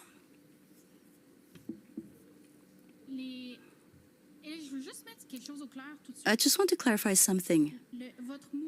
Your movement, you call it farfada with two A's at the end, but you pronounce it farfadet. Answer, depends on who pronounces it. I've always said I'm a farfadet. Answer, okay, I will follow your example, so I will say farfadet. So the farfadet, one of the distinctive signs, and you mentioned that you sold a lot of items with the Farfadet logo. One of the signs is the black leather jacket, sleeveless jacket that we wear over other pieces of clothing, and there are some badges or crests. Right? Answer, yes.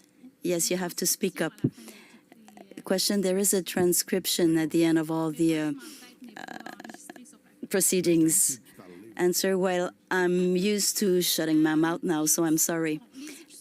Question, okay, the badges. Let's talk about the badges. Correct me if I'm wrong, but typically there is a blue fleur de lis on the chest on the right side, right?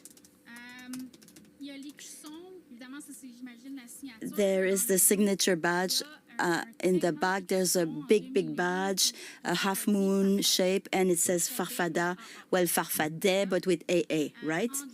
Answer yes. Question below the Farfada badge, or Farfada. On the back of the black leather jacket, there is another badge in the shape of a finger, right? And inside of the finger, it's written FU. Answer,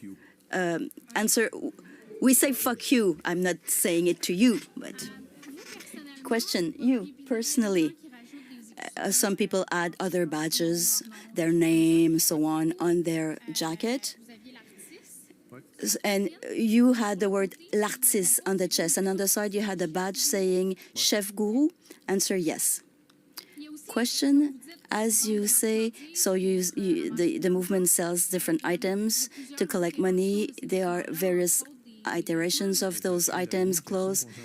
Answer, I'm sorry, do you have questions about the jackets? Because we only had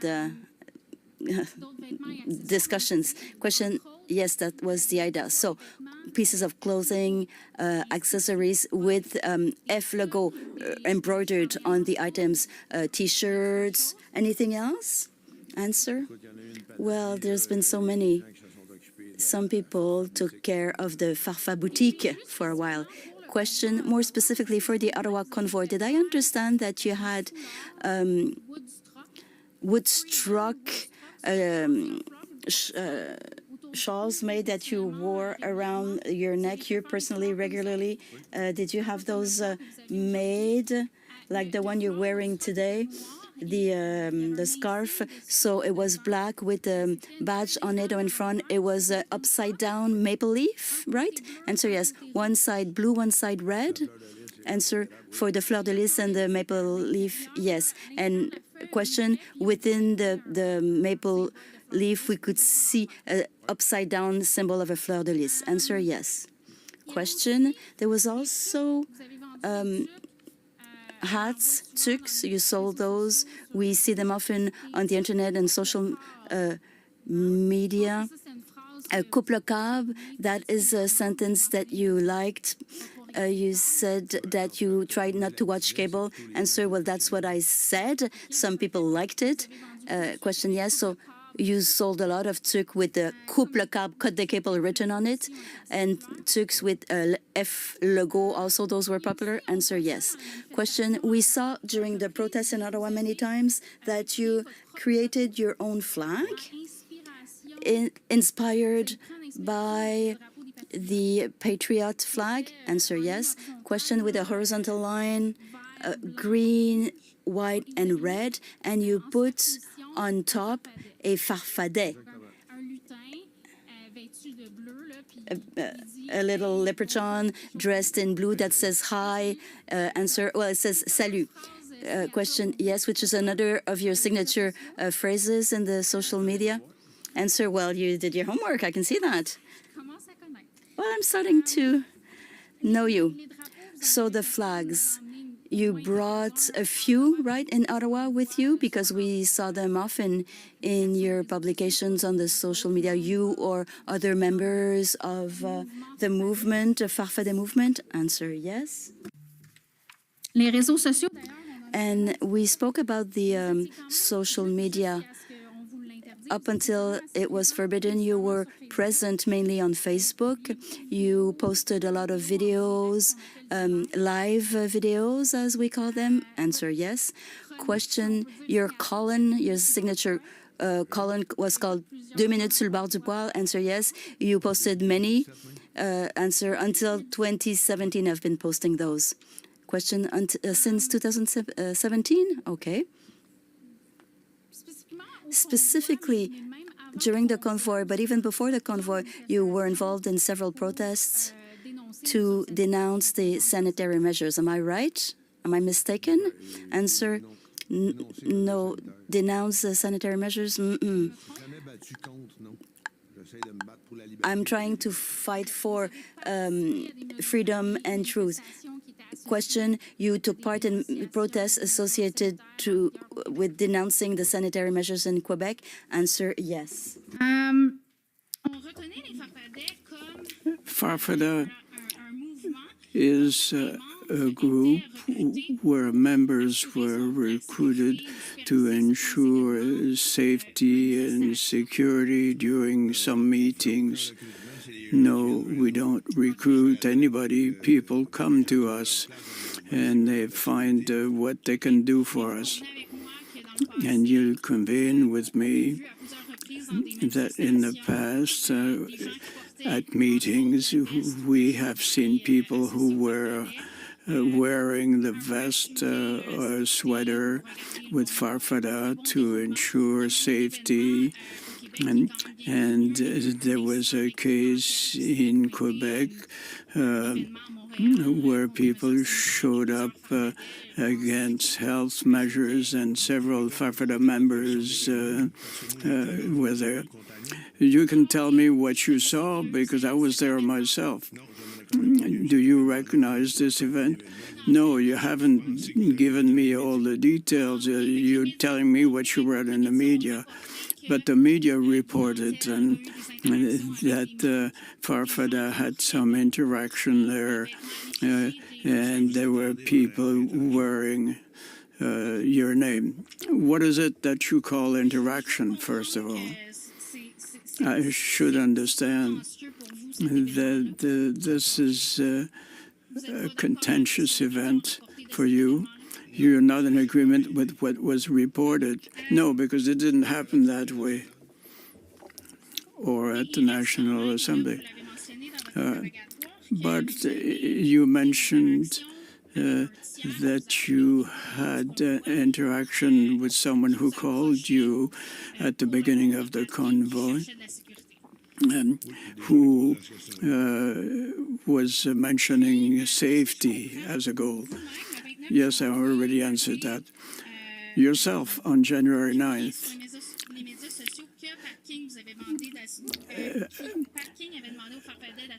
asked Farfada to take care of the parking safety. Yes. And then on Facebook on January 31st, you said that the parking lot was insecure, and if it is, we'll have to call Farfada. What we say between ourselves is when you feel insecure, call Farfada. But this is what you did on January 31st? Yes, indeed. I talked before. Just a minute. In your testimony, you talked about the money that you were handing out to the truckers in Ottawa. And you mentioned the rules that were applicable, how much you should be getting and keeping or giving away. Farfada members are not considered to be a welfare organization. You haven't set up a welfare organization to hand out the money you were. When I had the funding, I did it myself, and everything is up to date. You have met several newsmen when you were around the convoy, at the wall. You gave a reply to 547 in Ottawa, in Gatineau, that came up in the morning. Do you recall that the newsman was asking you details? What will it take for you to take off? What is needed for you to hook up your trailer and leave Ottawa? Do you recall anything like this? Yes, it's a bit vague, though. Well, we'll try to make it a bit clearer. We'll look at a recording. that ends by 6012. And I'll ask that you start this at 15 minutes, 12 seconds. I hope it's not going to take too long because your time is almost over yet. Well, I'll go beyond that then and hit another question. Thank you. In Ottawa and Gatineau, you were saying that people must hold the line. And it means that the truckers had to remain on Wellington. Yes. And this is where you started to give money out to help out truckers. Yes. And hold the line was spread till February 14th. Yes. And particularly as regards the Rideau-Sussex intersection, the Farfadas very often would not allow the vehicles to travel through. And I've answered this question already 3 times. And is an identifiable group with their motorcycle jackets. Ils se trompent-tu? En français, s'il vous plaît. Je pourrais peut-être vous donner un casque d'écoute. Maybe I could give you a helmet here. It's a bit difficult. The Farfada would meet consistently at Rideau and Sussex. The Farfadas wear their regular vest or this is not necessarily the truth. I think it's not the case for everyone. But indeed, you had a leather vest with Farfada that could be easily identified. Easy to identify and motorcycle are 2 different things. But I still don't understand why you are bringing this to talk about motorcycles. We have motorcycles, but most Farfadas don't have any. This was just to explain. When the police says The focal point of demonstrator activity at Sussex and Rideau, where a group known as Farfada from Quebec has completely blocked intersection to vehicular traffic. Farfada was uncooperative with police throughout the day. La police se trompe encore? La seule chose que j'ai entendue dans are they still wrong? The only thing I understood was Sussex and Rideau. We've talked about it already 6 times. I'm sorry about that. I took it for granted that you could understand things in English because many extracts were presented in English.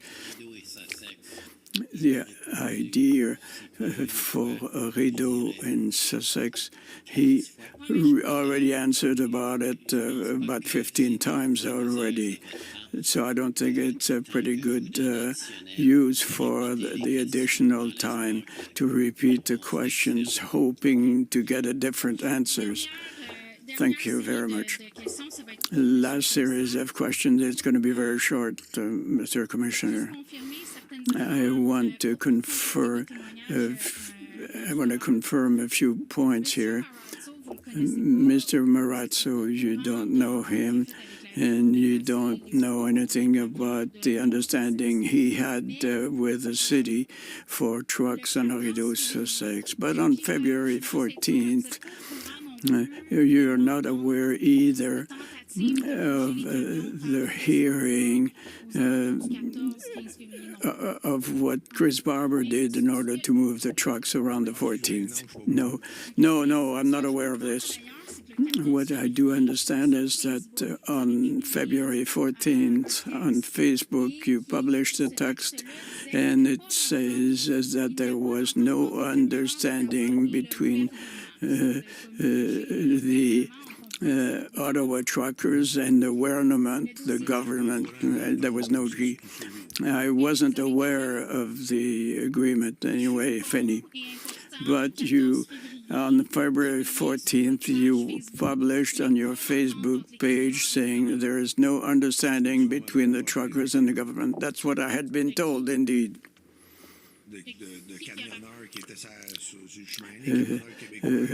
Quebec truckers that we talked to. And you say the Farfadet issue is not solved at this time. It means we need the assistance from our members. You're talking about ZB and the trucks that are in Ottawa. Last question, to clarify what was said earlier. You mentioned that your apprehension on January 31st was the first time. I was already apprehended way back, but this was totally forgiven. You're not being accused for mischief, for blocking streets or roads on La Fontaine. Well, I have to go to court, but I was never apprehended for that. Yes, there are accusations, maybe. I'm not really accused. We haven't been to court yet. You haven't been condemned yet, but for something that happened in January 23rd, your spouse, Karen Tardif and Tony Rioux and André Desfossés were also members of Farfada. And this took place on March 13th, 2021. Thank you, Mr. Commissioner, for the additional length of time. I have no further questions. Thank you. Have a good day. The convoy organizers are next. Are you going ahead in French? I'm just going to say no questions in French. I've been pas de questions, merci. Okay. No questions in French. Et le service de police d'Ottawa? Thank you, Mr. Commissioner. And the Ottawa Police Service. Je vais poser mes questions en anglais. Est-ce qu'on peut avoir accès donc à la traduction? Bien sûr. All right.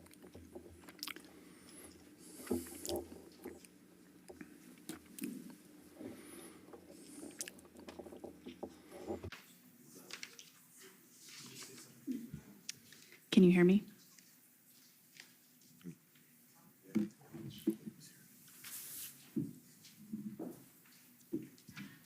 Good afternoon. My name is Jessica Barrow, and I'm counsel for the Ottawa Police Service. I just have a couple of questions for you. I believe you went over this a couple of times, but just to be clear, you were not at the intersection of Rideau and Sussex at any time during the course of the events. Is that fair? Tout ce que j'ai entendu, c'est Rideau, Sussex, là, fait que, ouais, non. No. Ce que je comprends de l'anglais. The only thing I heard was Rideau, Sussex, that's all. Are you getting the translation? Là, il y en a trois qui me parlent en même temps. I hear three different voices together. It makes it more interesting.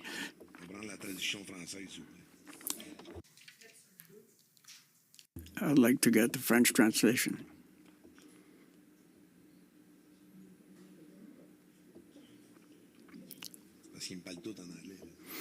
Because they all talk English. Can you hear me? Oui. Ah, oui. There we go. Thank you. So I think I have the answer to this question now multiple times, but just to be clear, since you didn't perhaps understand my full question the previous time, you yourself were never at the intersection of Rideau and Sussex throughout the events of the convoy, is that correct? Oui. J'ai jamais dit que j'avais pas été. I was there, of course, because we visited Ottawa on several occasions, so I must have walked through there at one time. I don't recall anything about it, but I must have walked through the street right there. And You weren't stationed there for any length of time, I think was your evidence, correct? No. And so you no, I didn't. You wouldn't have any firsthand knowledge of the behavior of the protesters that were at that intersection? No. No. And you had testified that Farfada didn't necessarily have control over who may have identified themselves as members of Farfada. Is that correct?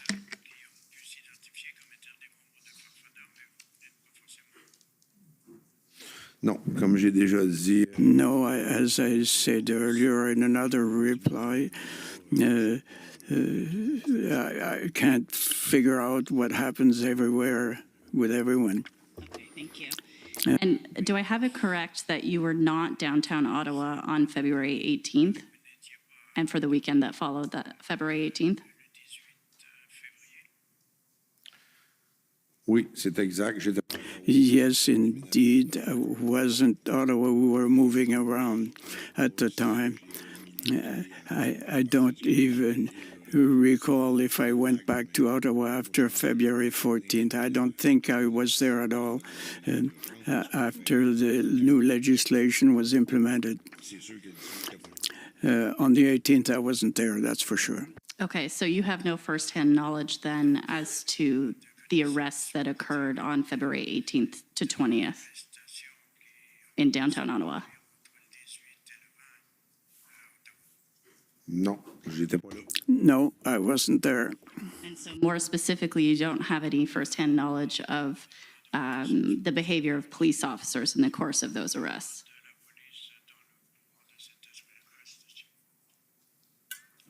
Pas spécifiquement dans cette arrestation, mais on écoute les médias, nous autres aussi. No, specifically for this apprehension, but we listened to the media. The media were on the spot somewhere in Ottawa.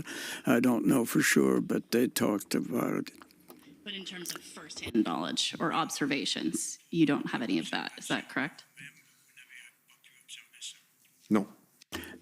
No, I didn't.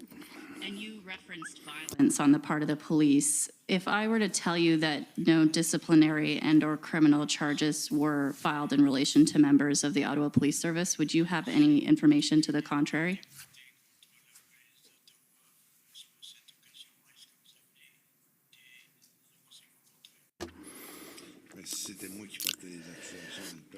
If I was to accuse myself, I might know about it, but it wasn't me. It was mentioned by the media. I might have heard a few things from my friends. I know that some people were expelled from their vehicles. We have seen a great many things in the media. I have seen what happened on TV. I wasn't there myself. So when you were referring then to violence on the part of the police, you're referring either to conversations with friends or to things you've seen in the media, but not to any firsthand observations? Indeed, I wasn't on the spot myself. Okay, thank you. Those are my questions. Merci. Merci. Maintenant, la police provinciale de l'Ontario. The provincial police. Ontario police, provincial police. Vous avez pas, on vous entend pas. Il y a des We can't hear you. We seem to have a problem with audio. We can't hear you.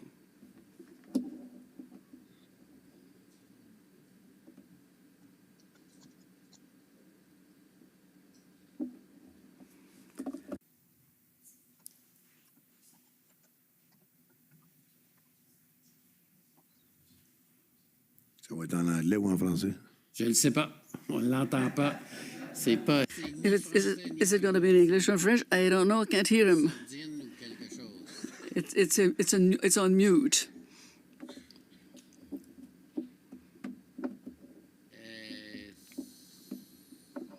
Can you at least hear us? Is that? Okay, so I'm not sure what. Can you hear me now? Yes. I apologize for the inconvenience with my audio. It's Christopher Diana on behalf of the OPP doing this virtually for the first time, and so I apologize for the inconvenience.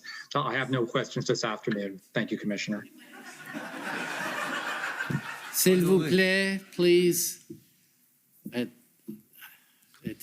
This is not a theater, c'est pas un théâtre. S'il vous plaît. Please, I was extremely patient. And frankly, if I have to, I will empty this room. You can watch it from somewhere else in the video room. And I know that is not what you want. But I insist that there be some discipline in this room. I'm asking you to cooperate. If it happens, I'm going to have to ask everyone to leave, and you will still watch it from the room by video. And I know that's not what's wanted, but that's what I'm going to do. This is a serious matter. It's the equivalent of a court. And I think everyone wants a certain amount of respect for the process.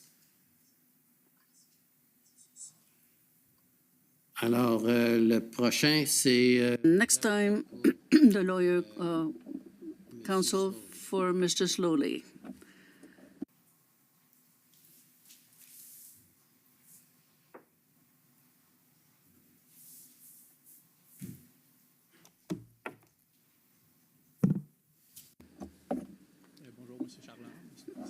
Good morning, Mr. Charlin.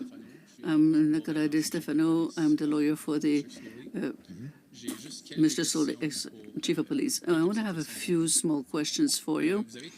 You testified that you had a lot of experience with the protest movement. How long has it been since you've been involved in these movements?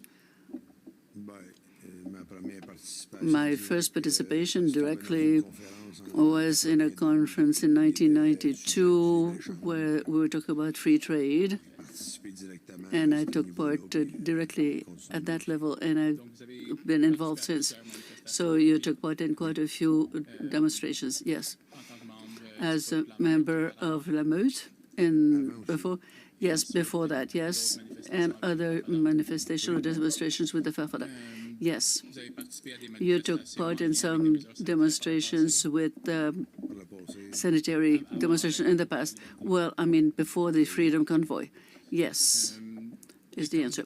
Question, when you got to Gatineau on January 29th, is it true to say that you noticed that there was an atmosphere or a different type of support than with the previous demonstrations you took part in?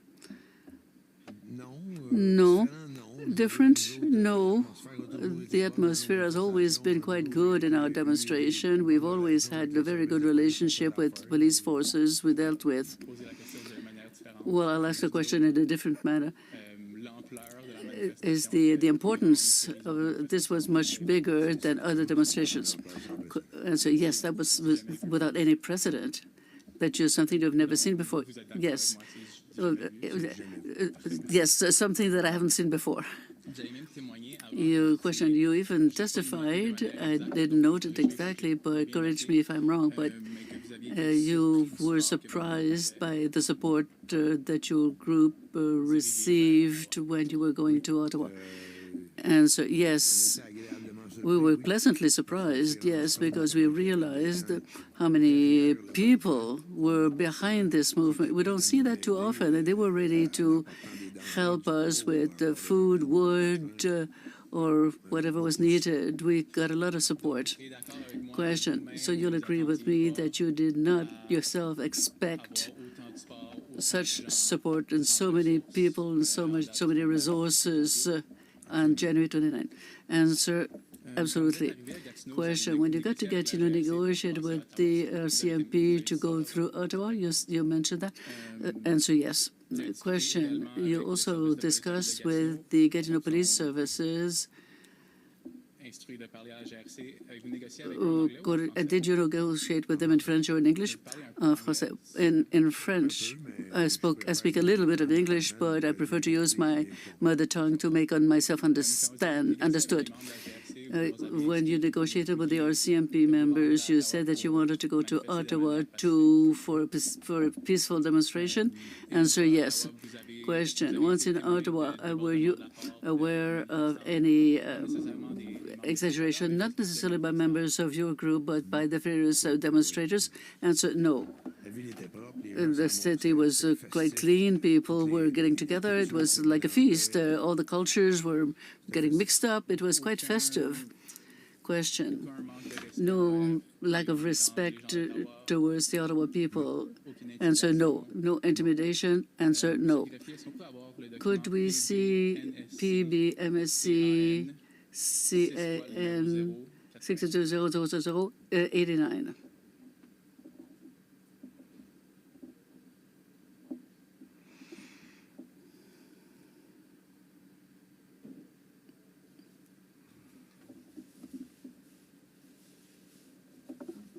Council, could you please repeat that document ID for my benefit? PBNSC CAN 6089.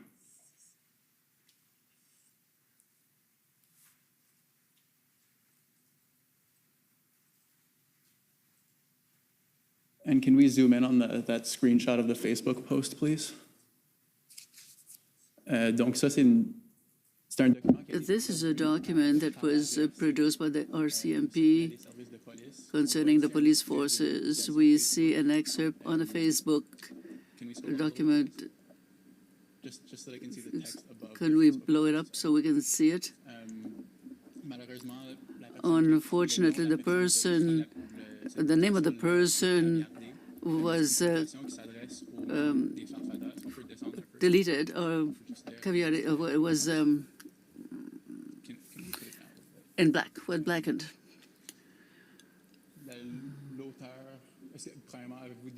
Redacted. First of all, have you seen this? Yes. You're the one who wrote this? Yes. So you show that there's only one authority, and this is with the Farfada. I know that I was not a good example in the recently, but I apologize for it. You say that you were not an example of respect recently. Was this about the Ottawa discussions? No. That was because of our internal discussions. We've heard quite a few testimonies saying that there were disrespectful behavior, violence, and so on. Were you aware? Answer, no. Not from us. Question, a couple of other small questions. You testified, I don't have the exact quote, but that you did not have the control over all the Farfadais because it was a movement other than a control group. Answer, we tried to deal with the Farfadais that were there, but we cannot control, or we cannot be around all the members of the Farfadais when they were getting, no. Question, you agree with me then that the Farfadais are not speaking in one voice? That they don't speak in one voice? Yes, indeed. So it would be impossible for the member of a police service to negotiate with you for the whole group, for the whole movement. In as much as possible, I do try. But it would not be possible for you to come up to an agreement with the police in the name of all the members of the Farfada to leave Ottawa. Yes, we've done it. Each member of the Farfada followed your directives? No, I don't think so. We left the parking lot we were supposed to, and everybody went home. And I know that there were still some people who say that they're Farfada, they were still in Ottawa. All right, thank you very much. Thank you. Next, the residents of Ottawa. Thank you, Commissioner.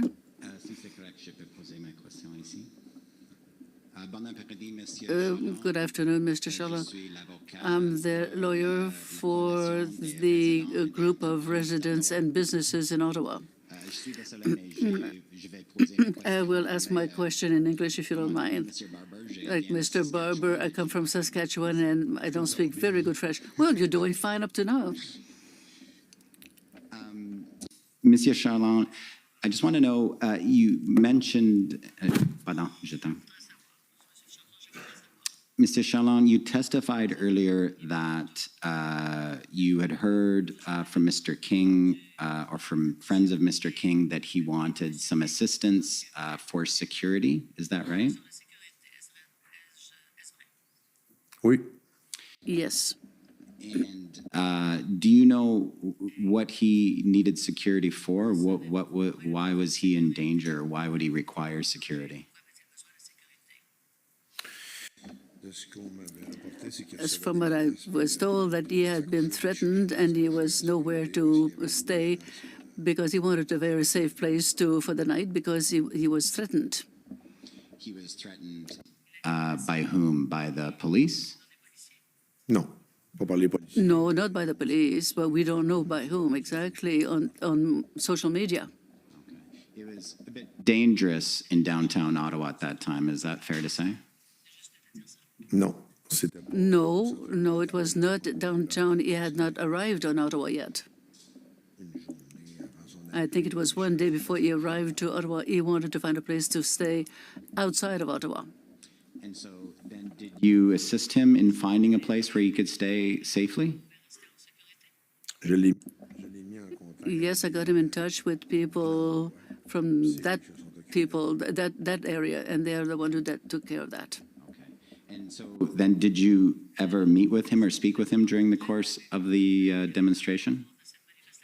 No. No. Did you attend at the, I'm sorry, I'm not sure how it'll be called in French, but the Bikers Church in Vanier in Ottawa? No. No. You know that place? L'église de... No? No. No. Thank you, Mr. Chalon. Those are all the questions I have. D'accord. Prochain, c'est le Next, CCLA. La Coalition pour les libertés civiles.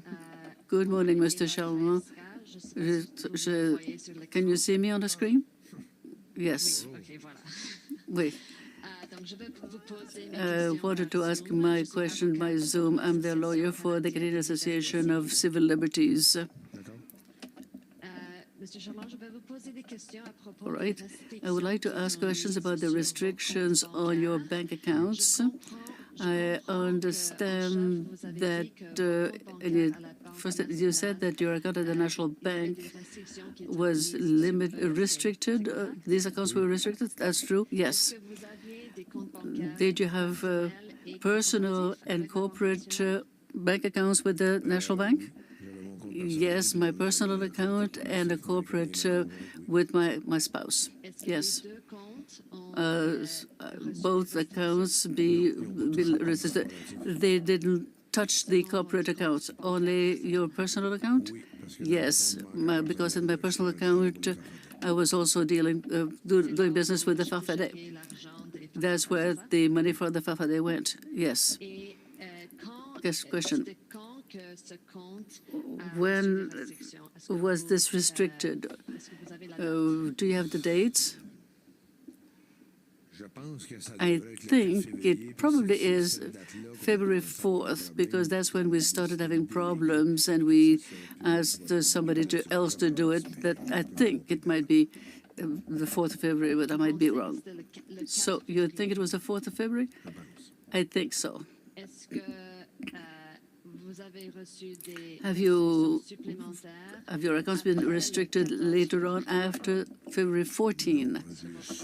No, I received a letter in April saying that they were closing my personal account. Question. And that letter that you received in April was from the National Bank? Yes. Did you receive communications before that letter from the National Bank concerning your account? No. Have you received some communications concerning your account from the RCMP? No. Did you receive information concerning your account from the analysis and declassification and from Canada? No. Do you know the reasons, besides the letter from the National Bank, why your accounts were restricted? No. People who got in touch with me in April, and I could never get an answer from them. I don't know why they were closing my account. If I understand correctly, today you don't have an account with the National Bank, and you had to open an account with another bank or another Caisse Populaire. Yes, is the answer. Thank you very much, Mr. Charlot. Those were my questions. Next, Democracy Fund, CCCF. No question for that witness. Thank you.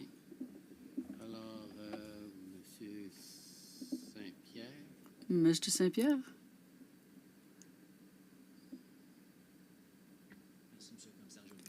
No question. Thank you. All right. Other questions? No question, Mr. Commissioner. Thank you very much. If I may ask one question briefly myself, just to end where we started, your account that was restricted, that is, they reduced your limit?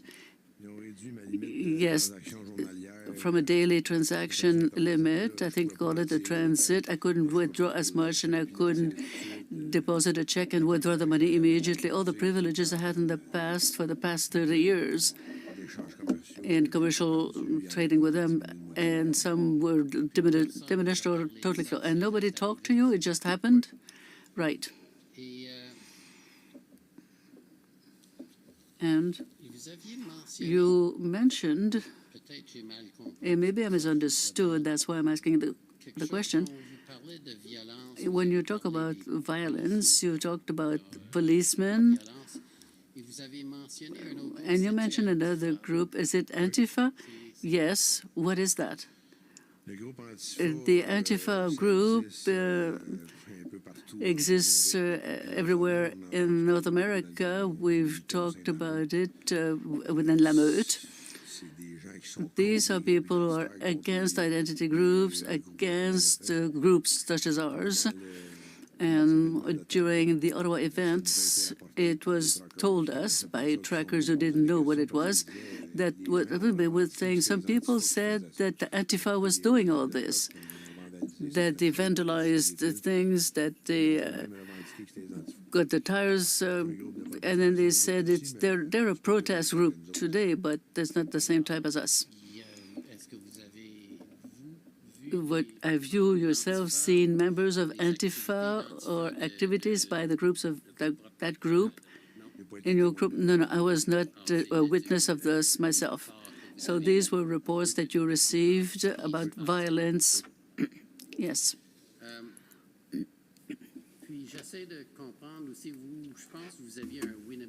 You had a Winnebago, is that right? Answer, yes. Question, where was it parked? Answer, in the ZB parking in Gatineau. Question, so you would commute to Ottawa, respond by foot. And question, what was your... I don't want to give you any title or position, but what was your role when you commuted to Ottawa? Answer, I was called the spokesperson of the movement. Question, so you were there to represent the movement, is that right? Answer, yes. And question, and your group, if I can call it group, because I'm not going to talk about Rideau Sussex, don't worry. So the group that you had went up Rideau, but is there an identification as to how far they went on Rideau? Answer, the purpose of our operations was to hold the camp in the ZB parking to offer food and shelter to the protesters and the people who needed it. We also had a food kiosk on Wellington managed by Farfadet, and we took care of the truckers. But the members of the Farfadet movement were all over the place. It was a festive atmosphere. We would meet people all over the place. So I'm sure that there were Farfadet everywhere where there were truckers. Question, no, I'm talking about when you crossed the bridge, the McDonald Quartier Bridge. You said that they diverted you to Rideau, so you went as far as possible. Answer, yes. Question, I'm trying to see how we could figure out how far did the group you were associated with went. Answer, it's hard for me to say. I'm not from here and I don't remember the intersection per se, but we went behind the trucks who were parked there. The police escorted us all the way there, and they said, it stops there, we can't go any further, and we left the truck owners there. Question, during that movement, were you at the head of the movement? Were you in a vehicle, or is it just hearsay when you say what happened? Answer, I was part of the walk. I was on foot. Question. I just want to confirm the interactions that you might have had with the police. I'm not talking about those on the bridge, and I'm not talking about those in Gatineau, but interactions or observations of the police when you were in Ottawa doing, I don't know what, being a spokesperson, PR. What interaction did you have with the police? Answer, we just waved a hand and we said hi. We thanked them for their service and they thanked us for being peaceful, and that's about it. Question? Okay, good. So those were my questions. Thank you very much for your testimony. Thank you for being here, and you're free to go. Thank you. Now we're going to go to our afternoon break, 15 minutes, and then we'll be back with our next witness. For 15 minutes and come back with the next witness. The commission is in recess for 15 minutes. La commission est levée pour 15 minutes.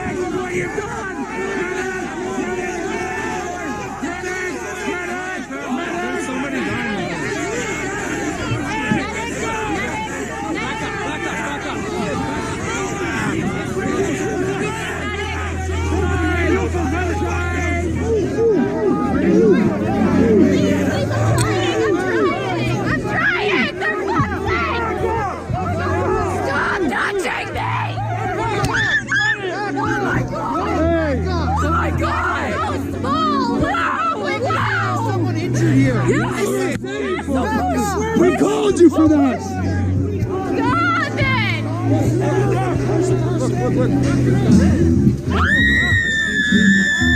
Get off of her! Oh, what did you guys do to her?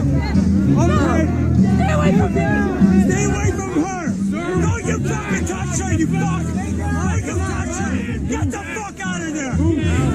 Don't you fucking touch her! They just pushed me out! Don't you fucking touch her! Please let her be different. They pushed me! The cops pushed me! The cops are pushing us all over the place like we're trying to cooperate. Look at that! Look at that! Look at that! You guys proud of yourselves? Don't cry! Don't cry! I'm not crying, I'm not. Don't even be mad. It's all gonna be okay. Don't worry about it. I'm not moving. Lonnie, over here. It's not safe to move. If you try, someone's gonna push you down.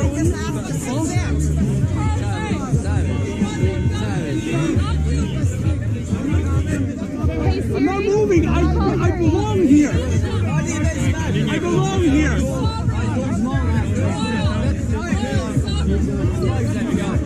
can't move. There's people behind me.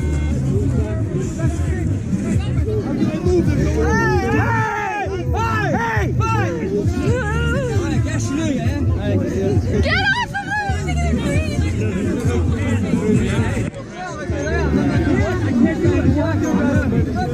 I am here peacefully. I am here peacefully. You know what it shows? The whole world's watching you guys. This is your last time. Yuri, I'm not safe. I love you. Just sit down and relax.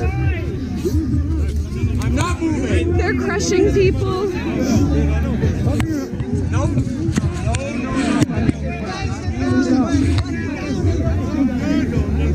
It's gonna be all right. Yeah.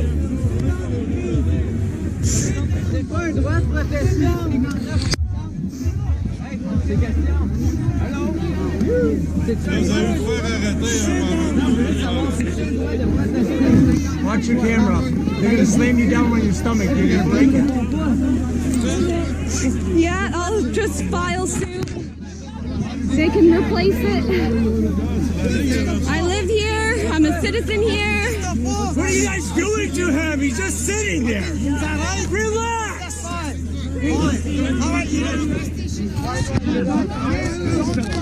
Relax. You have no right to hit him. You have no right. No right whatsoever. We are peaceful protesters. Hello?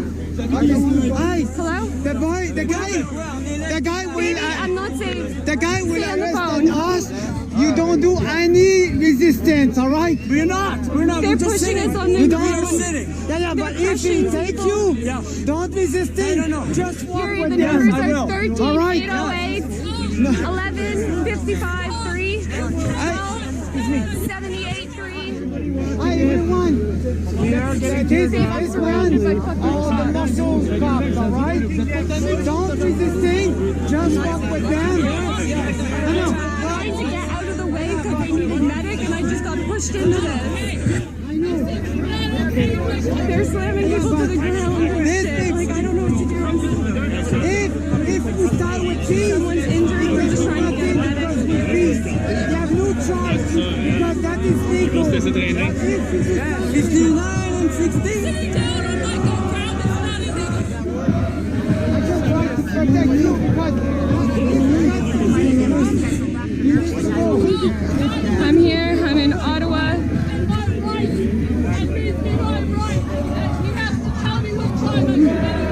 what crime are we committing? What crime are we committing? What crime are we committing? What crime are we committing? What crime are we committing? Sit down, sit down. Sit down. Sit down. We're not moving. This is a peaceful protest and it always will be. What crime am I committing? Tell me, guys. I need you to call 911. You guys don't you blocked up your badge. Don't do nothing. All the cops are with them. All the cops is with them. You call 911. That's you have no issue with them. I will go with you I would be arresting with you, but I just that you stay in peace all the time and not scared. Stand down right here. Sit down, we got you, buddy. I'm here with my people. That's I'm right. not violent. That's right. My only power is my voice. I'm right here. That's right. You want to arrest me? You want to shoot me? Yep. Do it. Do it. I Do it. don't resist I have your no more arrest. fear. I don't I have resist no your fear shooting. whatsoever. You I'm guys can right do whatever here. you want. There is no more fear, guys. What are you gonna do? What's the worst that you guys could do? What's the worst? It has Do been a it long then. time since we have already given up I made my everything. peace. I made my peace. That's it. I made my peace. Have you guys? Have you guys made your peace with your Savior?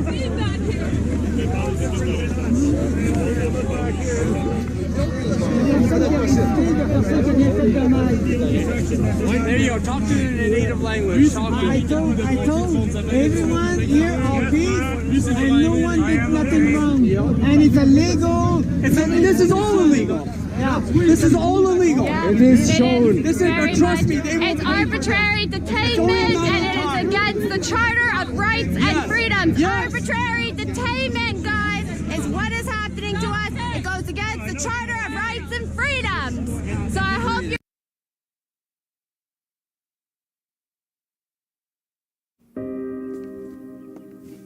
Hey, sweetie, what's wrong? I'm bored. Why don't you play with Mr. Ferguson? Who? What? Mr. Ferguson?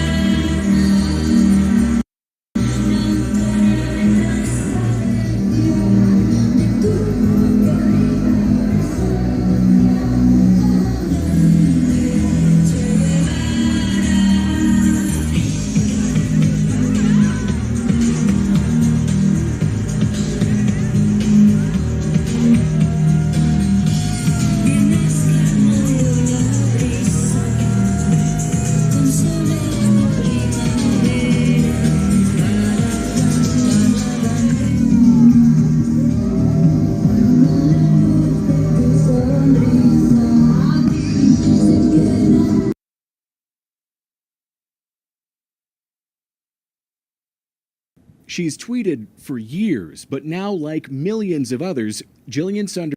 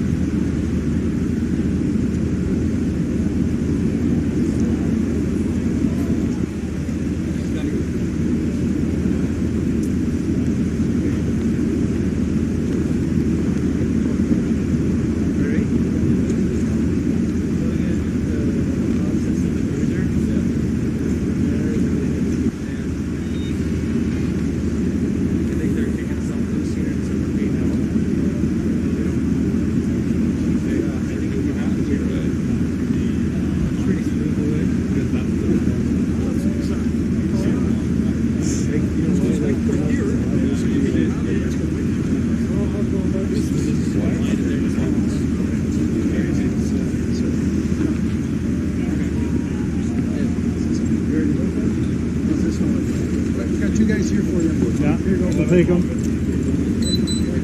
Hey, everybody's being.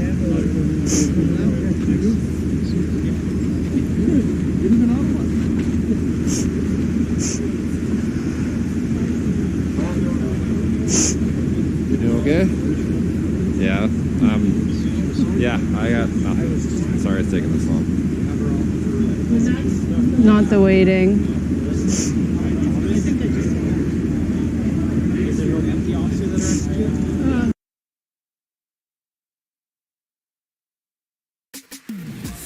Bet the NBA all season long on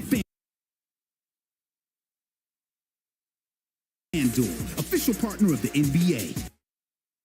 Record in State versus Brooks appearances are as they were before. I would make just one note that Mr. Brooks is now present in a suit, and I will also advise that at 9.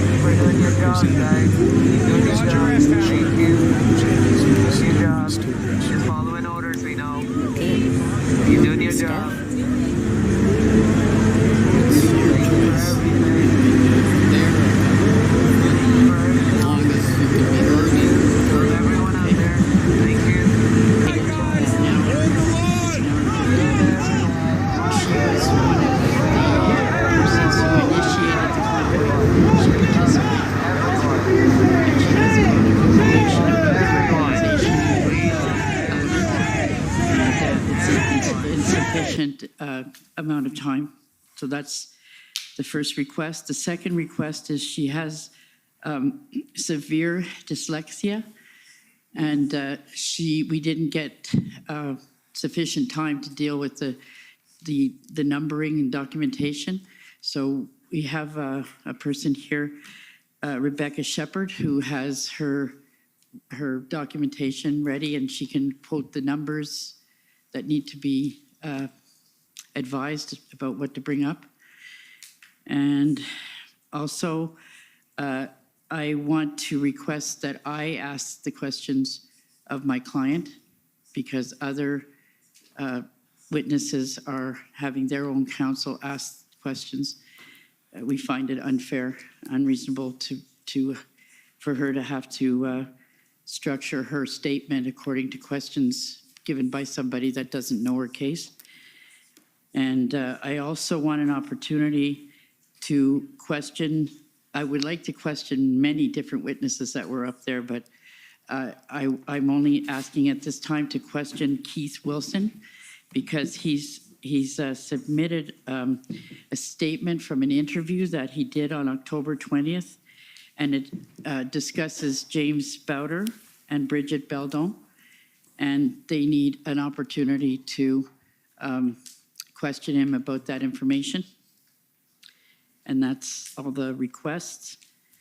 And then I have 2 objections. The first objection is this commission was struck under section 63(1), and it requires order in council, which is the entire cabinet, and it was only based on the recommendation of Justin Trudeau. So that is a problem, considering he's the subject of the inquiry and he's calling it as well. I'm understanding that Bill Blair set it up, so he chose yourself and whoever else are significant administrators in this process. We find that that's unreasonable, considering these are the people that are being investigated, so they should not be setting up this process, and the chair should not have been somebody that was selected from the liberal camp, so to speak. And the other objection is the inquiry is focusing on the grounds, whether there was sufficient grounds to call the Emergency Act. And this is, in my view, moot, because the Emergency Act was also not invoked legally according to Section 17(1), which required an order in council, which would have been the entire cabinet. The only time the executive is allowed to make order in council without going through cabinet is in an emergency. So they had to at least initiate the process through the cabinet. That wasn't done. So all of this, in my view, seems moot, because if it wasn't legal out of the gate, there's the main issue. And that's it. Well, that's a good list. We haven't had a list like that in any case. So let me try and address them. Firstly, you may not know, but I'm not in the Liberal camp. I've been a judge for 20 years, so that's just a fact. Who were you appointed by? I was appointed by the government, as you know. By the Liberal government? I'm not here to be cross-examined. I'm sorry. That's not how it works. So, but I'm just giving you a fact. Now, having said that, you, of course, can object to what the commission, how it was set up. That's something I can't do anything about. That's something you would deal with in the federal court, and you're certainly free to do that. In fact, I believe there are other parties who are in the federal court attacking the Emergencies Act, and I believe there's also someone in court today attacking one of my the subpoenas. So that's something, if you think I'm not properly constituted, obviously that's something you can pursue, but there's nothing I can do about that. In terms of your 4 questions, the objective here is to get the testimony that the public wants as to how this all developed. I think your client we've heard, was very involved in it, and the commission would like to hear her evidence. Obviously, how that's going to happen, I said earlier today, you weren't here, that because of the nature of these questions and the nature of what witnesses like Ms. Belton have, I will be flexible about time, because ultimately what we're after is getting a proper representation from the people as to what happened, why it happened. So I can't say more than that, except that that's what our objective is. And we will be flexible for time. In terms of help, of course, if she needs help, that's something which, quite frankly, we're more than sympathetic about. We want the help needed, if she needs it, to get the documents out and to get the story out. That's what this whole commission's about, is about trying to get the information out. In terms of you questioning her, of course, you can question her. It's not, it's provided in the rules. It will just come at the end, and how long you'll help guide us as to what's needed. Our expectation is, and Commission Counsel, if you have been following the Commission, have been very good to let the witnesses tell their story, because we're not here to try and push one line or the other. I think if you were here for the earlier witnesses today, they're here to tell the story. Commission Counsel will help bring it out. But of course, you're entitled to, as Ms. Belton's counsel, to make sure if we've missed something, to allow her to do it. In terms of questioning other witnesses, all I could suggest is at the end of the day, you speak to Commission Counsel as to issues that you think Commission should pursue, because again, same objective, whether it's this witness or any other witness, we want the story to come out. So that's my best answer for your questions, your objections. As I say, I can do little about them. Federal court might be happy to deal with it, might not. I leave that to you. So that's my response. I'd like to be able to get on with Ms. Belton's evidence if I can, but I just want to hear if that's agreeable. Well, I've been allotted 10 minutes. Well, as I say, I will be flexible for that, and if you want more time, I will give you more time. I do want more time. I want a lot more time. I would like to question her throughout. Well, and we need more than an hour. Okay. So, well, I'm just putting it out there. That's the end of it. Okay. So can we proceed? One other thing. I did speak to Mr. Mather regarding Keith Williams' statement and where it's problematic. And he said to defer this issue to you. Okay. Well, and I think he was deferring to me whether you could question. And as I've said, that's not the way we operate. But if you speak to either Mr. Mather or to Mr. Leon, they can make sure the concerns, to the degree they're relevant as evidence, can be brought out. Because obviously we want to make sure the issues that are important to the Commission and to the public are. The thing is, the other council are invited to ask questions to the witnesses. I can't. No, I understand And I'm that. just asking for one, not all. And that should be fair. Okay, let her have one. I'm sorry, that's not the way it works. It is not the process, but I'm trying to accommodate you. That's the best I can do. So are we going to allow Rebecca to assist?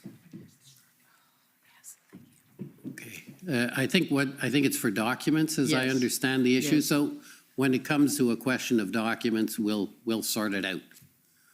Either have her come up or have That's whatever. not going to work. She's got to go and get set up and organize the paperwork so that she can pass the numbers that need to be given to bring up the documents. They can't just do that. I can refer to them by the name that I sent them to, but you renumbered all of them. Yeah. So if you can't find them, then. We'll sort it out. Okay, great. I appreciate that, and believe me, the numbers, the system has been very good, but it's not simple. I need help.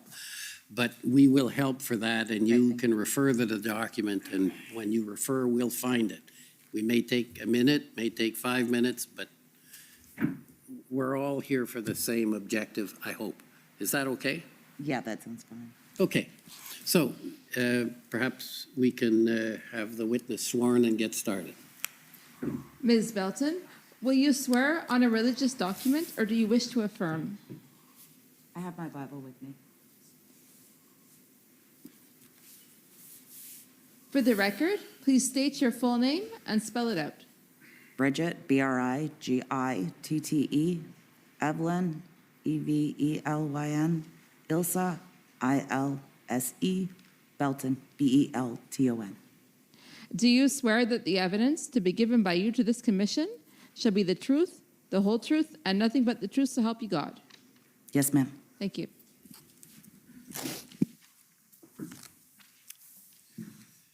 Thank you for being here, Ms. Belton.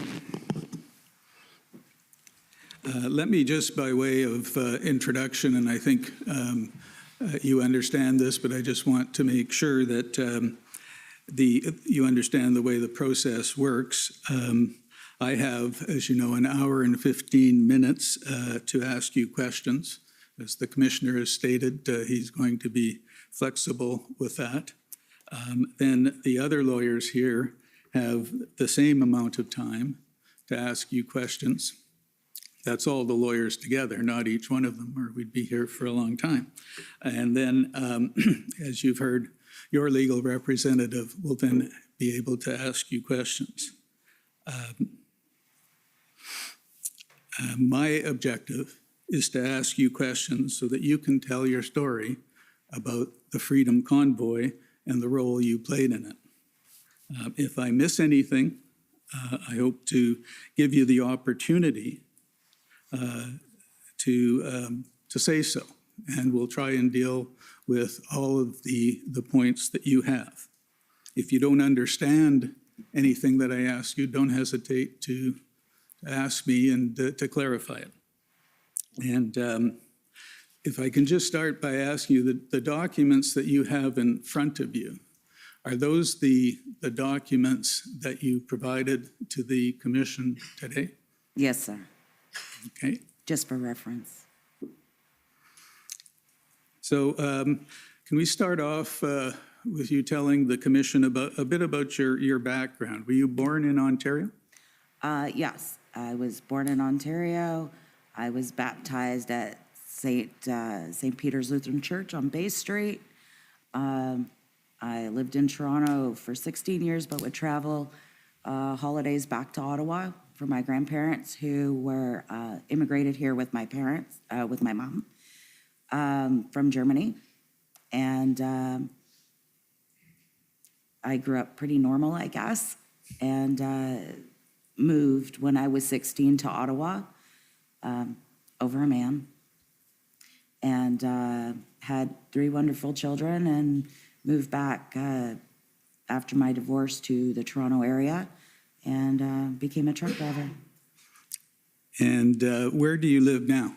I live in a very small place called Wallaceburg, Ontario, and it is a border community. All truck traffic goes southbound. And is that close to Sault Ste. Marie? Have I got the joke? No, that's right? a little further north. I'm probably smack dab in between Windsor and Sarnia. Okay. And just in terms of a year, when did you start working as a truck driver? On December, I believe it was 19th, I got my license. December 19 of 2014. Thank you. And of 2015, on February 6th, I started driving for Schneider National, which is no longer in Canada after the mandates came in. I see. And at some point, did you start driving as an independent? Yeah, we thought essential meant essential, my husband and I. He resurrected his business that had been stale for about 2.5 years. We bought a truck from Manitoba and was preparing to grow a trucking company We were hoping to provide Canada with a Landstar option style company, as Canada doesn't have that for owner-operators. We were hoping to grow this over the next few years. We took possession of the truck in October of 2021, or September, I think it was, 2021, and we finally got signed on with Landstar in October of 2021. And from there, we really honestly didn't think the government would change the definition of essential to only when necessary. Can I make an objection? This line of questioning wasn't in your set of issues. You were looking for her background that caused her to make a decision to pursue the convoy. That was in the list. You weren't looking for detail, history. That's taking up a lot of time. Yeah, well, I think it's just we're trying to get the story out. You can't really object to her telling. Well, that's why I an wanted answer. to ask the question so we wouldn't waste any of the hour. Yeah, well, we will try not to waste time, and if we work together on that, I'm sure we'll get to the end. Well, let's get started. Go ahead. Now, let's come to November 16, 2021. I take it you were driving into Canada from the United States with the load on that day? Yes, I was. And you had, I think, what you would describe as an extremely unpleasant interaction with a border officer, Canadian border officer, correct? Yes, Windsor is typically a very hard, difficult border to cross, regardless of mandates. Once the mandates came in, they were unreasonable. And it was not the first issue with Windsor. It was the second issue with Windsor. And the third incident was CBSA during the COVID years. Okay.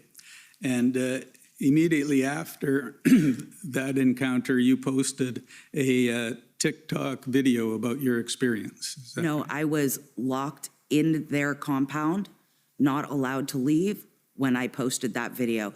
I was afraid that I was going to be taken away by Windsor police. I thought that time was the time.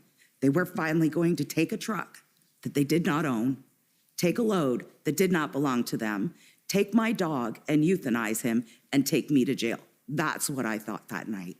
And I was done with CBSA.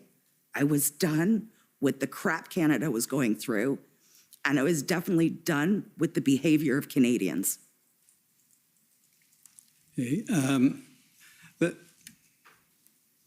Can we move then? And I'd like to show the video if that's okay. It's COM 50589. Council, can we have a brief minute while we're loading that video, please? While we're getting the video loaded, at that point, were you an active user of TikTok? Actually, not really. I think it's maybe my fourth video on TikTok. I had been repeatedly put in Facebook jail. I guess most of us now in my situation use that as a badge. I think one of my comments was something about somebody eating crayons, and I got banned for 33 days. So this was probably a double hit on this one. I think it was 55 days total at this time that I was being restricted from reaching out to my community on Facebook. So I had taken to TikTok. I thought it was really people just running along cars and jumping in them and singing, but it was so much more. Well, you know more about it than I do. So, and then, you were on other social media like Facebook as well? Yes, I was on Facebook. Again, I was censored on Facebook.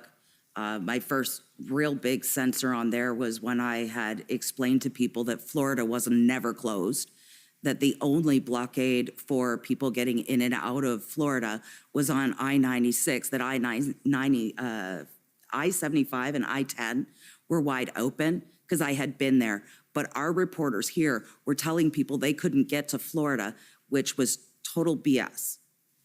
Everybody could go in and out, and the only restriction was on I-96, and I believe it was only for New York residents at that time. Okay, well, let's watch the video then. If I could just please have the number again, Council. Is it going to show up here? If I could please have the document ID again, please, Council. Oh, I'm sorry, COM 50589.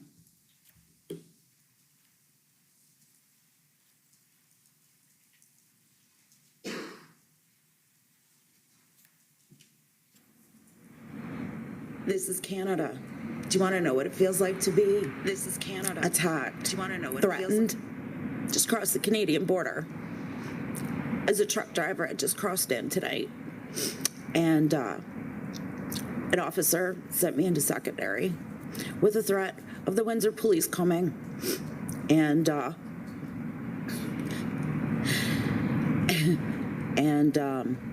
giving me a fine or whatever they're gonna do to me. I don't know.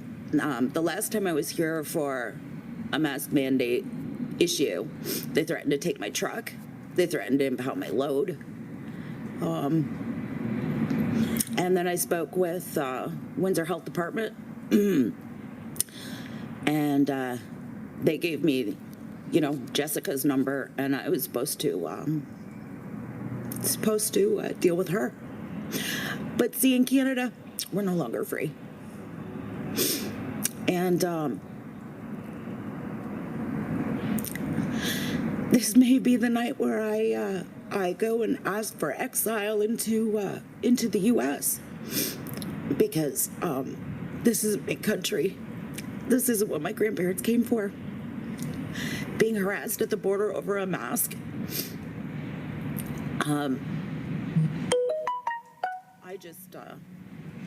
I just wish that somebody understood that not all of us can wear it.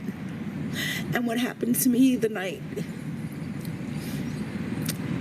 the reason why I mentally can't deal with being something over my face,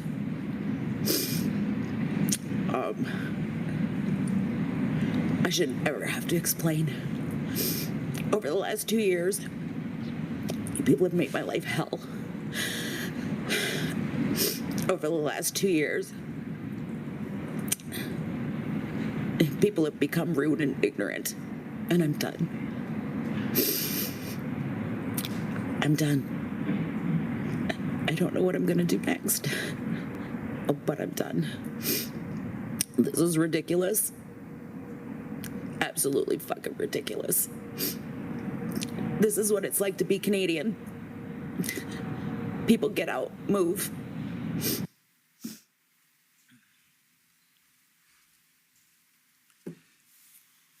Now, could you tell the commissioner what impact this incident had on you going forward?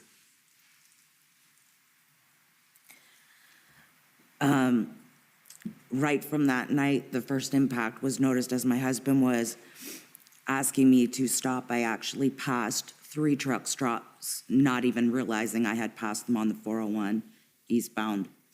When I finally pulled in to the Flying J in London, it was full. There was no parking. London police are known for ticketing trucks, so I left. On my exit from the London truck stop, you get to a dead end and you have to turn right. On that right turn, I did not see a minivan, and I nearly killed the people in that minivan that night. I pulled out, I proceeded down the highway, and I stopped at the very next stop. I realized at that point I was just over the moon upset. I stopped at the Husky, And I pulled in the back and I said goodbye to my husband. I told him I'm done. I couldn't do it. I told PIAC when they called me that night on the phone that I was done. I told the wily driver that came up to console me I was done. I couldn't live that way anymore. Every time I came back into Canada, we couldn't buy clothes. We couldn't buy supplies to work. We worked 8 months with no sanitizer, no face masks, nothing. We had no bathrooms. We had no showers. We were refused everywhere we went. You have no idea what it's like to pee in a park on your way home from work because nobody meaning Subway in Chatham, would let me use their bathroom. And I just delivered a frozen load of Subway bread. It was the same store I was supporting, and they wouldn't let me use their bathroom. You have no idea how demeaning those COVID measures were to our industry. And yet, I felt it my duty to support Canadians and bring you the goods and services that many hoarded. Thank you. And if we can move forward, it was later that week that the Canadian government announced that a vaccine mandate would be introduced effective January 15 for people coming over the border, including commercial truckers. I'm sure you recall that. Yes, I remember the smugness of our Prime Minister. And what did that mean for your ability to work as a trucker? That would mean that the truck that my husband just purchased would go bankrupt.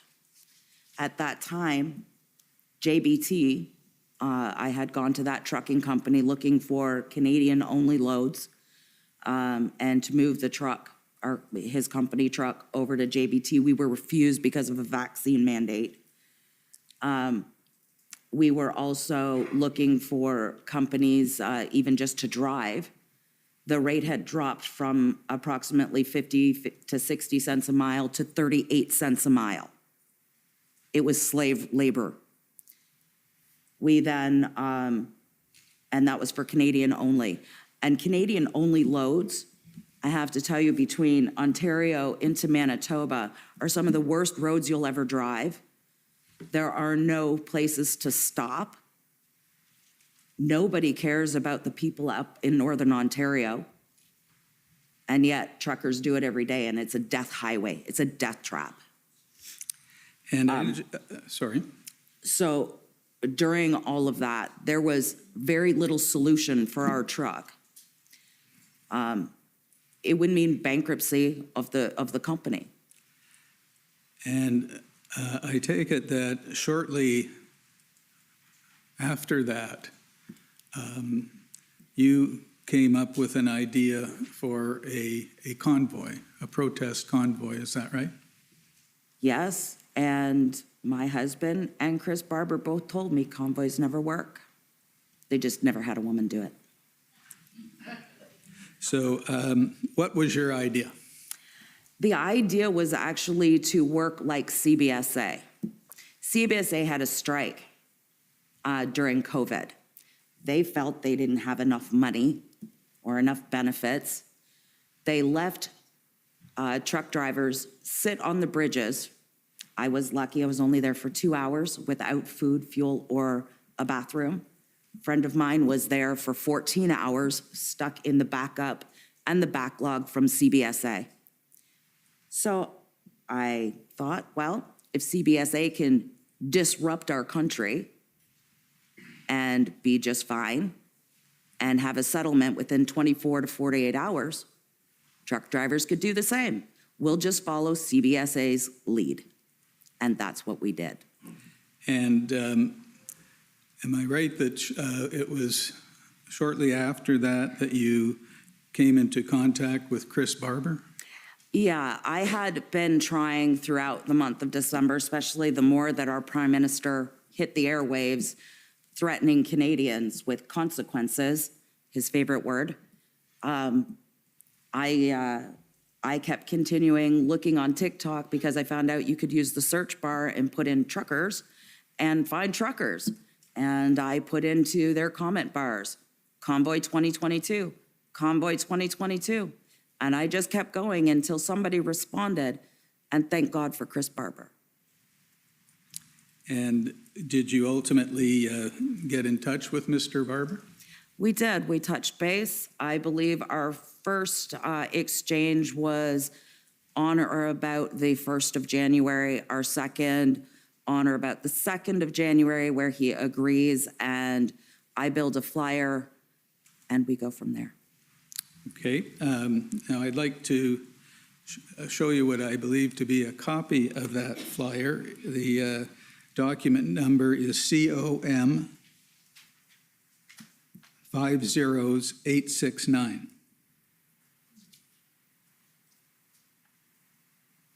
And I take it you posted this on your TikTok in early January, is that right?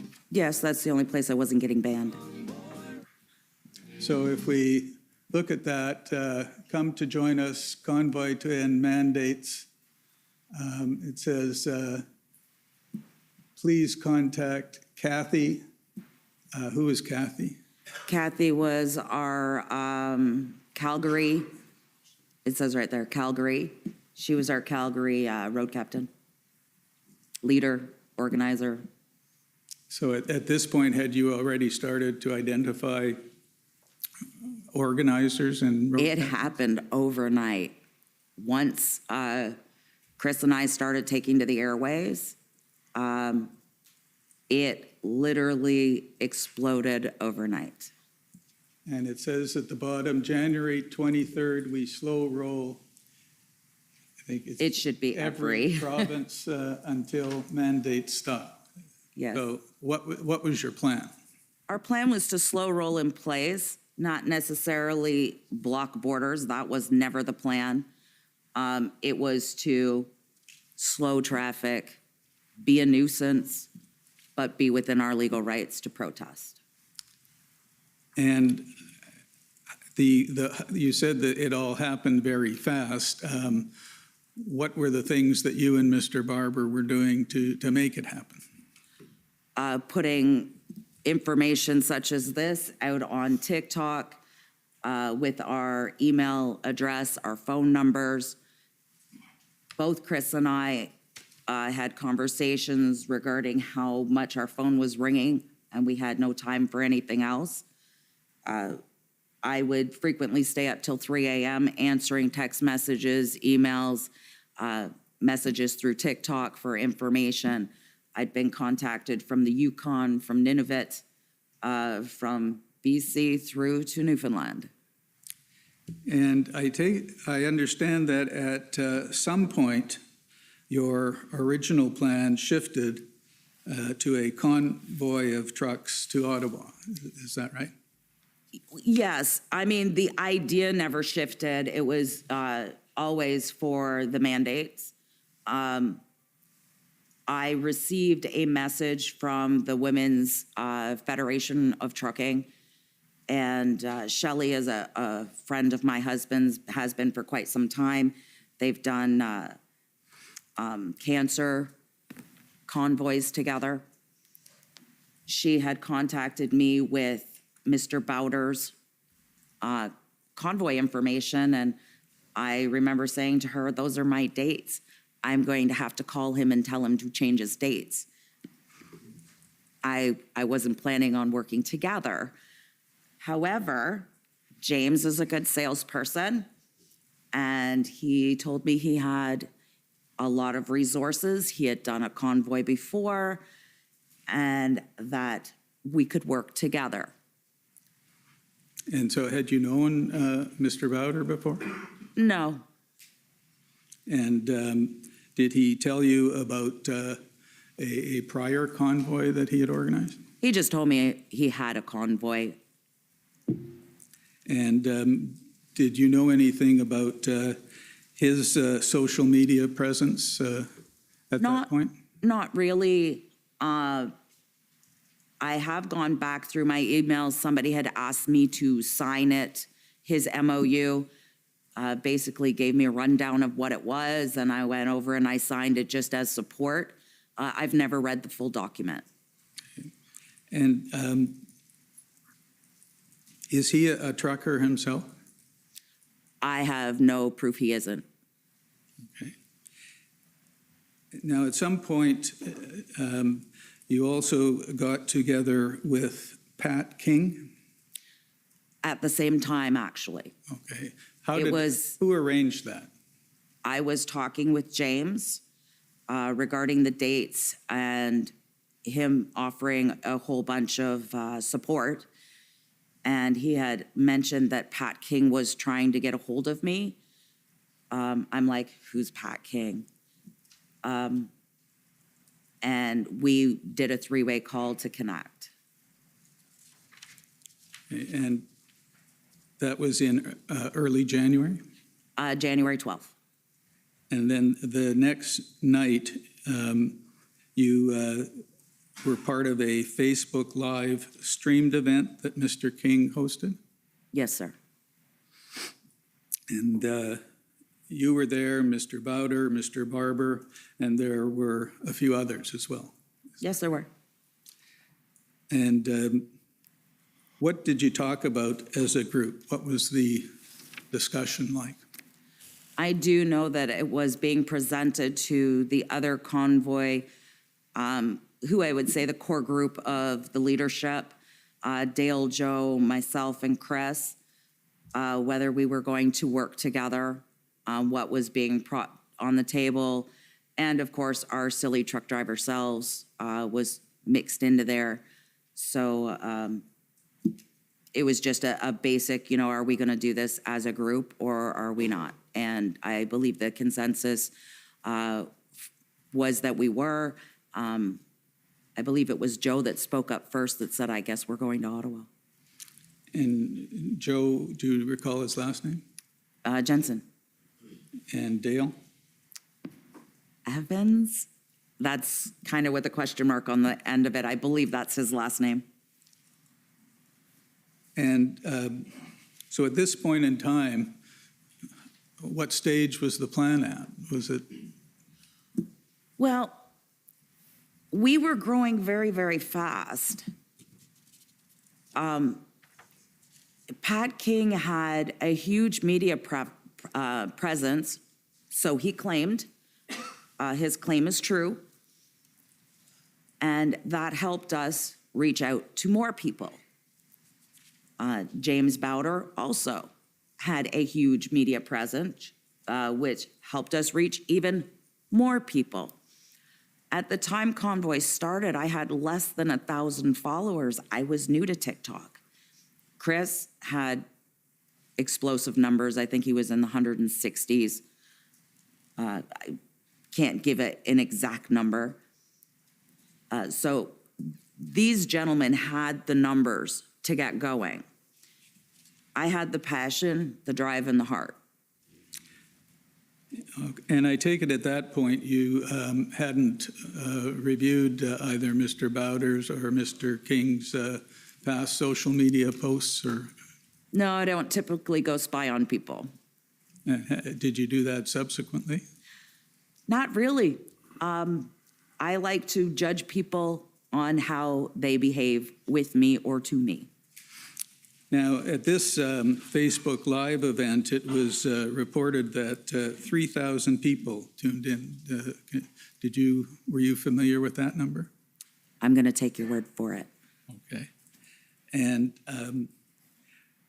I understand that towards the outset of this meeting, Mr. King introduced you as one of the organizers who was handling the Ontario section.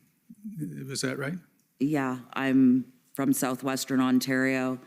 I believe I also expressed I would be doing Sarnia as my own personal, but I dealt directly with ADT Trucking, the Yonkers, David Steinberg, sorry, Dave. And a whole lot of others, Mike and Andrew throughout Ontario. Ontario being my home, it gave me the ability to grow faster in the area. They knew out in the western provinces, so they had their connections there. I would like to object again.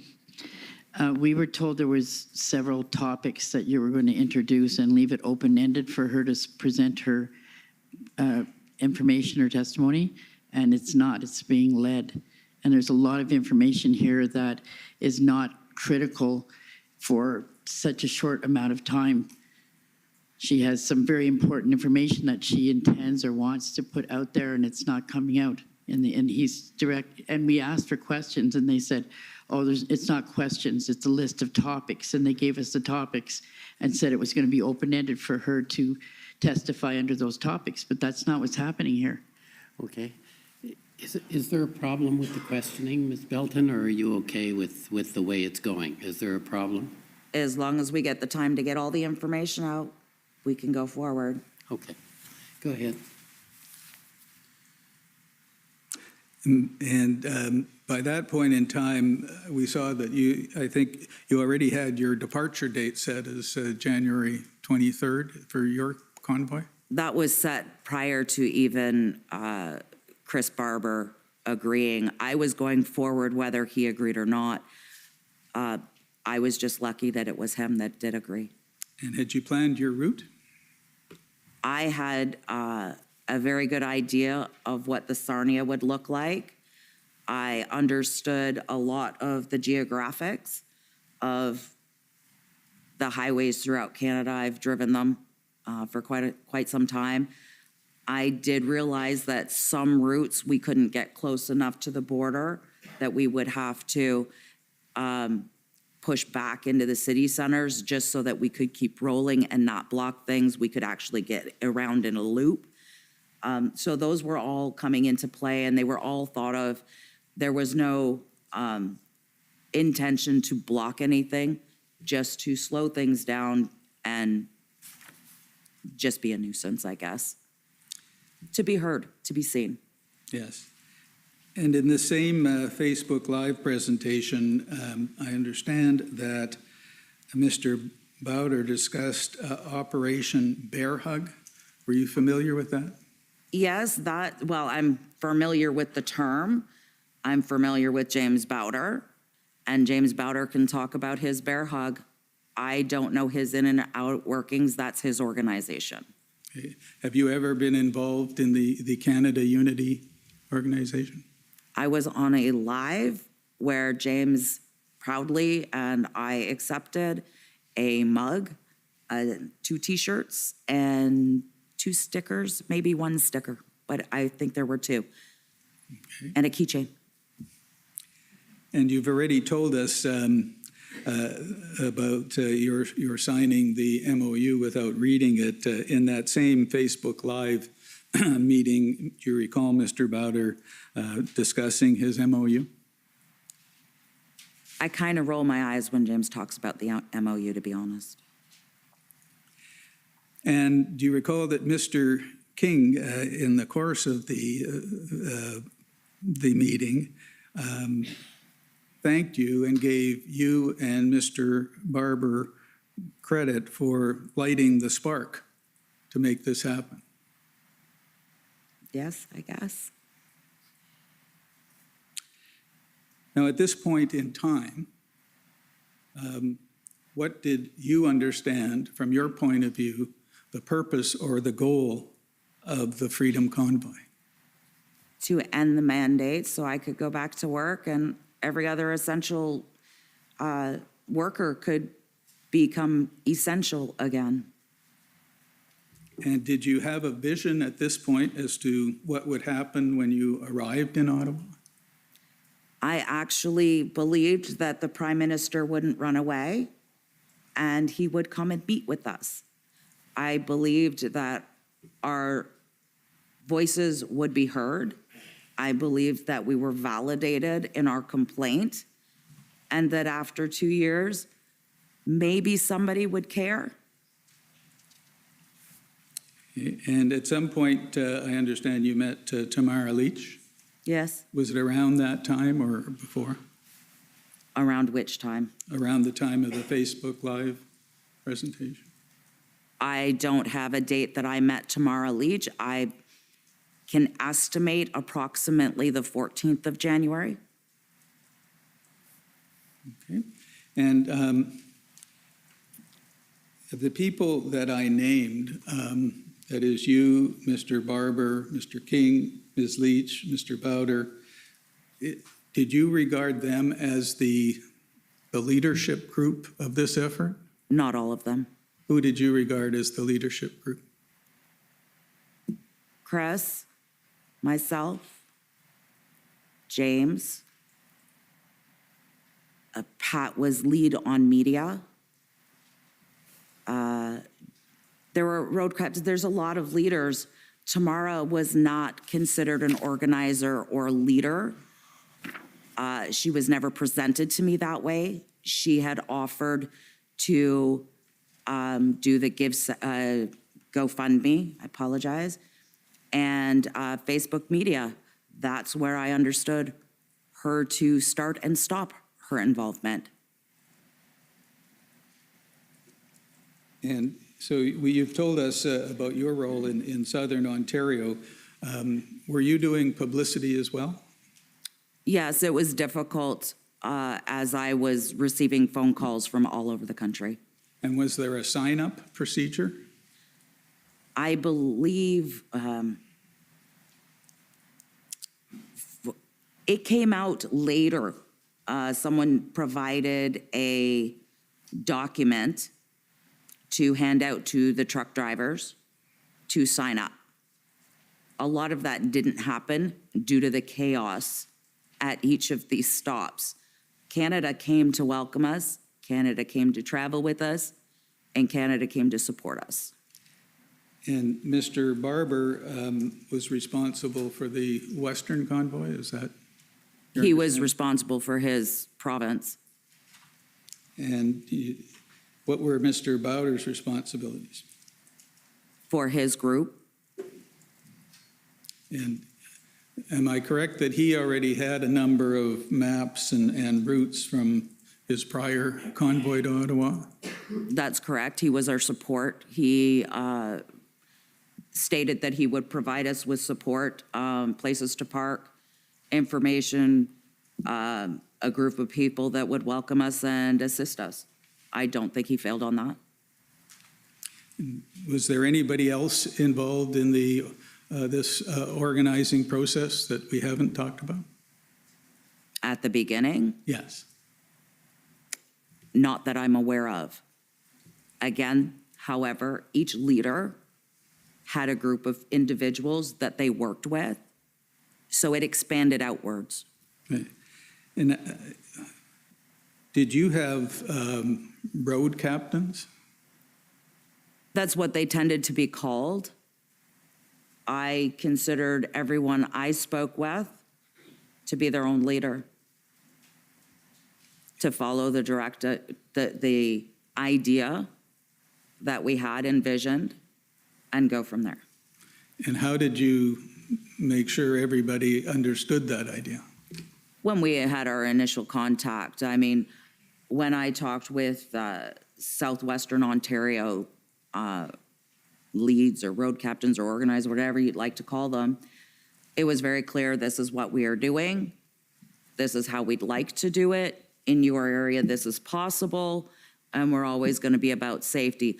A lot of these drivers that stood up to take leadership roles were business owners, independent contractors, or just owner-operators in general.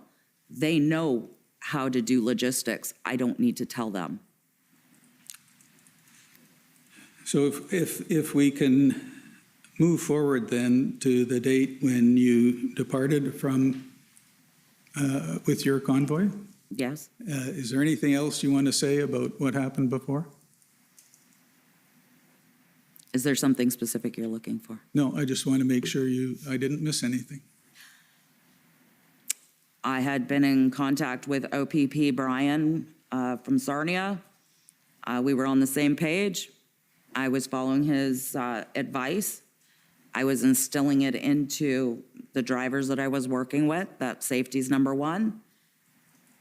And we went forward. The day we arrived on the 23rd was overwhelming.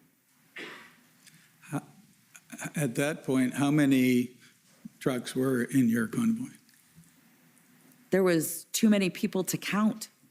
The truck stop at Wyoming at exit 25, I've never seen more than maybe 100 trucks in there. And that day, it was hard to get a lane in and out of the truck stop. It was a snake. You had to snake around. London was no different, and neither was any other truck stop or our planned stop along the way. So you had planned to have other stops along the way where other trucks joined you for the convoy? They would just roll in with us, a lot of them. Excuse me, there's one important element that's missing that was in her timeline, and it would have been included had I been asking the questions, and that was the things that she did to try and resolve the issues prior to initiating the convoy with the CBSA and MPs and so on. And I think she has, or I know she has entered those documents to the commission.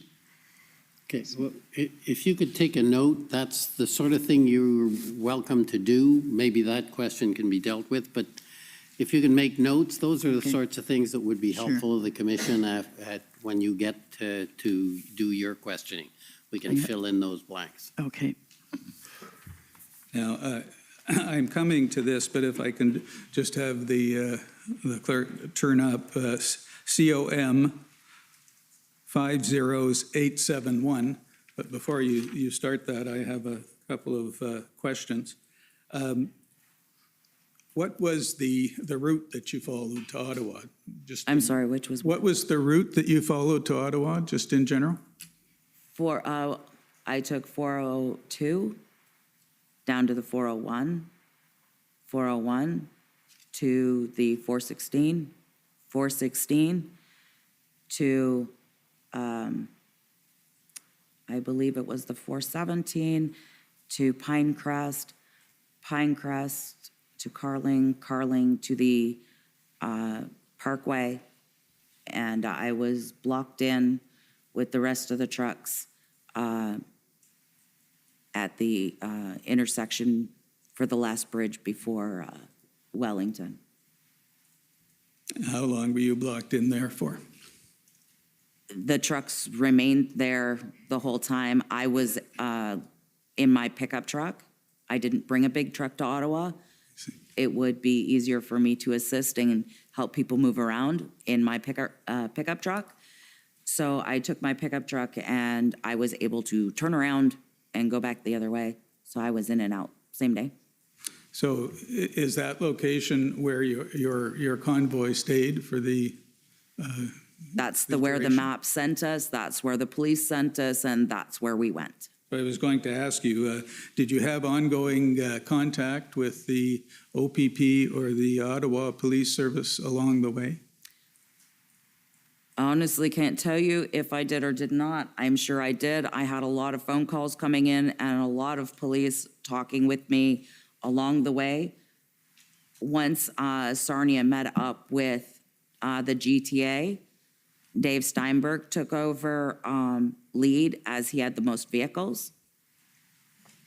So I'm sure he can answer those questions. And we did communicate between myself, Mike, Andrew, the Yonkers, ADT Trucking.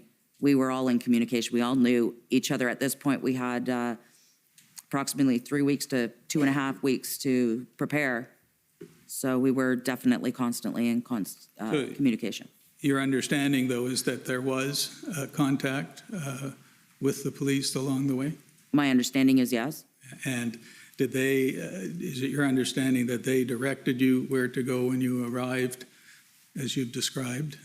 My pictures show that where the police officer's moving the barrels and my truck is going through where he directed. Now, if we can take a step back, you did another TikTok video along the route of what you were experiencing, and at least one. That wasn't during, that was probably posted afterwards.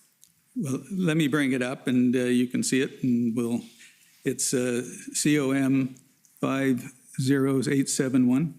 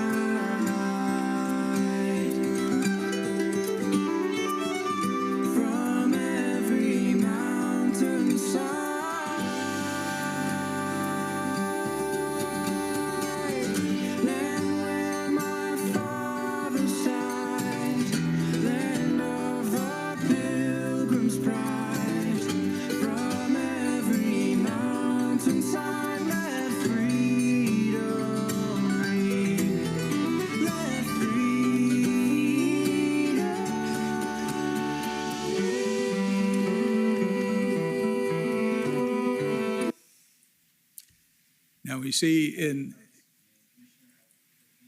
Council, when was this document disclosed to the parties? Is this one of the documents that were disclosed this morning? Sorry? Is this one of the documents that were disclosed this morning? No.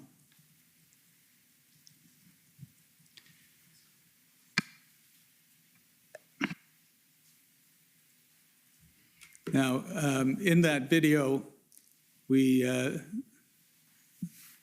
saw people along the sides of the roads, on the overpasses. Can you just describe what you were experiencing along the way? Canadians finally peaceful, Canadians supporting each other, Canadians finally not separated or segregated in any way.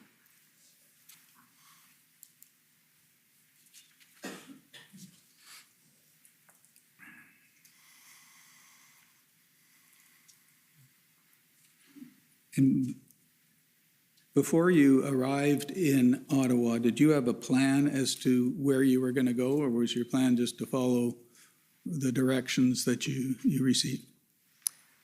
That would be questions for James Bowder. He had the information, had made arrangements, and we were following his lead on that. So those organizational details went to him. I was following what was sent to me from his organization. And I do believe I had to request it on the 28th, as I hadn't received it. But we were following the directions. He had done this before. I was following his direction. And so you told the commissioner that you were in your pickup truck, you got out of that line. Where did you go? After everybody was parked, Yes. I went up to Armprior to meet my buddy Chris. And what did you do then? I hugged him. Okay. At some point, did you come back into Ottawa? Not that night. I stayed at a relative's home. Mm-hmm. And so you came back on the 29th? Is that? I went back up to Armprior on the 29th, and I led Mike Stack and the rest of the convoy in. I knew the area. It's easier when you have a pilot car that knows the directions and the city streets. We were again told to go through onto the S-Jam. However, a portion of the convoy was unknowingly to me then directed by overhead signs to use different streets. Some of us were already on the S-Jam and others were being directed by overhead signage. Do you know to use what streets? Do you know? I was on the S-Jam, so I wouldn't know. Okay. And where did you, and this was the Western convoy, was it, that you were guiding it? Yes, sir. And where did you end up? On the S-Jam. And at some point, did you make your way into Ottawa? Well, the SGEM comes right up. The Ottawa police had moved whatever barricade or blockade, whatever they had, preventing vehicles from moving forward, allowed Chris and myself to move up onto Wellington Street. I parked right beside this building, off the roadway. Chris found a parking spot on Wellington, and that's where he parked Big Red. Tamara and Chris got out. And had you anticipated that vehicles would be parked on Wellington itself? I understood what James Bowder had told me. I believe we had permits. I'm not sure if we did or not. I didn't double check anybody's work. And at some point, did you become aware that trucks had been, were located in residential areas off of Wellington? I came in and out of the city almost every day for approximately 5 days. I had no problem getting in and out of the city. If you learned how to snake around the city, it was open access. I did understand there were some concern about where trucks were, and Chris, being Chris, was taking care of that, so I let him do that. Okay, and I should rephrase that. I didn't let him do that. We agreed that he would do that. And what did you do during the weeks you were in Ottawa? And just in very general terms, so how did you occupy yourself? Oh, there was so much to do. I made designs for sweaters for the show up on at Parliament Hill. I donated food to the Uville Center, which I'm a former girl of. I helped with logistics when I could. I helped with mapping. My hand was in every pot, although I was not in one section. They tried to, Tom Marazzo kept trying to fit me into a box, and I said, I'm sorry, I don't fit into the boxes, I'm up here. And I just went off and did whatever, wherever anybody needed me. And could you give me some examples of where you were needed? I had a call from a City of Ottawa resident that her and a few of her family members were having a hard time reaching a food bank. So I told her to give me her number. I would work on getting her support to get to the food bank that she needed to, since taxis, buses, and other transportation were not coming into the city. And that's what I did. I passed her number off to John. I do not know his last name. And I do know he's from Ontario. And I passed her number off to John, checked with him, made sure that was taken care of, and away we went. So when a fire came up, if I could put it out, I'd put it out. If I couldn't, I'd pass it on. And how did that person get your phone number, do you know? It was posted all over the internet. Okay. And I'm going to, if you can turn up, Mr. Registrar, COM 50870. It's another one of your TikTok videos.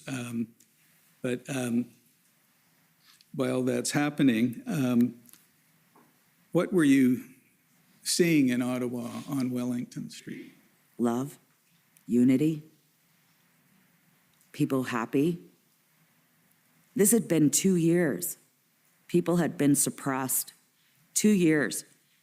People were struggling. 2 years that our government had told us, shame your family. Do not allow them to come to Christmas. Do not allow them to come at Easter. Do not allow them to come to your home if they are not vaccinated, if they don't wear a mask. There was a lot of hate in Canada. And the Toronto Sun supported it, or the Toronto Star, excuse me, supported it. People were evil towards each other, and that is not what I saw in Ottawa. I saw love, I saw unity, I saw Quebec with Alberta, I saw Ontario with Quebec hugging. I saw people happy. It was the best thing that happened to our country in 2 years. Okay, can we play that video then? Sir that's getting threatened is a little upset this morning, or yesterday. He tweeted that he was getting threatened and he's got work to do in Ottawa. I've heard this rhetoric before, actually. But I'd like to tell you, sir, this is what it's like to be a truck driver crossing into Canada. Because of you and your staff and the mandates, you have threatened me for 2 years. How does it feel? Doesn't feel so good, does it? I've lost 22 pounds now because of what has happened to me at the border. Who's going to address the mental health issues that your agents, your CBS agents, they are a direct extension of you, have done to me? Nobody's paying for that. You've tortured me for 2 years.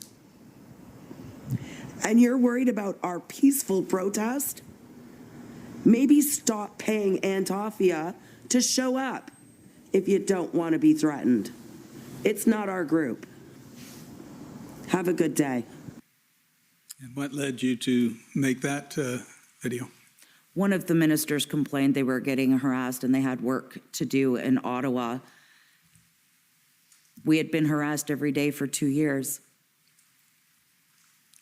And if you can bring up, please, another video, COM 50872. Did you, while you were, we were doing that, while you were in Ottawa, did you see, you've described how you felt about the conduct there, but did you see any conduct that you felt was inappropriate or caused you concern? I mean, there were people drinking. Maybe it wasn't in a LCBO licensed establishment, but I saw food not being checked by food agencies either. Is that the risk? I guess we all took it and we survived. Okay, can we play that video then?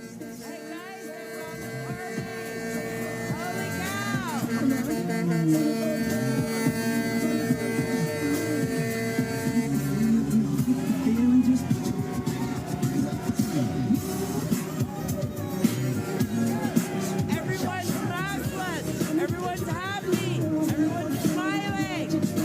Way to go, Canada! And where was that taken? Up at Parliament Hill on Wellington. Okay, That was the day I arrived, I believe. thank you. Now, if I can just shift gears here for a minute, I guess that's not the appropriate expression to use for someone who drives a truck, but If you can do it without clutching, I'm impressed. At some point, did you learn about protests in Windsor and Sarnia? Yes, How did you learn? media.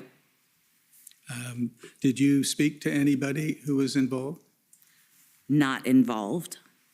Who did you speak to? I spoke with ADT Trucking, who called me and asked me if we could block the Windsor border, and my response was, no way, continue to slow roll. And who called you from ADT? I don't know who called me from ADT. And any other contact with anyone involved in what was going on in Windsor or Sarnia? In Sarnia? Yeah. I saw TikTok videos of farmers on the roadway. Only through social media did I have contact. I had no idea that was planned. I had no idea anything like that. And we've heard about other protests at borders in other places in Canada. Did you have any contact with anyone who was involved in those protests? No, even my TikTok suggests that I don't know anyone at the Coots border, but I thought they had a lot of gumption, I guess you could say. Now, coming back to your time in Ottawa, did you maintain contact with James Bowder? Could you repeat that question? Coming back when you were in Ottawa, did you maintain contact with James Bowder? Coming back from where? Oh, sorry. I'm just coming back in my questions to your time in Ottawa. Did you maintain contact with James Bowder? I saw him every day. We were in the same hotel. And did you have any idea about how large his group of protesters were? No. Okay. Did you have any conflicts or concerns with him?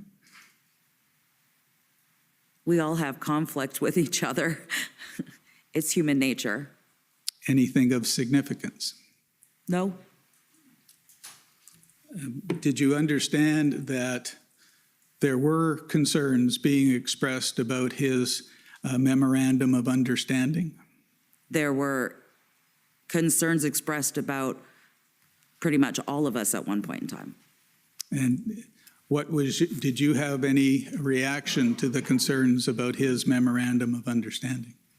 It had nothing to do with me.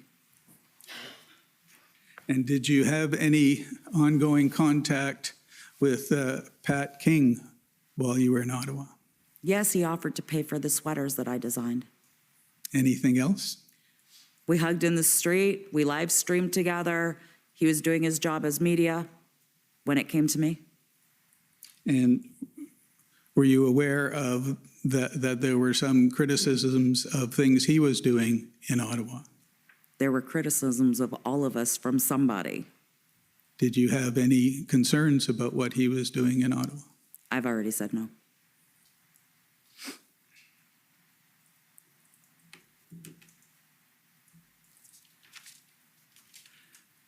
Now, I understand that at some point,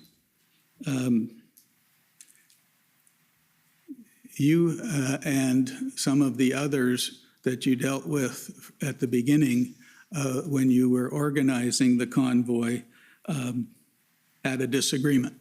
Is that a fair way to put it? Wouldn't be the first time, probably won't be the last. At some point, did you break away from the leadership group or anything like that while you were in Ottawa?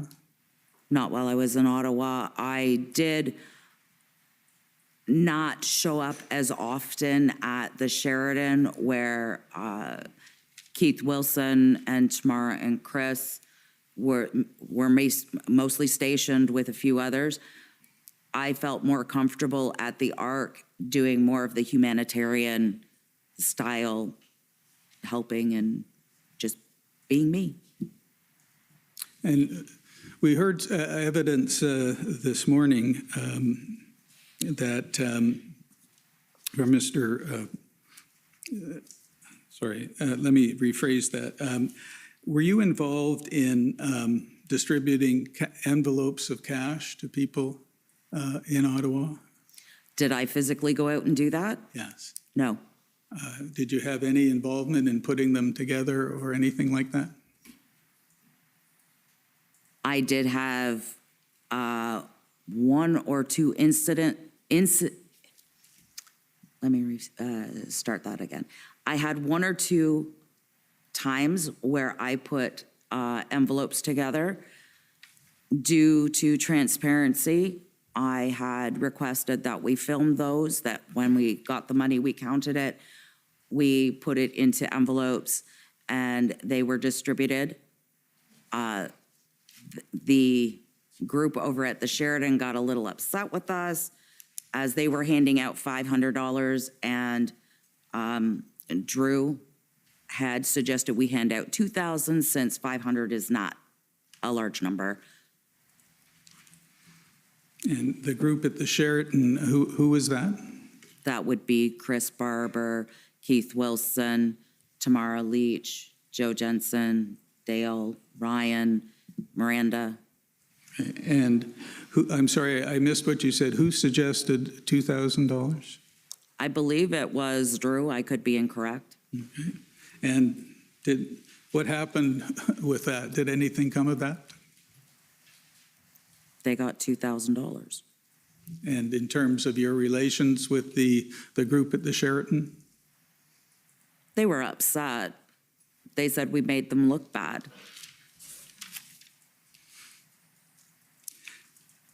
Now, on February 12th, 2022, you were aware that, or at least you're now aware that an agreement was reached with the mayor of Ottawa to move trucks onto Wellington? I'm assuming I wasn't there. Did you know or hear about such an agreement? I heard the agreement was not valid. And who did you hear that from? Through social media. And did you discuss it with anyone to find out whether it was valid or not? No, I heard the report and moved on. If I can ask you to bring up COM 50868. And I understand this to be a TikTok you posted on February 13, 2022. Because when we're going to lose, we're losing ground. This gate right on the press. All right, where don't you go? They're down there. Hold that line, boys. Hold it. Yeah. Oh, they're right now? No, yeah, Phil's down there. It's like and two of he's the fucking going some of them down. Okay. So that was a copy of the agreement? Yeah, Or a could be. notice of the agreement? I'm sorry. Yep, I don't know how I got it. If I took it myself, I have no recollection of how that got to be, but I always forwarded information onto my TikTok. And why did you put it as fake news? Because I believed it to be fake.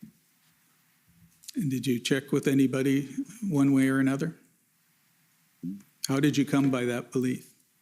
That's what I was told by whomever was around me. It was fake news, so that's what I posted.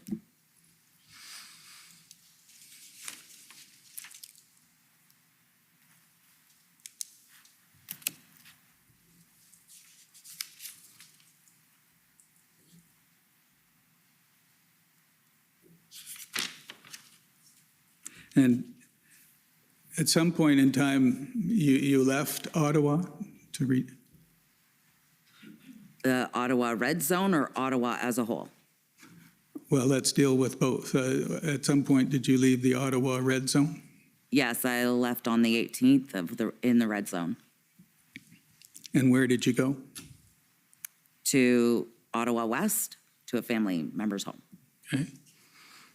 And why did you leave on that day? Because the police were about to attack Canadian citizens. And were you arrested at any time? No, sir.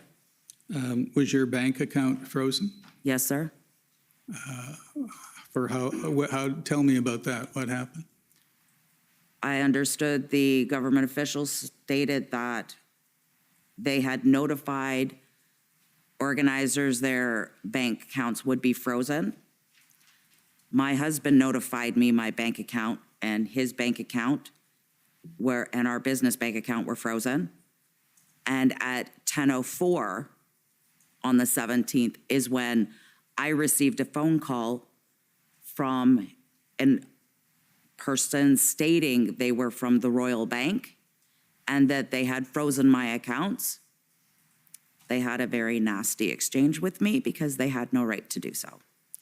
I told them to open the accounts. They told me to call them when I left Ottawa, and I said, you need to open my accounts. We ended the exchange. I realized other people in the room were also getting that same phone call. Whether it was the same person making the phone call, I do not know, but I do know other people in the room were getting the same phone call. And so what happened after that? I had no money. And what did you do? I had to ask for money or let people know that I didn't have any money. And I was lucky enough that two gentlemen on the street actually understood my truck payment was coming due, and I was a few $100s short. I think it was $6 something I was short. They together collectively sent me enough money to cover my truck payment. A woman by the name of Miss Zena was kind enough to give me $100, which helped because it put gas in my car, in my pickup truck to go. And from then we had to scramble on how we were going to pay for medication for my husband and how we were going to pay the mortgage. And so this was while you were still in the, excuse me, the Ottawa area? Yes. And at some point were your accounts unfrozen? Yes. And when was that? You'd have to ask my husband. He takes care of that. Okay. And when did you leave Ottawa to come back home? March. I don't have a specific date. I'm sorry? I don't have a specific date, but it was March. Okay. And is there anything else you want to tell the commissioner about what happened while you were in Ottawa? I just want everybody to know that we weren't there to disrupt the city residents. We were there to be heard. I had given 32 emails approximately to MPs and MPPs. 32. Not one of them did anything for me. I followed how things are supposed to go. You first go and you complain. You try again. You try again. And when CBSA sent me a reply, pretty much, suck it up, buttercup, this is the way it's gonna go and you're about to lose your job, so don't worry about it. What did you want me to do? Sit down, lie down, lose everything over a mandate that was really no longer effect in the US? That's what my country was asking for me. That's what Canadians that were supporting vaccine mandates were asking of me, to lose everything because they were afraid, because our government did a very good job at scaring people, making them so afraid that today still some wear face masks. Many of us here are not. And that propaganda hurt our country. And having our prime minister saying that there will be consequences for the unvaccinated, and we don't want them sitting beside our children on planes and trains and automobiles. And the amount of, I'm trying to control my anger over this gentleman, but the wording that he used was division the whole time. Pit one person against another. Shame them, make them comply, and if they don't, they will. I'm sorry. I draw the line when my government wants to throw something into my body I cannot remove. That is where I draw the line. Bodily autonomy, it is mine. It is not my government's. thank you for answering my questions.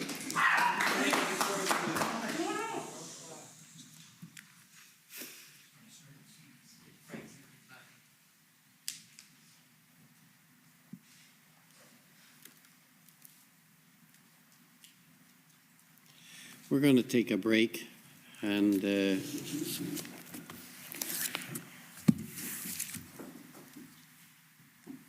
I'm going to consider whether we're going to clear the hall. So I'm going to take a short break, and when I come back, I'll decide if we're going to clear the hall. 5 minutes. The commission is in recess for 5 minutes. La commission est levée pour 5 minutes.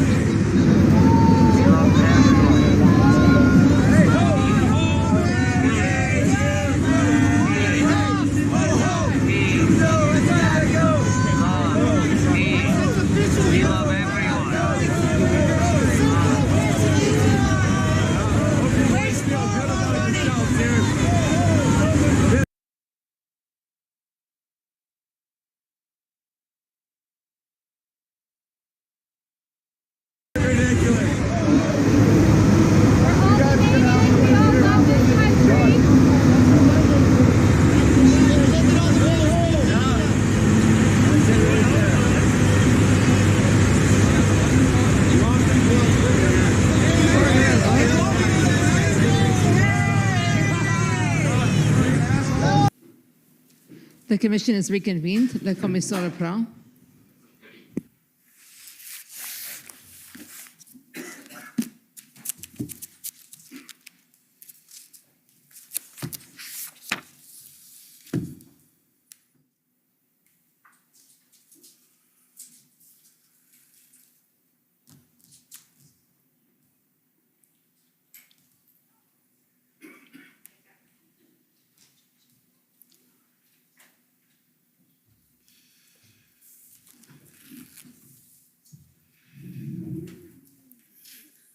Okay, well, thank you for that indulgence. I've decided,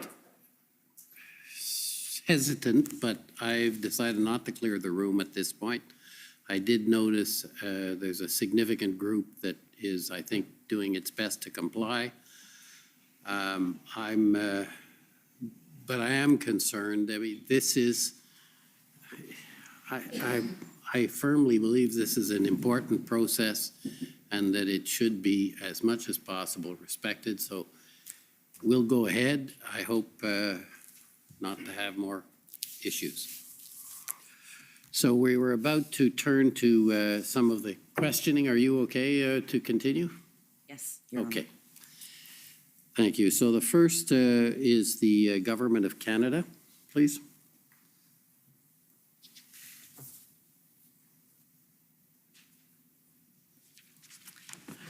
Good afternoon, Ms. Belton. My name is Andrew Gibbs, and I'm part of the council team for the Government of Canada. I have two quick areas of questions for you. The first area is with respect to, it was touched on a little bit with the Commission's counsel, with respect to some of the, I won't call them fights, but disagreements, as you indicated, amongst the leadership group. And in particular, with respect to the handling of money by Tamara Leach. Did you have concerns about the handling of money by Ms. Leach? I understood Keith Wilson was directing her and taking care of it. He's a lawyer. There should be no concern. Okay. So do you recall posting something on TikTok expressing concern? The TikTok video was actually not even about Tamara. Everybody has taken that so out of context. The TikTok was regarding the Unified People of Canada, or whatever. I have an embassy. It's called the Canadian Embassy. This embassy was trying to associate with the convoy. I didn't know any of the organizers or if they were involved with Tamara. I know they had stated they were. I had never seen them before. I was trying more to denounce what they were doing. They had said they were advisors of Tamara. I was concerned over a comment in a car that had been made over spending money on a building. I did voice my opinion in the car that we were here to end mandates when we were done working with the government or getting our 5 minutes with them to speak with them, that we were planning on leaving. There was no long-term plan to stay. Okay. If we can just call up the video, just to confirm for the record, it's pb.can.3401777. Council, if you'll allow me a brief indulgence, we're just trying to resolve the hard drive issue. It'll be 2 minutes at most, if that's appropriate. Thank you very much.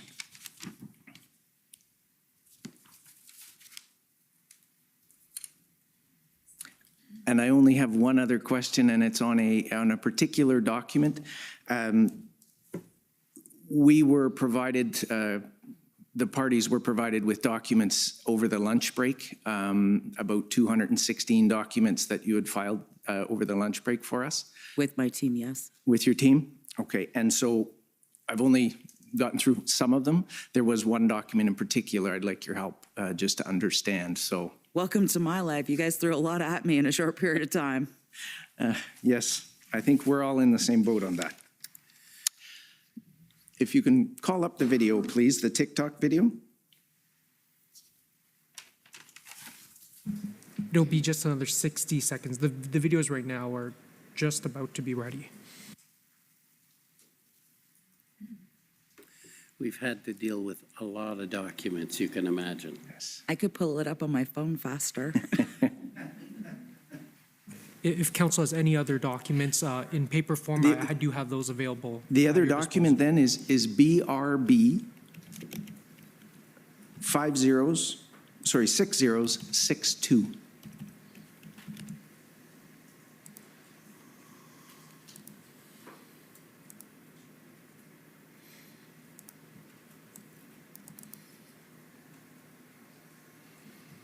Do you recognize this document? Yeah, those were things that had been posted on a Telegraph site. Who posted them, I'm unaware. We were very concerned over safety of, protesters and stuff like that. And for the sake of the commission and others in the room who are perhaps less familiar with Telegraph, I'm starting to figure out TikTok, but what is Telegraph? It's a platform that steals a lot of space from my phone. That's about the best way to explain. It's pretty much just a messaging, a fast way of messaging through a group of a bunch of people. And is it a secure messaging platform? I have no idea. Okay, fair. If you can focus in on the bottom left-hand corner, I believe it's item number 3. Right. There's a mention with respect to... Excuse me, is there any way to enlarge that for those of us with poor eyesight? Thank you. I may have another pair. There's a reference to tow trucks, which is a common theme in the commission, before the commission. And I'm just, if we can perhaps shift a bit to the, you can see it up here perhaps. Were you aware that people in the tow truck industry were being encouraged not to provide tow truck services to the police? Not necessarily, but I understand they've been put in a very rock and hard place kind of position. Had I known they showed up to tow trucks, I wouldn't use their service. That's me. I'm sure a lot of other truck drivers would have felt the same. So the message reads, the most strategic and effective way to protest once you arrive in Ottawa is absolutely nothing. Park your truck on the road, turn off the engine, and let it sit there. No tow truck company would dare tow it away, and if they do get it on video, get it on video and make sure everyone knows not to do business with them. Vote with your wallet. Does that capture the sentiment you just expressed? We do that with lots of things. We don't like what Coca-Cola said. We don't buy Coke anymore. We don't like what somebody says about children or animals. We don't buy their product anymore. It's the same thing. Tow truck services are a product. If we don't like what they do, we don't have to buy their service. So for them to assist the citizens of Ottawa and tow the trucks, or to assist the police and tow the trucks, that would result in not buying their services? I wouldn't buy their service. They weren't supportive of Canadians. Thank you. Mr. Clerk, do we have the video now? If you could just briefly repeat the document ID, I should be able to. Yes, pb.can.401777/rel. And for the record, Commissioner, I would have ended a lot earlier. I know I've burned a bit of my time in previous rounds, so this one I hope, here we are. News out of Ottawa. Tomorrow's handlers or advisors have set up a permanent residence at St. Bridges in Ottawa. That building's worth $5.2 million. I have no idea what the rent is. But I do remember sitting in a car with Sean, Tamara, a female family member of hers, her husband, and Chad Eros, Well, they laughed about spending $3.2 million of the truckers' money on the building beside the Swiss. You can look that up. It's still for sale. I looked it up in the car and didn't think it was very funny that they wanted to spend $3.2 million of the truckers' money on a building so they could continue to protest. I reminded them we were here to drop all mandates, and when the mandates were done, so were we. I wish I could say the news story is untrue, but it came from the mouth of Babes herself, the advisor to Tamara. It's pretty hard to deny when somebody puts you under the bus as being someone that was there to change political policy and was there for a political agenda. Tamara, when she joined up with us, agreed to only do a fundraiser. She then threatened me, she threatened others, and she obviously had an other agenda other than dropping the mandates and setting Canada free. As I said, it was more directed to St. Bridget's, but... And you said she threatened you in the TikTok video. She did. And what was the nature of that threat?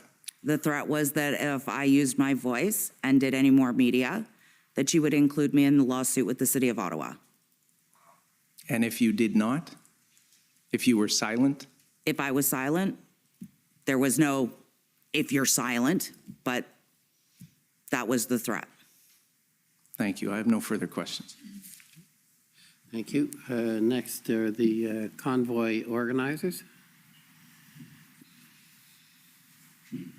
Sir, I'm going to ask under, I can't recall the rule, but with respect to the order of examination, as we got the documents from this particular witness, several hundred of them, not until this afternoon, I do have concerns from the brief ones I've reviewed, and I have given a written objection to your counsel with respect to those. What I would like to do in the meantime, sir, is I would like your leave and approval to examine this witness following her paralegal examining her. I can tell you at this point, I don't have many questions for this witness at all.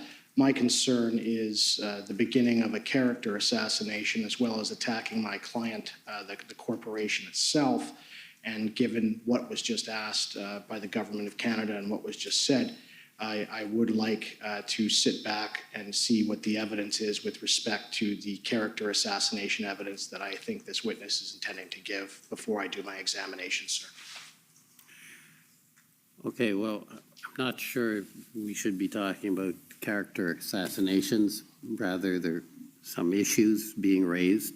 I think let's try and not inflame things and take one step at a time. So you'd like to defer at the moment, and maybe I can hear from.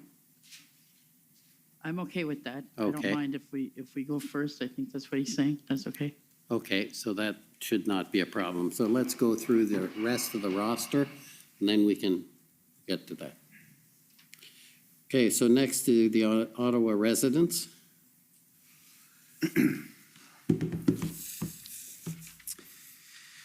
Good afternoon, Ms. Belton. My name is Paul Champ. I'm the lawyer for the Ottawa Coalition of Residents and Businesses, and I just have some questions for you further to your testimony today. You testified earlier, Ms. Belton, that it was not your intention to disrupt the lives of residents of downtown Ottawa. Is that right? That's correct. But you did recognize that the activities of the protests, the trucks taking up all of the streets and the horns and so forth did indeed disrupt residents who were living within the 6 or 8 blocks of those activities? As did millions of Canadians that demanded people get vaccines and demand that they wear masks and demand that they be thrown to the ground.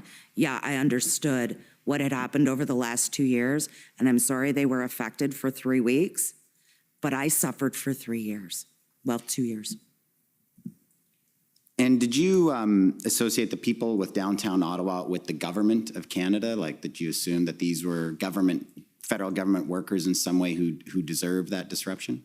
No, that would be ludicrous. Okay. And on your arrival in the city, we've heard some evidence about a strategy to gridlock the city. Can you tell us about that? I wasn't part of that design. What was the plan, as far as you understood, with the 400 plus semi-tractor trailer trucks converging on downtown? Where did you think they would go? I understood there were 2 locations we were to go, but that the police had redirected us once we got together at the Arc. We started to hear concerns, and I believe the guys were working on it, doing whatever they could to deal with the logistics issues. I did not deal with the logistics issues in Ottawa. You were a road captain managing the convoy of trucks from southwestern Ontario to Ottawa, is that right? Yes, and I went where the police directed us, which was nowhere near your residence, by the way. Sorry, what does that mean? That means your residents were further north. Right. Ours were on the S-Jam. There was no residence where we had been. We were in front of the War Memorial. Right. I believe that's the War Memorial. There is. You would have seen the apartment buildings there right in front of your trucks? No, it was further back. Okay. It was not right directly with a truck.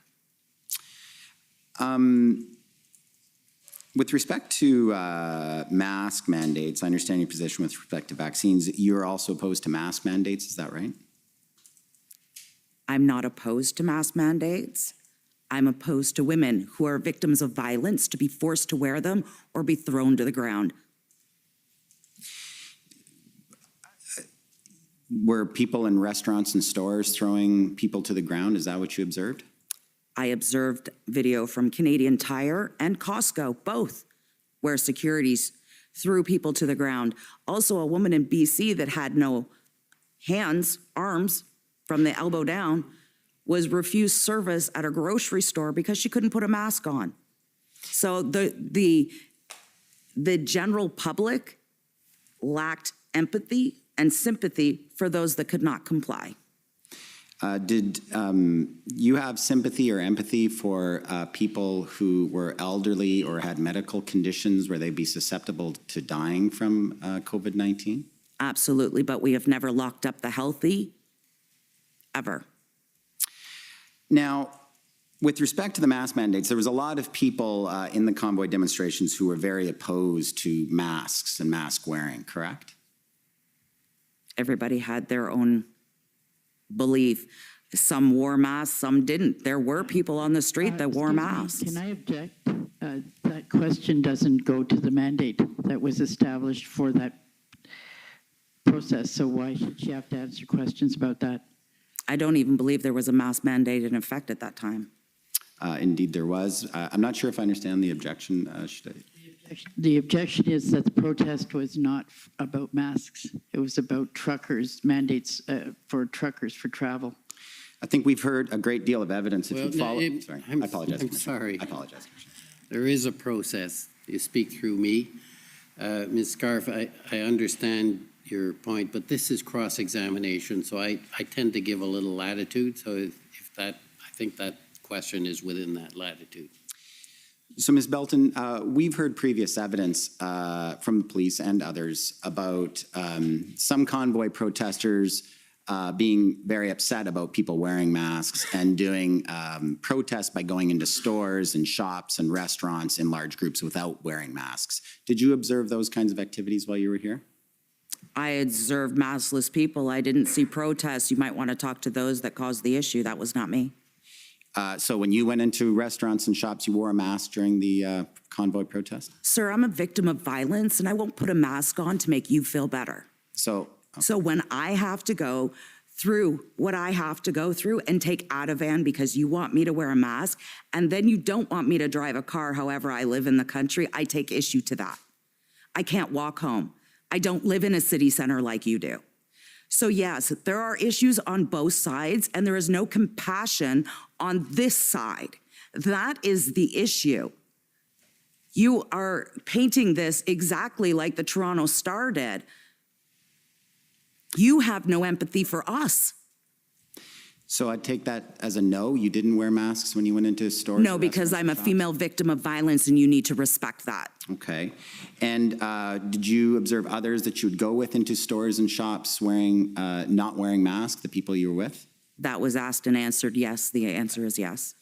And how would people respond when shop owners or staff, sometimes young teenage staff, would say, please wear a mask? What are some of the things you observed in those interactions? I didn't have those interactions. No one ever asked, can you please wear a mask or leave? No, sir. With respect to the money, so you were aware before you got to Ottawa that there was the large fundraiser. People were raising funds to support the truckers with covering their fuel and their food and so forth. You were aware of that? Yes, Tamara did an amazing job at raising funds for us. For sure. And but by the time you arrived in Ottawa, you recognized it was in the multi-millions that had been raised. Is that right? That's correct. And when you came to Ottawa, how long did you think you'd be staying? 24 to 48 hours. And you required $10 million to stay 48 hours? Canadians thought our voice needed to be heard and we needed to be supported. So you were planning to leave in 48 hours because you assumed the government was going to agree with your demands? We thought we would get a meeting. Okay, so what changed? Why did you stay after 48 hours? Because Justin Trudeau did exactly what he's done for the last 2 years. He literally came out and called us a whole bunch of names. I'm sorry, sir, but if I came and called you a whole bunch of names and said that your ideals and how you felt didn't mean anything to anyone, how would you feel? And that you losing your job, your income, your way to pay your wife's expenses to put food on the table for your children was irrelevant, how would you feel? So because of his actions, there are consequences, and that meant we stayed. So, Ms. Belton, then, if I understand your answer correctly, your plan was to come for 48 hours, assuming the Prime Minister would respond to your demands. But if he did not, you were going to stay until he did. Is that right? I didn't say that. So what are you saying? I'm saying we were looking for a meeting. And you were going to stay until you got your meeting? Some sort of response would be good. So you were going to stay until you got your meeting? Or a response. Now, you stayed in the Ark Hotel for most of the time? Most of the time. Who paid your hotel bills? Joseph Bergault, from what I understand. Okay. And there was also money raised in cash. You've told us in your testimony that in the Ark Hotel you were putting together envelopes to hand out to the truckers, because many of them were living in their trucks, right? That's where truckers live. Yeah, they were living rough. That was very tough for them, and so you were putting together envelopes of $2,000 to assist them with their expenses, right? Correct. Now, the fuel that they were getting jerry cans of fuel and so forth to keep the trucks running, to keep warm, I understand, correct? I understand the same. Well, you were involved in it, though, right? You were involved in the logistics. Not everything. Not everything, but you were involved in meetings where there's discussions about how to get the fuel to those trucks that were still running?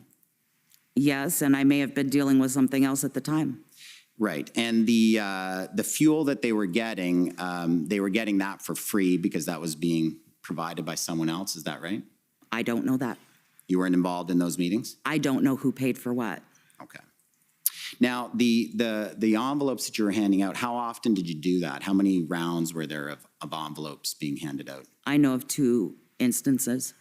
From the Ark Hotel? Yes. And then the Sheraton Hotel, they were also handing out envelopes, is your understanding?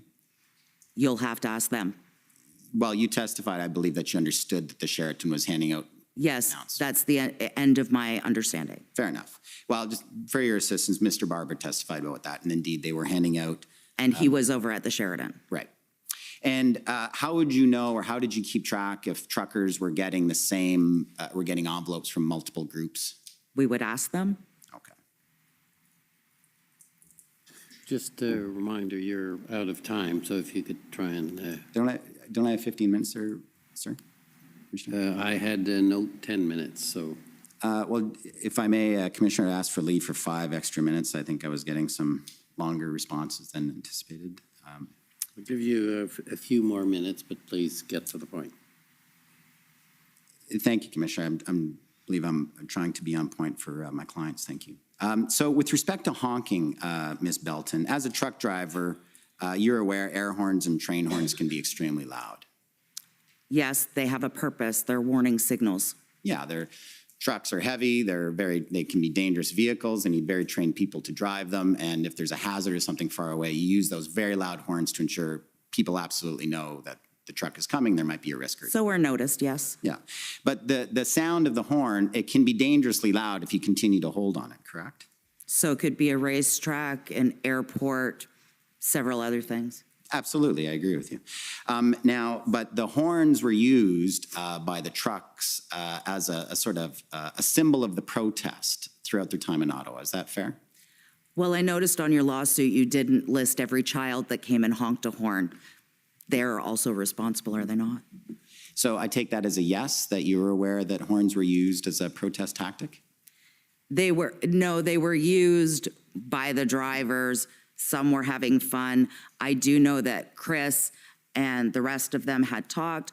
We needed to get the horns down to a minimum. We also needed to do some sleep time because some were somewhere in the city making louder noises. We did try to assist citizens. Mm-hmm. It's not that we left you out to dry. We tried to assist citizens. But Ms. Belton, there was a schedule of horns, was there not? There was a time they would start at 7 a.m. and go on throughout the day, isn't that right? Not that I'm aware of. Not that you're aware of. You were downtown, you didn't hear those horns? I don't know of a schedule for the horns. Okay. You say that you tried to control the horns, is that right? Is that what you're telling us? I said organizers tried to control the horns. I never went out except for once during some speeches on the Hill where there was a vehicle that was making excessive noise. Actually, I think there were maybe 2 of them. I went up to both and I said, look, guys, that's enough. One complied, one didn't. Some of the other organizers, though, very much supported the horns at any time. Is that right? I wouldn't know. You'd have to ask the other organizers. Well, in your discussions, like, for example, with Pat King was very much in support of the horns, was he not? In emergency use? In emergency use only? From what I understood, his direction was, if you are in trouble, to honk your horn. Okay.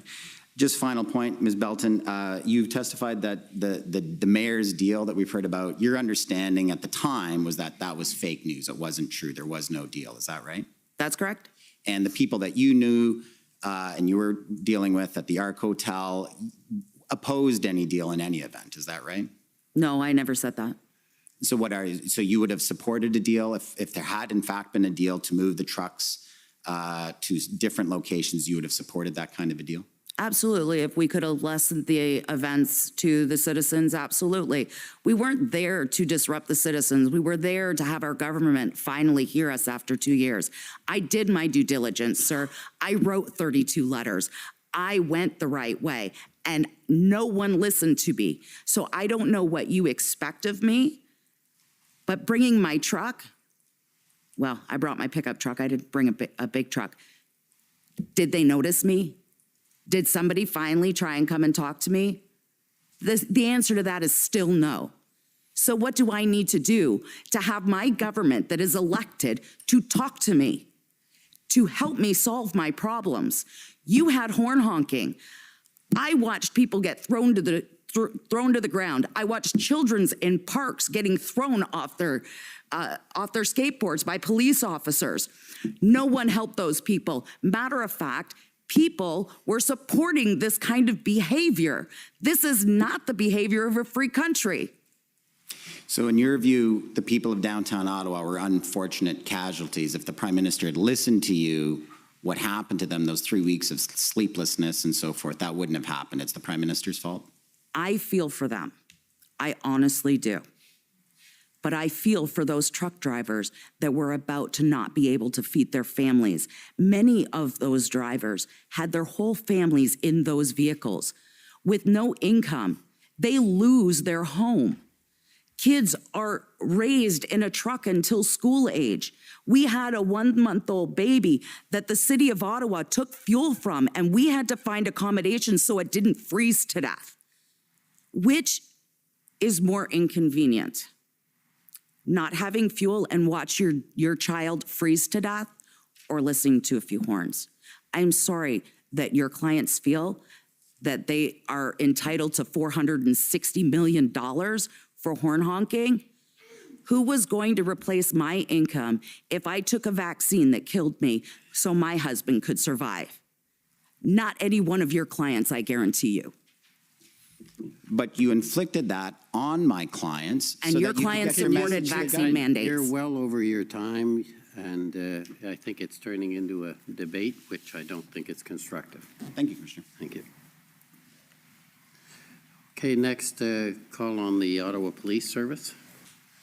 I have no questions, sir. Thank you. Okay, the Ontario Provincial Police.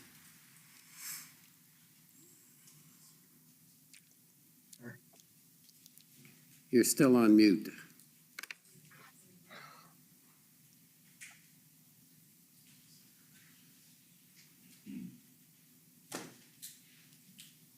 Can you hear me now? Yes. Sorry about this. I have no questions for the OPP. Okay, thank you. Counsel for former Chief Slowly.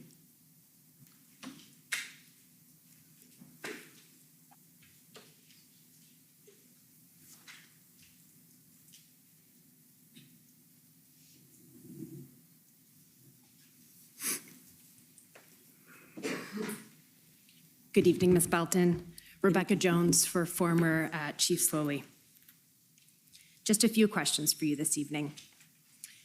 You testified that you thought the group in Coots had a lot of gumption, right? That's not the word I used in my video, but that's the word I can use here. Okay.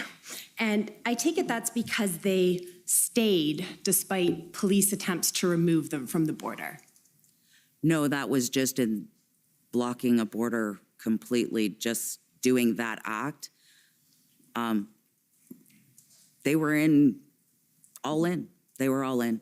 Right. They maintained their blockade despite attempts to remove them. I'm assuming so. I wasn't there. Okay. I do have to say the horse thing was brilliant. That was just the most beautiful scene I'd ever seen coming across. You also gave evidence that Mr. Marazzo tried to put you in a box, right? I believe I started that with Tamara and, yeah, as well as Mr. Marazzo. Okay, Ms. Leach and Mr. Marazzo. And by that, you mean, I take it, that they attempted to manage you somehow? Manage me, distance me. I found my own way, and I found where I serve the public better, and that's from the heart and off the sleeves. So I found my place. Right, okay. So can I take it then that you rejected or resisted those attempts to manage you and did your own thing? Yes, I'm a truck driver, an independent truck driver, and a business owner, and I've been business owner several times, so yes. Okay. And so I take it that if Ms. Leach or Mr. Marazzo told you how you should be protesting, you would have resisted that as well. It depends on what their message was. If their message was incorrect, you'd be correct about that. Right. So if they told you it was time to leave Ottawa and that, in your view, was incorrect, you would have resisted that. Not likely. Okay. And if they told you that there were too many horns and asked for your help to stop the horns, I take it your view would have been it's up to the individual protesters to determine how they protest. I assisted when asked. When asked, and I suggest to you when you agreed with what you were being asked. You can suggest that, but you weren't there. Okay, so you disagree with me. You would have gone along with what? I went along with a lot of the things that made sense. Right. If it didn't make sense, I mean, horn honking, I can understand why people want that reduced. Absolutely. However, when the government goes and says, you can't honk your horn, but we want you to leave, They obviously didn't read the Schedule 1 of a truck, which means you have to honk your horn in order to leave the city. So what was it? Did you want us to leave or did you want us to stay? We couldn't complete a Schedule 1. Okay. And just a couple more things. We've heard some testimony about the swarming of police officers. Did you witness that? I did not witness that. Okay, and do you have any information, I take it you didn't witness it, but do you have any information about which groups were involved in that? I do not. You also testified that Pat King was the lead on media in January, correct? That's what he agreed to. He agreed to put out media for us, to put us through to his followers that would allow us a broader reach. Just kind of like, I don't know, when you do a newspaper ad, except it was free. So thank you, Pat. Okay. And did Mr. King, to your knowledge, did he continue to take a lead role in the information that was being disseminated into February?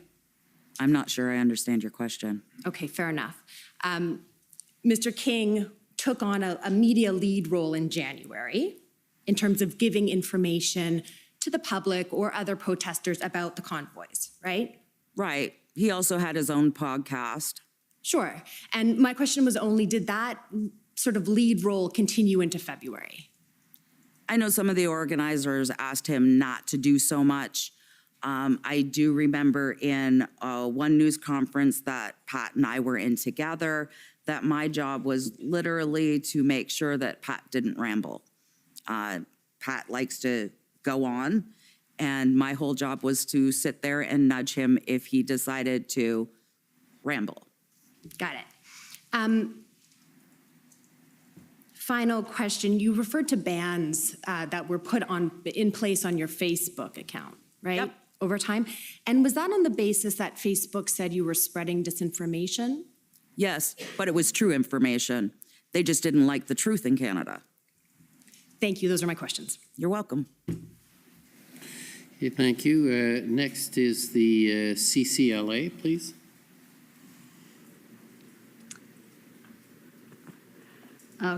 Good evening. I'm going to be asking my questions via Zoom. Can you see me? I can. Perfect. My name is Eva Krajewska, and I'm counsel to the Canadian Civil Liberties Association. And I just have a few questions with respect to the freezing of your bank accounts. I know you already spoke about this in the examination conducted by Commission Counsel. And I understand from that evidence that you learned from a phone call you received from RBC that your bank accounts were frozen on February 17th. That's correct, but it wasn't from RBC. It was actually from a police officer. Okay, I see. So the telephone call that you received on that day was from a police officer that your bank accounts were frozen? Yes, when I called it at a later date, it's a police officer. And do you know whether that police officer was a police officer of the Ottawa Police Service, the RCMP, or the OPP? I believe he was Toronto service or from the Toronto area. And the police officer told you that your bank accounts could be unfrozen once you informed them that you left Ottawa. Is that fair? That's what he stated. And did you check at the time that your bank accounts had in fact been frozen? I was already informed prior to his call by my husband. So your husband called you to let you know that he was not able to access your joint bank accounts? His business account, which had my name on it to pay for expenses, his and my joint household expense account, as well as my personal bank accounts, were all frozen.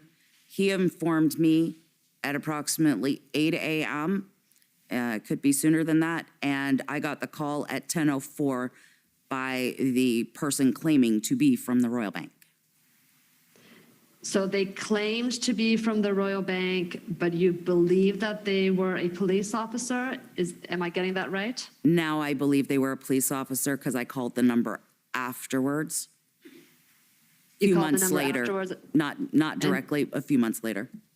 A few months. Oh, so they left you a telephone number to call back at? No, I screenshotted the message when they called. I screenshotted their phone number. And you called them back later, and then how did they identify themselves when you called back later?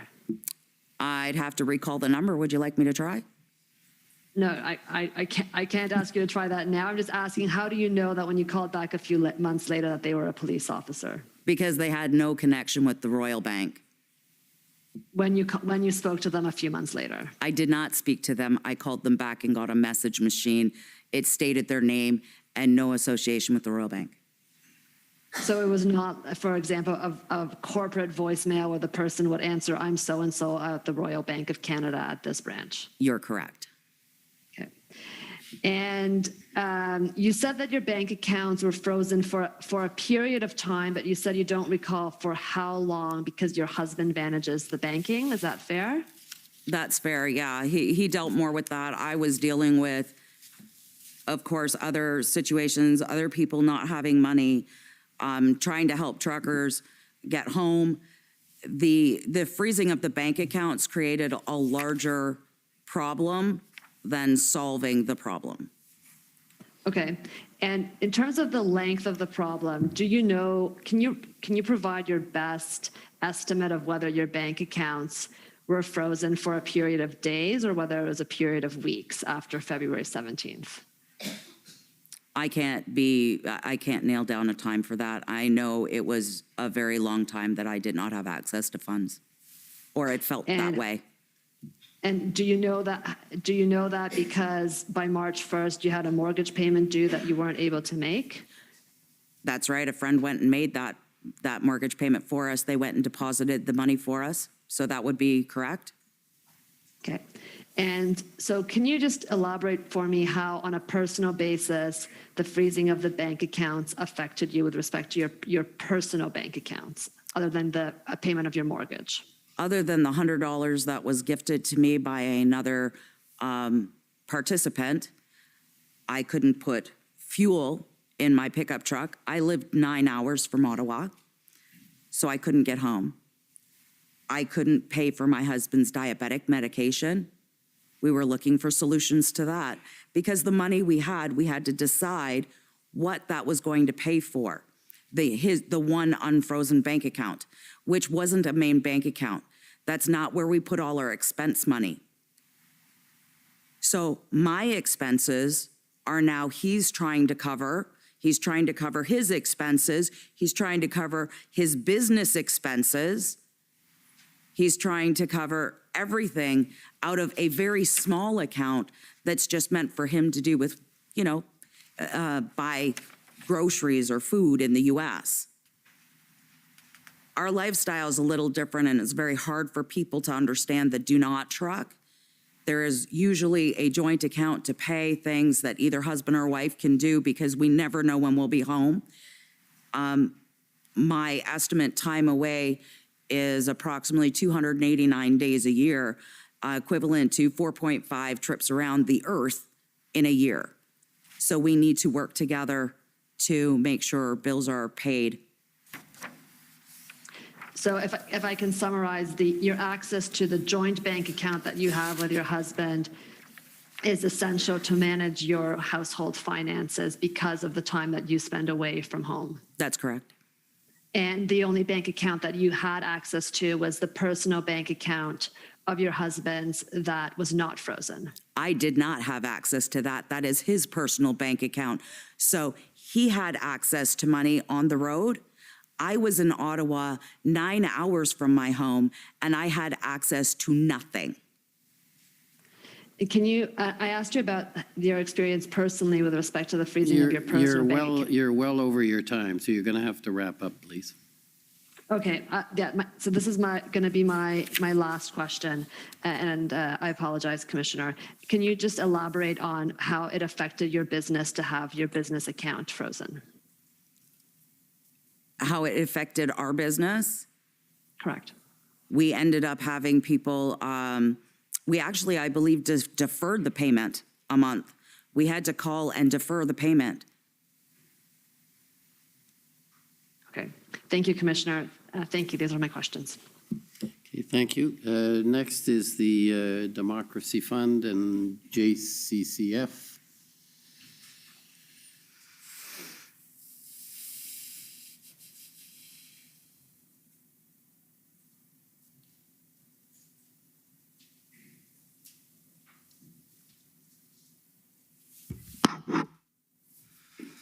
Hey, Mr. Commissioner, Ms. Belton. My name is Antoine Dailly. I'm counsel to Citizens for Freedom, representing the peaceful demonstrators in Windsor, Ontario. I just have a few questions to clarify some of your earlier testimony.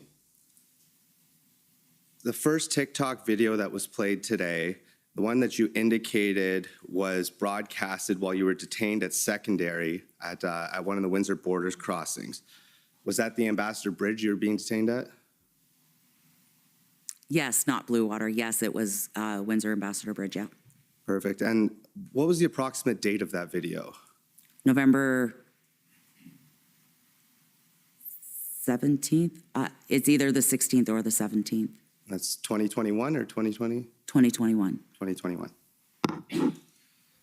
And you had indicated in your testimony that you were afraid that, Windsor Police would be involved, other policing agencies. Did other law enforcement actually have become involved in that interaction with you, or was it just CBSA that day? On that day when I crossed in, I tried to explain to the Windsor Border CBSA agent that I could not wear a mask, that my visor that I usually used had been broken during the trip, but he would open the window and go, "Put on a mask," and he would slam it. Then he would open it up and yell, "Put on a mask," before I could answer again, and slam it. We finally got to the, "She's not got one." And I tried to explain it was not good enough.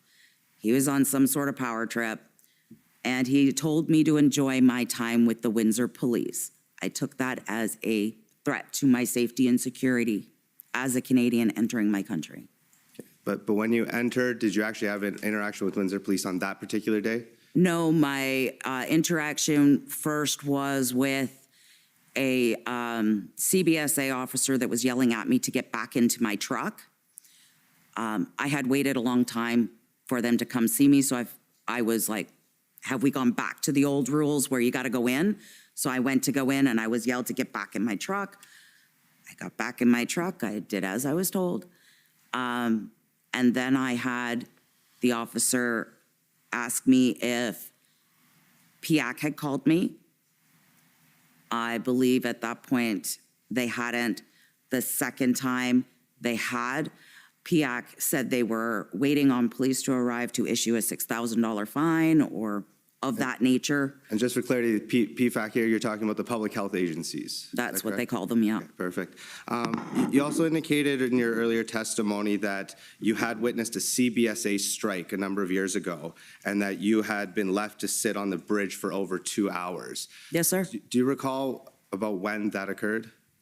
I actually have it within my files. I believe it was 2020. Possibly August. It's in my files. I don't have it right in front of me. Okay, and that was the Ambassador Bridge as well then? I was on the Blue Water at that point. The CBSA strike was more than one bridge. It was unilateral. It was all over the news.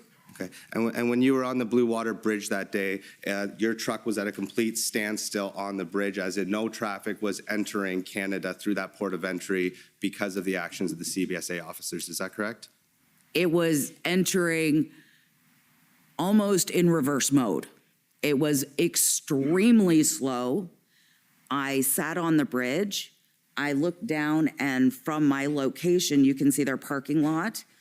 In front of their parking lot, they had their picket signs.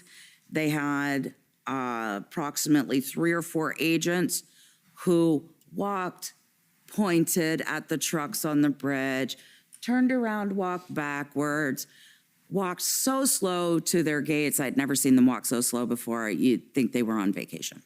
Did not appear that they were concerned in speeding up the access. They did not care about Canadian truck drivers or American truck drivers coming in, not one bit. My buddy was there for 14 hours. A lot of these drivers, especially for the garbage removal, go in and out a couple of times a day. That could have meant that any one of those truck drivers didn't have a full supply of medication on them. They didn't care what happened to those truck drivers. Canadian government didn't care what happened to those truck drivers. Doug Ford didn't care what happened to those truck drivers. CBSA's top management didn't care what happened to us either. Understood. And you had indicated that you had received a report that one of your colleagues had been stuck at one of these ports of entry for 14 hours. Was Yes. that also at the Blue Water Bridge, or was that the Ambassador Bridge? He was also at Blue Water. Understood, thanks. Just turning to the convoy that it sounded like you led from Sarnia to Ottawa. Can you remind me again the precise date that you left Sarnia and would have passed through London, Ontario? We left on the 27th. 27th. And for those less familiar with the structure of the highways in that area, is it accurate that the 402 merges into the 401, either westbound or eastbound, right outside of London? That's correct. And that juncture where the 402 and the 401 connect is about 200 kilometers away from Windsor, Ontario? That's correct. Were any of the trucks from the convoy you were leading from Sarnia directed by you at that junction to head towards Windsor, so westbound, instead of towards Ottawa eastbound on January 27th? No, sir. A subsequent video was showed earlier today in which I believe is one of your TikTok videos where you're speaking about being threatened by CBS agents, being extensions of the federal government. You mentioned a group that was carrying out some threatening activity, and I'm not sure on the pronunciation, but was this Antifa? Is this the same group that was referenced earlier today by Mr. Charland? I don't know what was referenced earlier today. Okay, understood. And a final question here is, were you physically present in Windsor at any point between January 23rd and February 14th of 2022? I'm sorry, the date again? January 23rd and February 14th of 2022. I may have been there on the 23rd. I would have to recheck my logs. I did come in late into the convoy. I was having issues with my load. When I had left to Alberta, I ended up being delayed, and I did arrive back to the convoy late to get started. I had a gentleman by the name of Carl start my Sarnia, so I may have been a day late, which meant I would have gone there, parked, dropped my trailer, and then joined the convoy. And so on January 27th, then, when the convoy left Sarnia, you were not with the convoy at that point? You joined them at some point? No, I was only a day behind. So then on January 27th, you started in Sarnia, is that correct? Absolutely, yeah. Perfect. Those are my questions. Thank you. Thank you. Thank you. Next, it's Ms. Belton's representative. So do you have any questions, or has everything been covered? No, everything hasn't been covered. Okay, go ahead. Okay, first off, the original map. I believe the commission number is BRB 50217.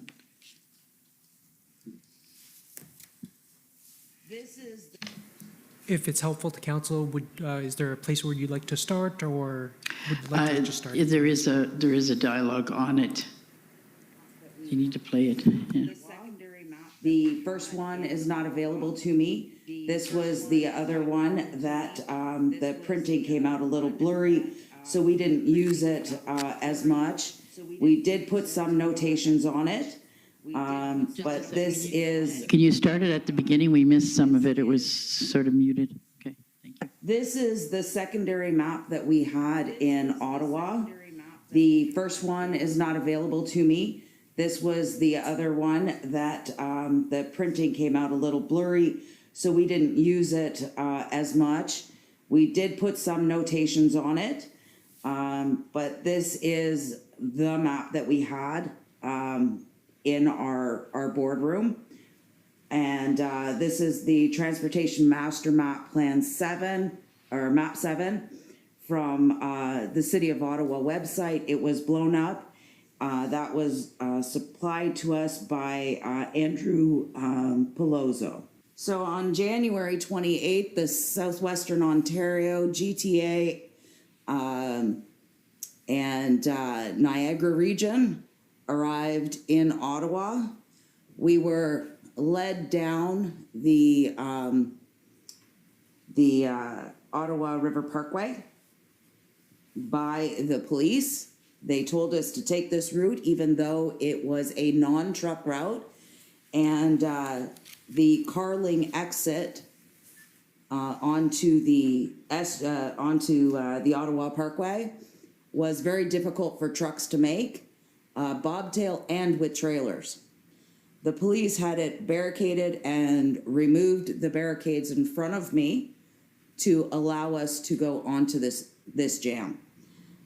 We arrived here and were brought over by the War Museum.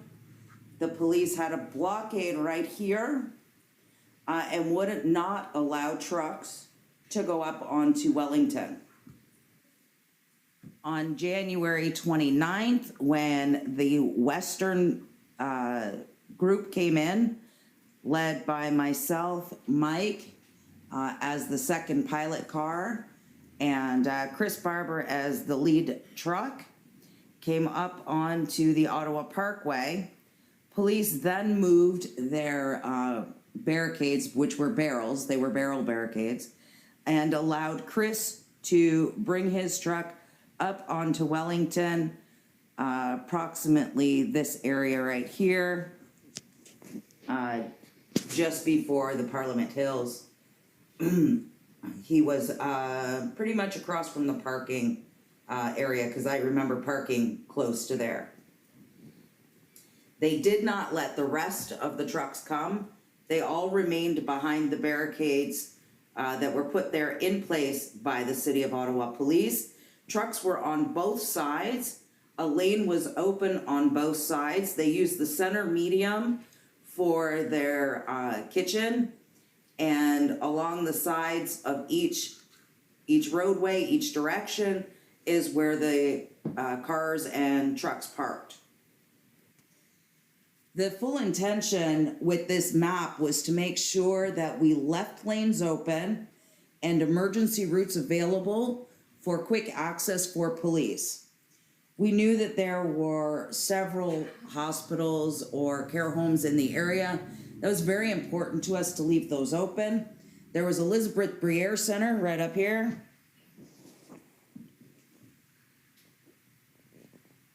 And we wanted this route straight here, straight down, open, as well as through to Rideau and down to the 417 open. It was imperative. It was very important for us to leave access for emergency vehicles.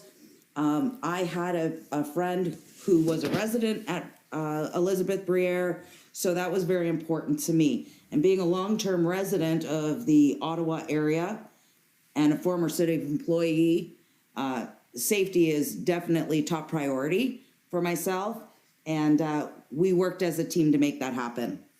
So we were aware that there was a lot of vehicles in the area.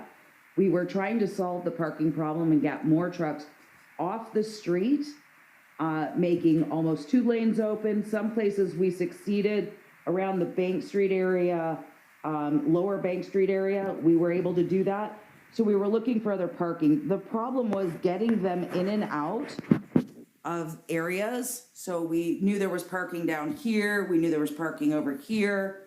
But to get big trucks in and out was an issue, and to make sure that the police didn't block off the access so trucks could come and go at their will should they decide that they wanted to leave. We also had notes on this map you'll see over here at the side.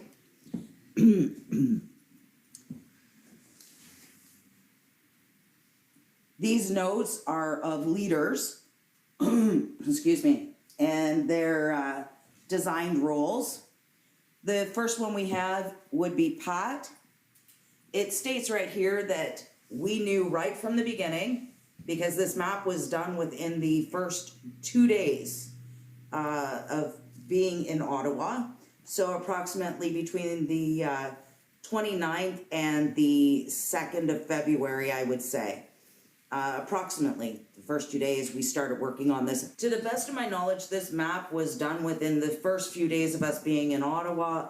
We were working on a smaller printed map But Andrew, of course, provided these for us, which was a great help.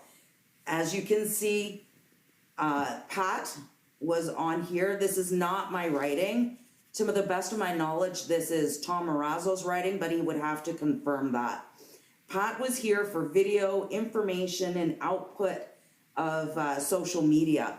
That was his primary goal. However, Pat was very, very instrumental in helping us solve problems with great suggestions for the truck drivers. As you see, Tamara had Tamara Leach, and that was Pat King, sorry. This is Tamara Leach. She has no dedicated spot to her name. However, when we were on a Zoom call, approximately between January 12th and January 14th, her role was designated as social media and fundraising, crowdfunding.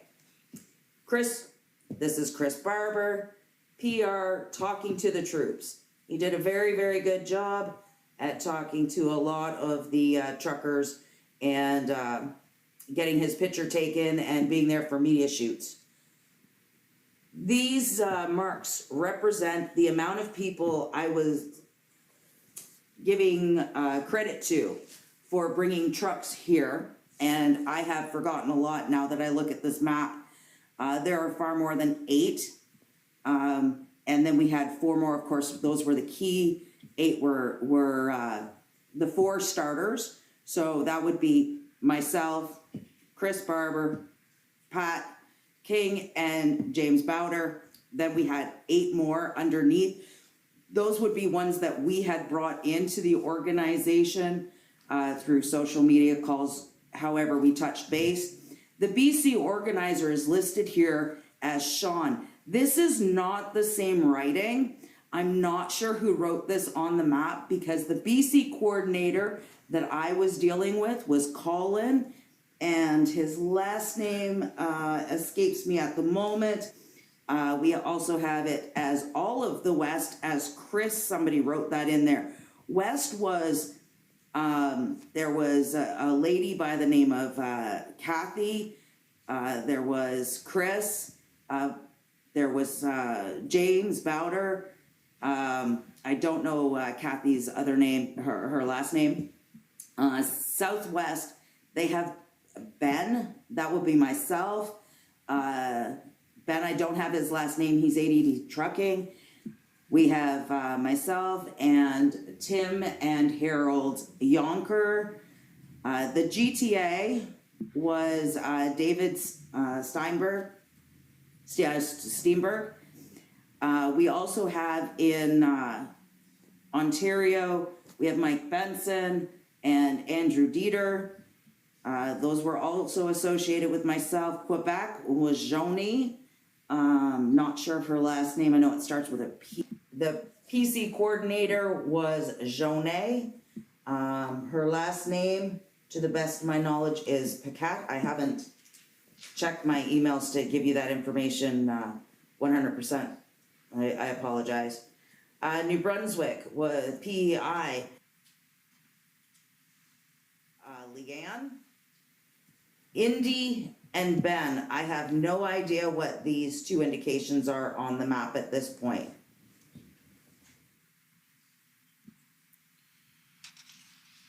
Okay. So I wanted to also have you indicate what transpired to change the leadership from what you've described there to what it ended up being? That would be the direction of Freedom Corp and Keith Wilson, JCCF, I assume. You have a number of emails with interactions between various members. With Chad. Yeah. Okay. Can you bring those up? I have no idea what they're entitled. Identify the number. Do we have the number for that? Sir, I'm going to rise at this Where is point.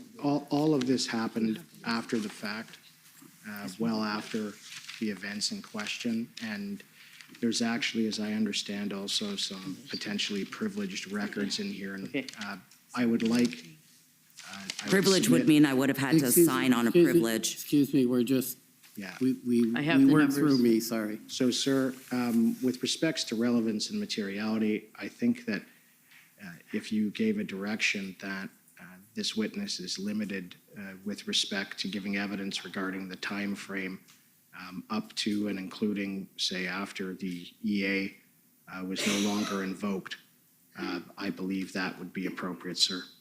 That's okay with us. Our information is prior to the EA invocation.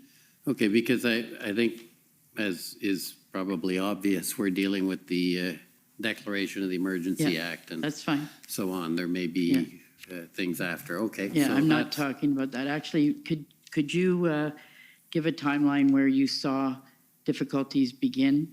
And then just, we have the numbers, so when you indicate what document, we have the numbers. Those documents were provided to me afterwards, Yes, okay. but they Yeah. said they don't want anything outside after that time frame. Well, it's information about what happened in that. Right, but they don't want all the truth out. They only want selected truth out. I know, but he didn't confine us to. I think he did Okay, define it. Again, it's turning into a discussion.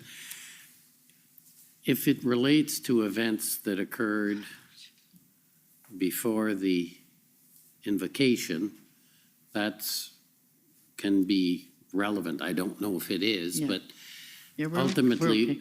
we're concerned about the declaration of the emergency and the organization of the convoy and its function or what happened in Ottawa. And if it's related to that, then tell us what it is and we can then think about whether we go to the documents. But I don't know what we're talking about, so. Okay, it's documents that were generated before the EA. But we can just talk about the meetings, what was happening when there was One of the shift. first meetings that I went into was with Tom Quiggins, Chris, TBOF, James Peloso. Don't believe there were any lawyers present at that time.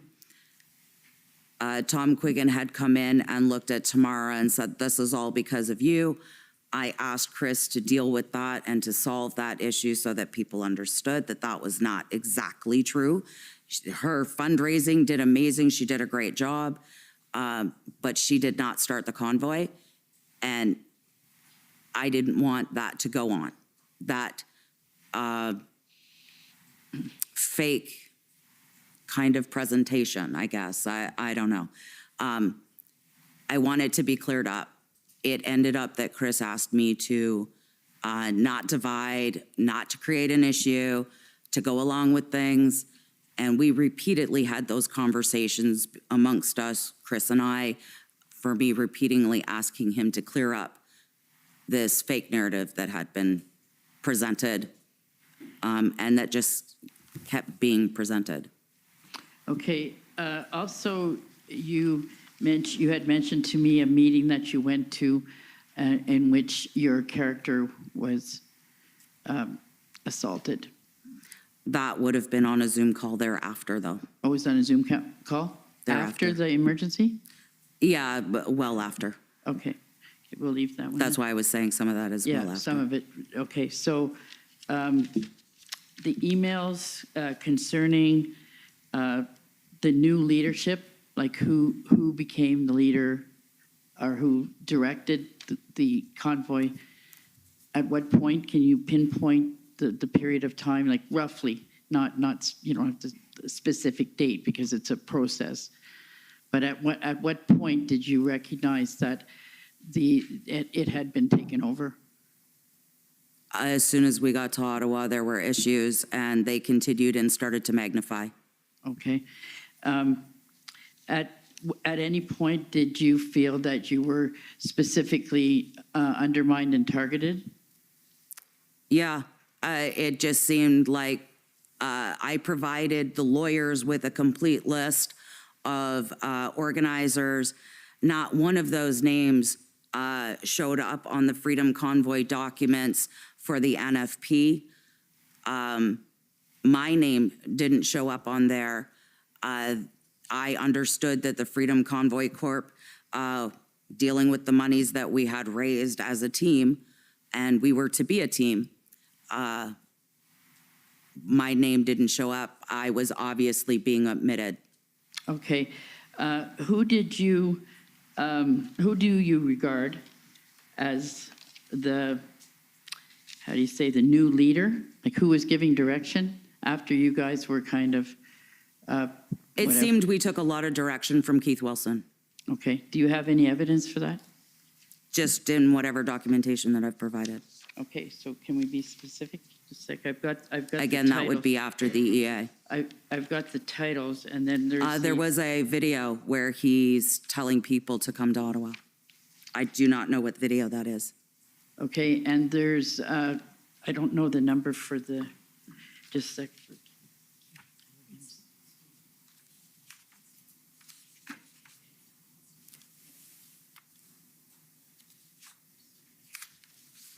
I'm looking for it. Hang on a minute.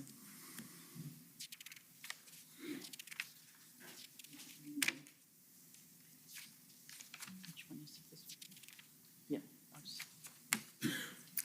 Maybe you could just, it may be helpful if you sort of summarize what it is that you're trying to give as terms of the story, and we okay. can leave the documents, they're in the record, and if Yeah. need be, we'll turn them up, but Okay, I know what it is. It's an interview with the commission and Keith Wilson, I'm sorry, Keith Wilson. so it's Keith Wilson's witness statement, is that Yes. what you're referring Yes, to? with the commission. So the document ID for that would be WTS 58. I'm not sure how many zeros. I would note that WTS 60 is 58. It is a interview statement that would require leave. Okay. So is that what you want to refer to? Is that, or is there a need for that? Is there a need for the document? Yeah, Yes, okay, well, Is let's, it this one that we're referring to? yes. Can you indicate the three places that we wanted to focus? okay, if you could turn up the witness statement, let's see where we go with this. Yeah, we'd like it brought up, and she's going to identify, what's that? Assistance. This is the kind of thing she needs assistance for. Or do you have it? You have it, okay. So which page are you looking at? Starts on page 2. And on the second paragraph? Second paragraph, page 2? Yeah. Yes. Paragraph, which paragraph was it? 4? Page 2, paragraph 2. Okay, so, and Oh, yes, okay. That paragraph, do you want me to read it, or do you want to read it? If you wouldn't mind, please. Okay. Wilson found the TBOF leaders in the Arch Hotel and informed them that the Freedom Convoy organizers would be doing the press conference. Leach told Wilson that she was not in a position to respond to all the questions that may be posed by the press. Wilson agreed to lead the press conference. He decided the event needed to be focused with a clear message. Around this time, Wilson met with Daniel Bulford. Bulford suggested he speak at the press conference about the convoy's work liaisoning with the police regarding safety and emergency vehicle access. Wilson agreed Bulford should also speak at the press conference. So the position is that statement indicates that he's taking a leadership role with regard to the members of the Freedom Convoy. Okay. That's okay, well, I think it should come from the witness, I think. Okay, So yeah, what are you trying to, why are you referring to this comment then? Well, Keith Wilson was writing the speeches and directing what we said. Many times he came into a conference room and he goes, let's get the messaging straight. And he said, what are we here for? Mandates. What mandates? All mandates. This was the message that started the convoy. So was he out of touch with what was going on? Did somebody not fill him in? This message was already in place. Okay. So anything further you? There was one document there that he distributed to everyone with regard to persons coming in on plane. What's the name of that document? I believe he says that in this one as well.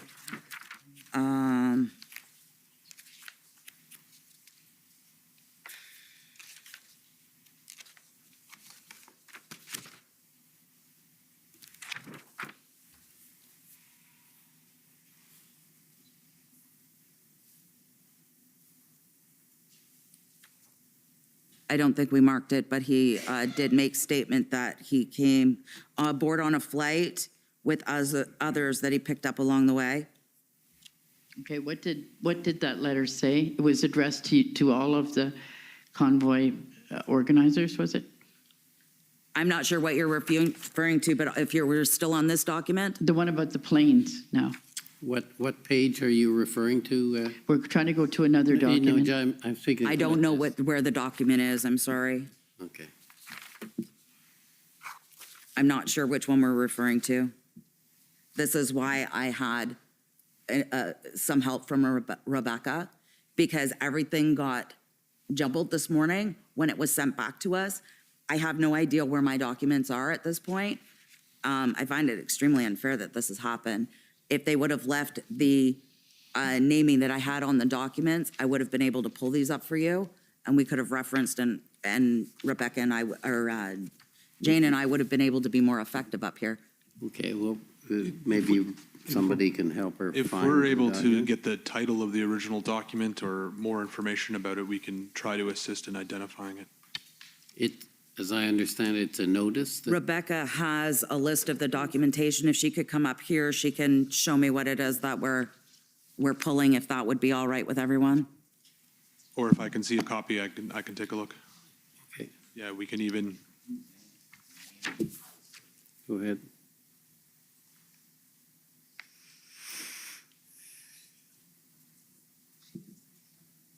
I need to go and speak with her. She has the marked documents. Okay, well, come on up. Let's just get it done.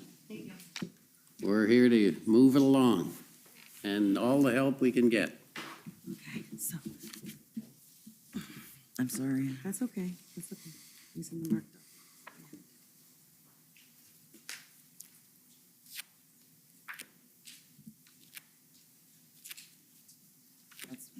Is that it?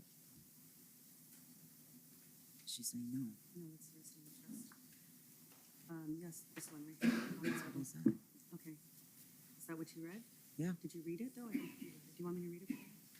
I don't think you said it. So just read what it says.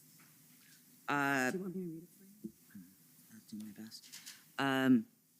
Jane, it says, on February 2nd, Wilson traveled to Ottawa on a chartered flight with Eva. I'm sorry, Eva, I'm sorry. And I'm going to butcher your last name, so I'm just not going to do it. Dwayne, Leach, Chad Eros, and others, Wilson and Eva boarded the flight in Edmonton, and others were picked up along the way. That's not what you were looking for?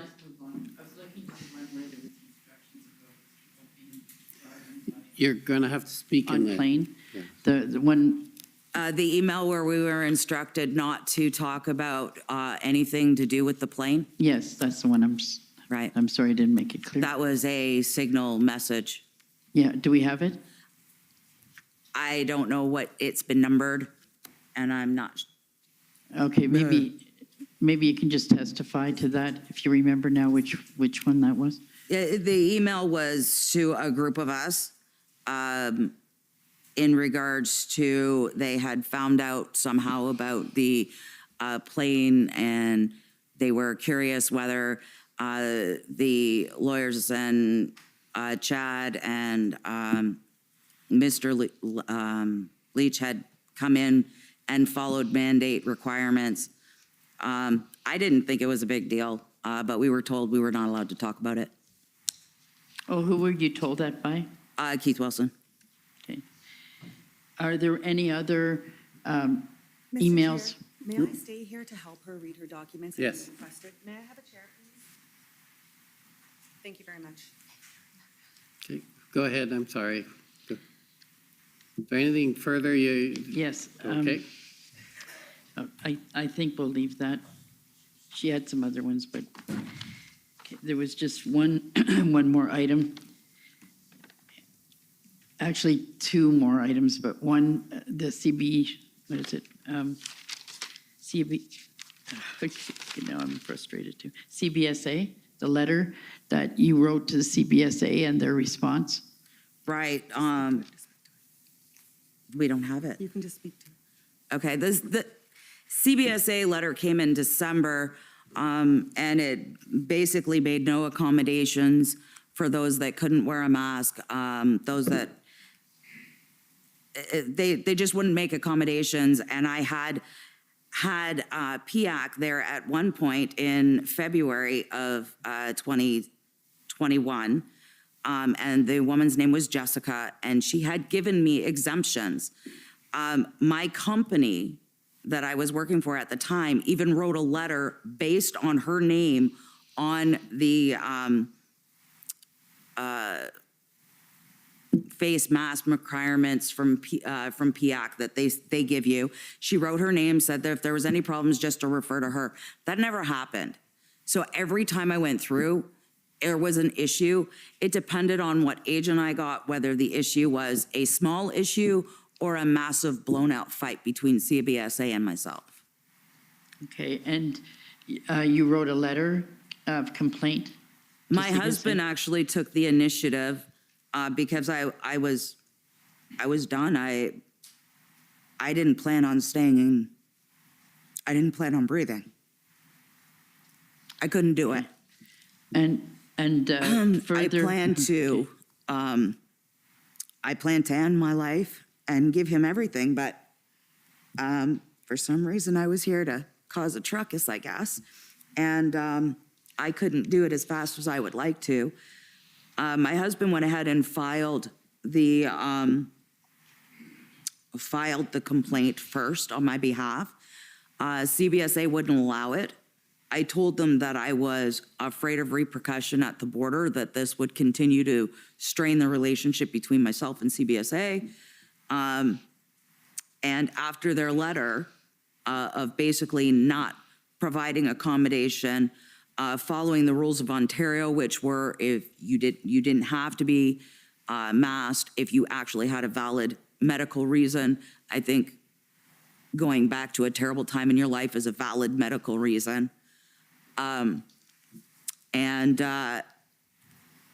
They minimized the suffering and the experience with them at CBSA.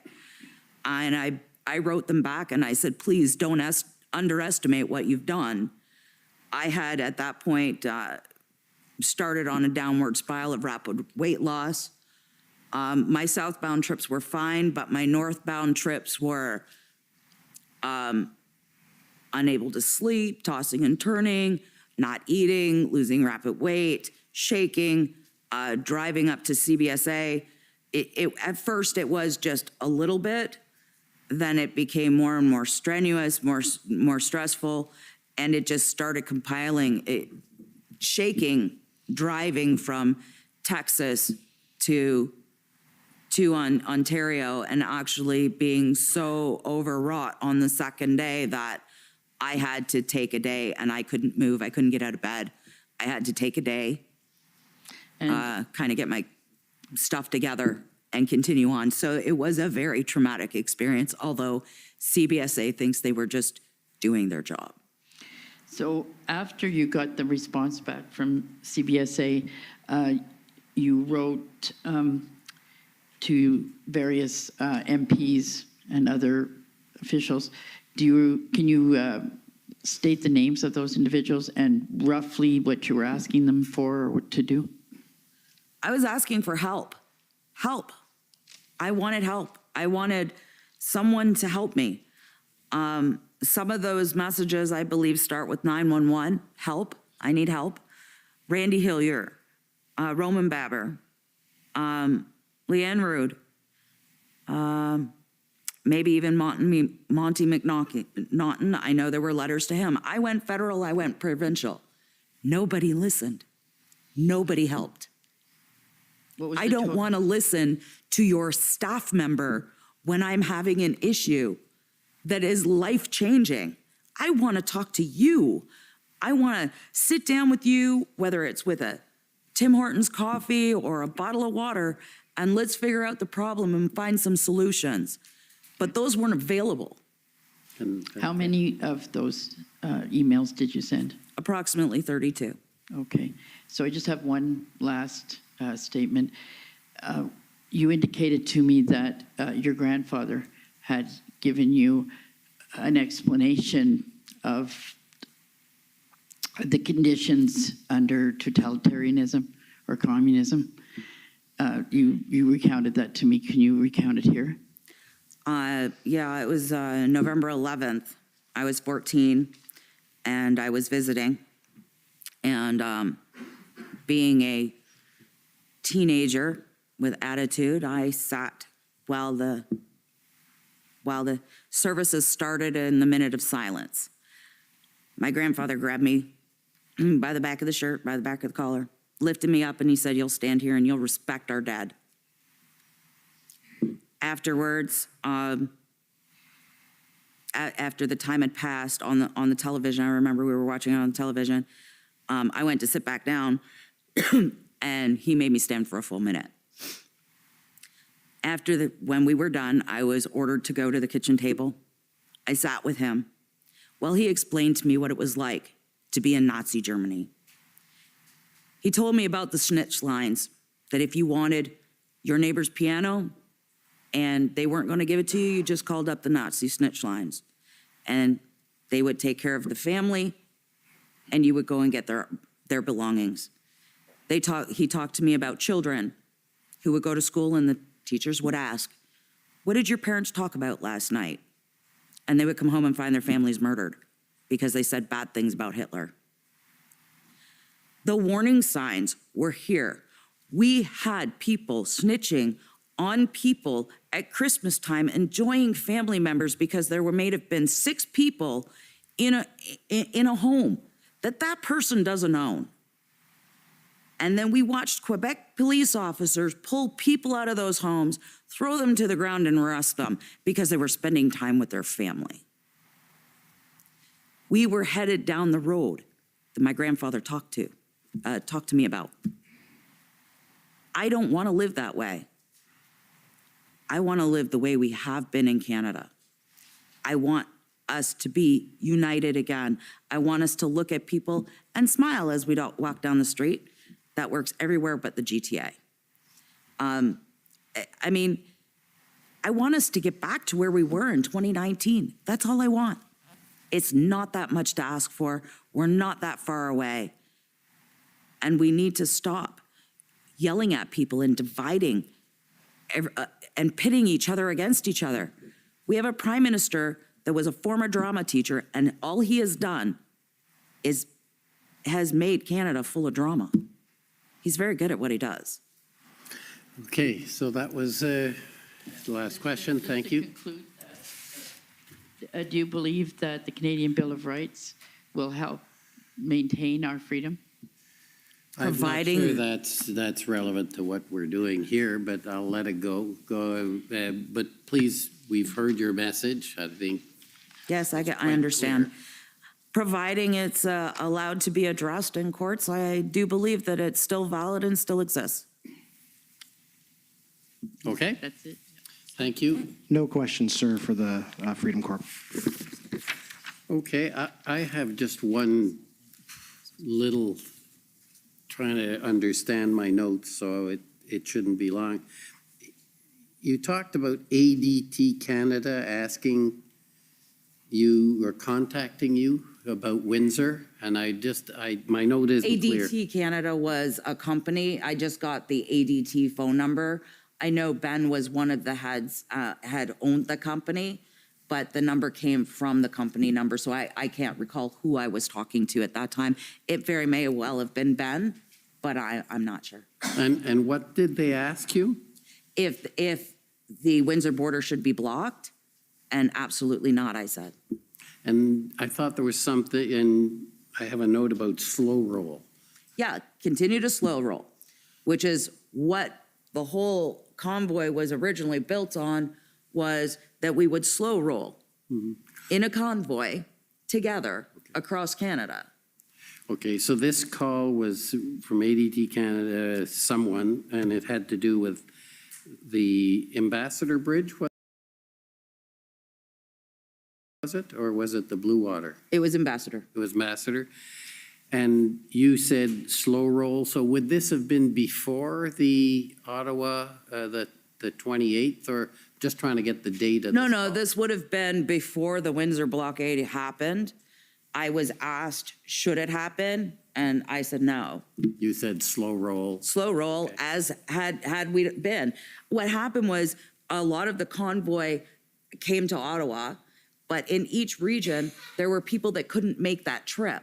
So they continued supporting us in their region. Okay. And I'm just trying to understand also about your pickup truck in Ottawa. You said you turned around when you got here and went, because you had a pickup truck, you could turn around and go to Arnprior, I think it was? I did go. I went to Ottawa West first to a family member, and then I went up to Arnprior. I actually have a video on my TikTok where I'm telling Chris to hurry up because I haven't got to meet him yet. Him and Tamara, I think. I'm saying, hurry up, guys. But in all fairness, they didn't know I was going there to meet them. So I do have a TikTok ad on that day. You have to be fair. I have to be fair. I mean, I couldn't bust them up for not being. So then you picked up that convoy and went into Ottawa and you described that and so on. Did you then stay there? That's what I'm trying to get at. No, I wasn't there for quite a few days. I actually came in and out of the city.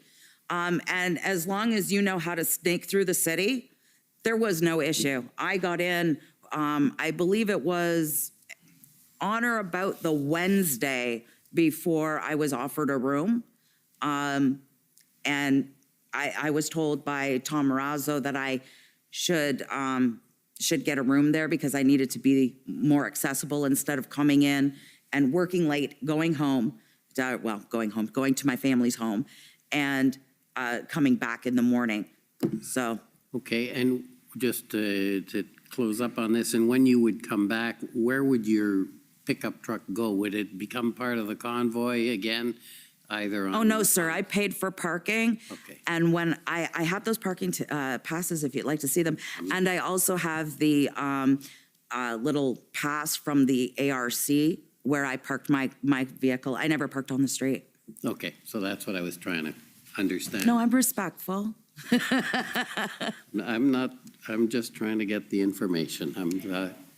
Okay, so that ends, I think, for the day. It's a long day today, and the good news is it'll be a long day tomorrow. So 9:30, please. The commission is adjourned. La commission est adjournée.